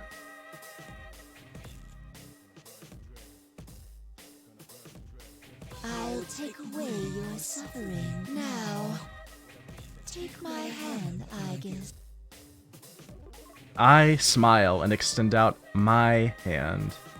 I feel sick. Dorkun. All of a sudden, a door opens in the corner. Let's go! Didn't we already make this decision? The answer? Seemingly trivial conversation. This unexpected event brings me back to reality, and I realize that I was nearly seduced by its promises. Lizzie, please.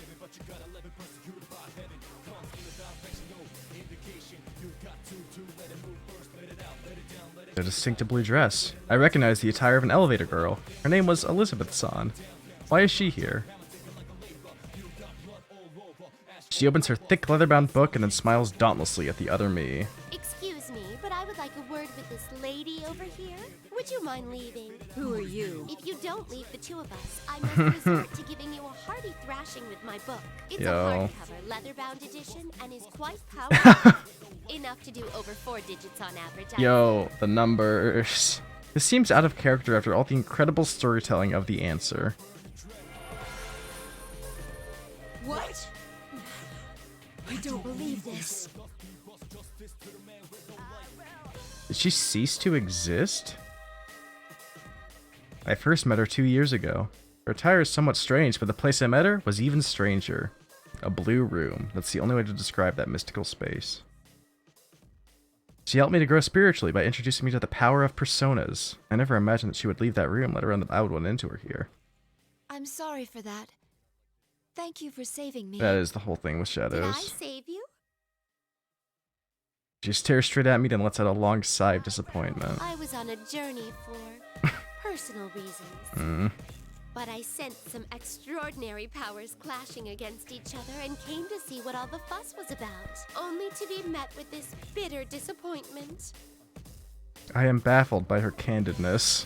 Please stand. Have you already forgotten the enlightenment you gained before me once?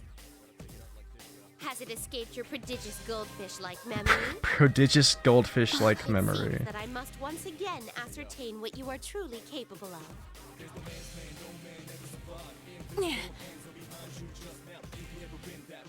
Well then, here goes. The cards will decide your fate. So, does Elizabeth not get a story? Does she get a story after you beat everything else? It's weird. Marie's in the next game too, right?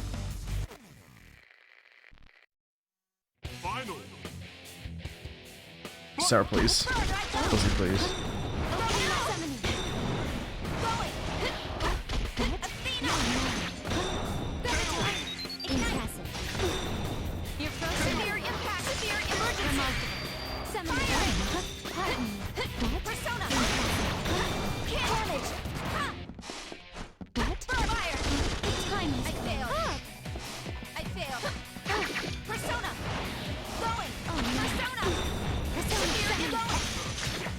Killing myself. Can we please get him a remosh?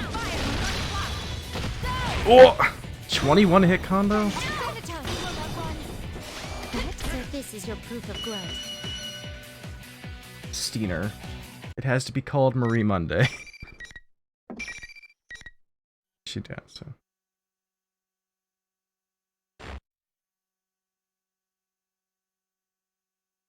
Well done. You are indeed neither man nor any ordinary machine. You are truly singular. Kermie Sag. But then can anyone be said to be the same as anybody else? It's just that one part when she breaks it down. People anguish over the gulf between themselves and others. With the little shimmy. And the lack of any who could possibly understand them. How is their situation different from yours? What defines life is not death, but bonds. That is the answer you once reached. Then take that to heart and go forth. Remember that your bonds will remain unbroken, giving you the strength to withstand any suffering.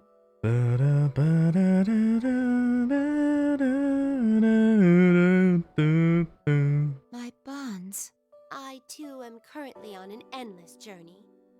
But I anticipate Endless that journey. you will become a compatriot of mine, Oh? unbound by the limitations of time. I hope that you will not be led astray by trivial things.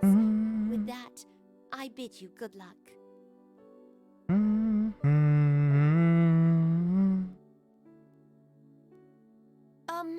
There are rules to this tournament delineating behavior after a match. She's not in a tournament. Such parlor tricks can get stuck. Gets I stuff. shall be on my way. She didn't do the thing where she didn't get the words right. Like she did in the other story. Really funny. Thank you, sequel to the answer P4A. She remains a complete enigma. She sure does. It may be true that this world can grant one's true desire, but I want Labrys to see past herself to a world where other people matter. Even if one discards their bonds to avoid pain, all that awaits is a numb, desert-like future with no promise. I thought as she did once, so I'm sure I can understand her. I want to form a bond with Labrys, my sister. I want to teach her things that she cannot learn if she is alone. Let's go, sis.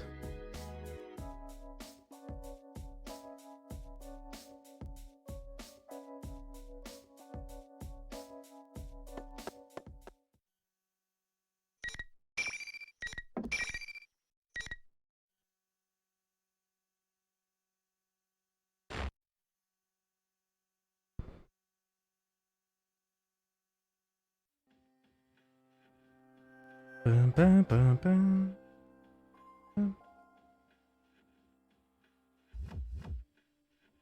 Announcement room. Oh, this music is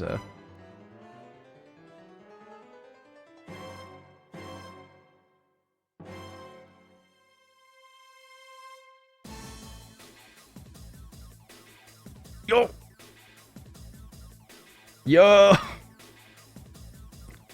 They're here. Our faves.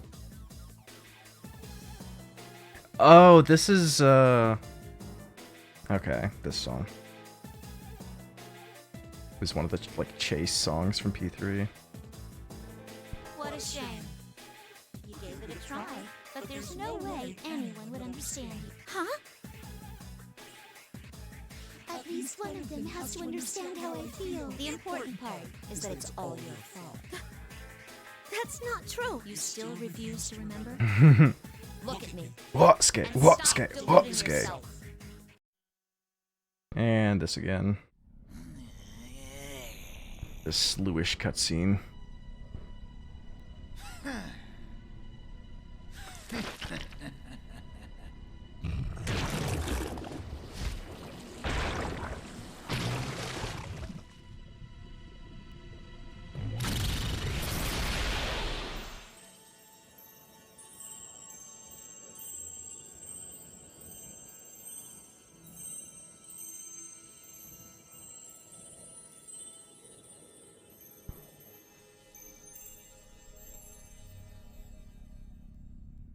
Seems Sis finally caught up on the tabletop Discord.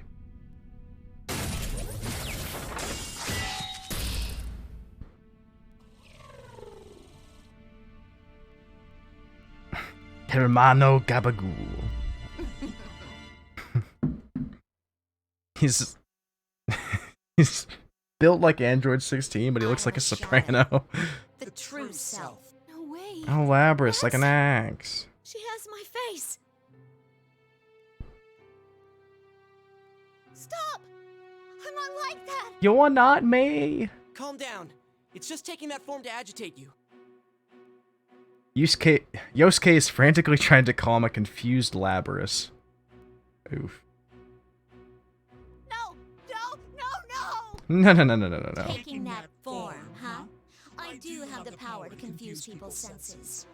Warp what they're seeing. Twist what they're hearing. That's how you made my senpai fight each other. You're not me. Of the things you're seeing right now, which do you think is real? And which So, is fake? did Labrys escape and then end up in the TV on accident? And then this happened because her shadow came out? No. I'm not like Or you. what? I'm human, aren't I? Huh? What do you mean?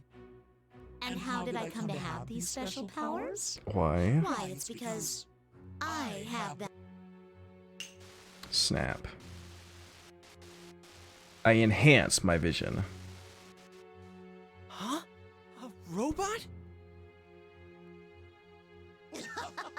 Look, that's what she really looks like. What if the static cleared and she was just a goat? Like a literal goat animal? Not only you, but herself too.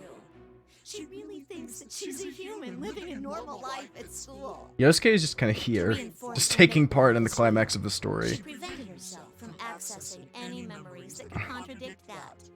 I mean, Yosuke is kind of the poster boy of, no, stop, don't tell the shadow that they're not you. She even sealed away her own. We've been there, done that. No. Stop! Why are you doing this? Kindly hurry up and remember me. Remember yourself. It's pretty rude of you to even forget your own name.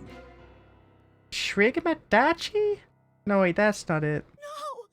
I don't want to remember! Aigis showed up at, that's right, Aigis did show up at the end of Yosuke's story. Is that so? Looks like you still need an extra push. Push. Yosuke-senpai! Yo. A girl? Wait, you're a robot too? You must remember, that is the only way the future will open up to you. You must accept it, no matter how painful it may be. A model number. Your true name is 5th generation anti-shadow suppression weapon, Labrys.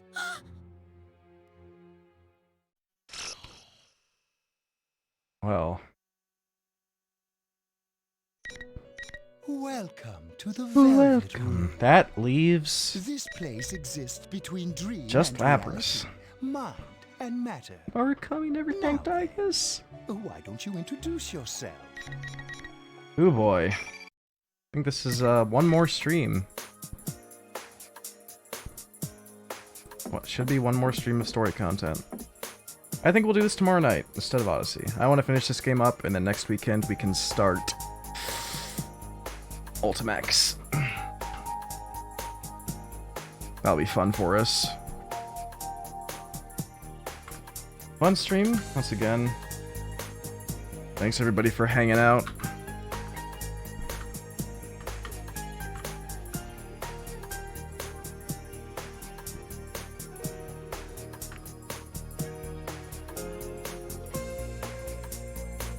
Can't believe we're almost done with P4A.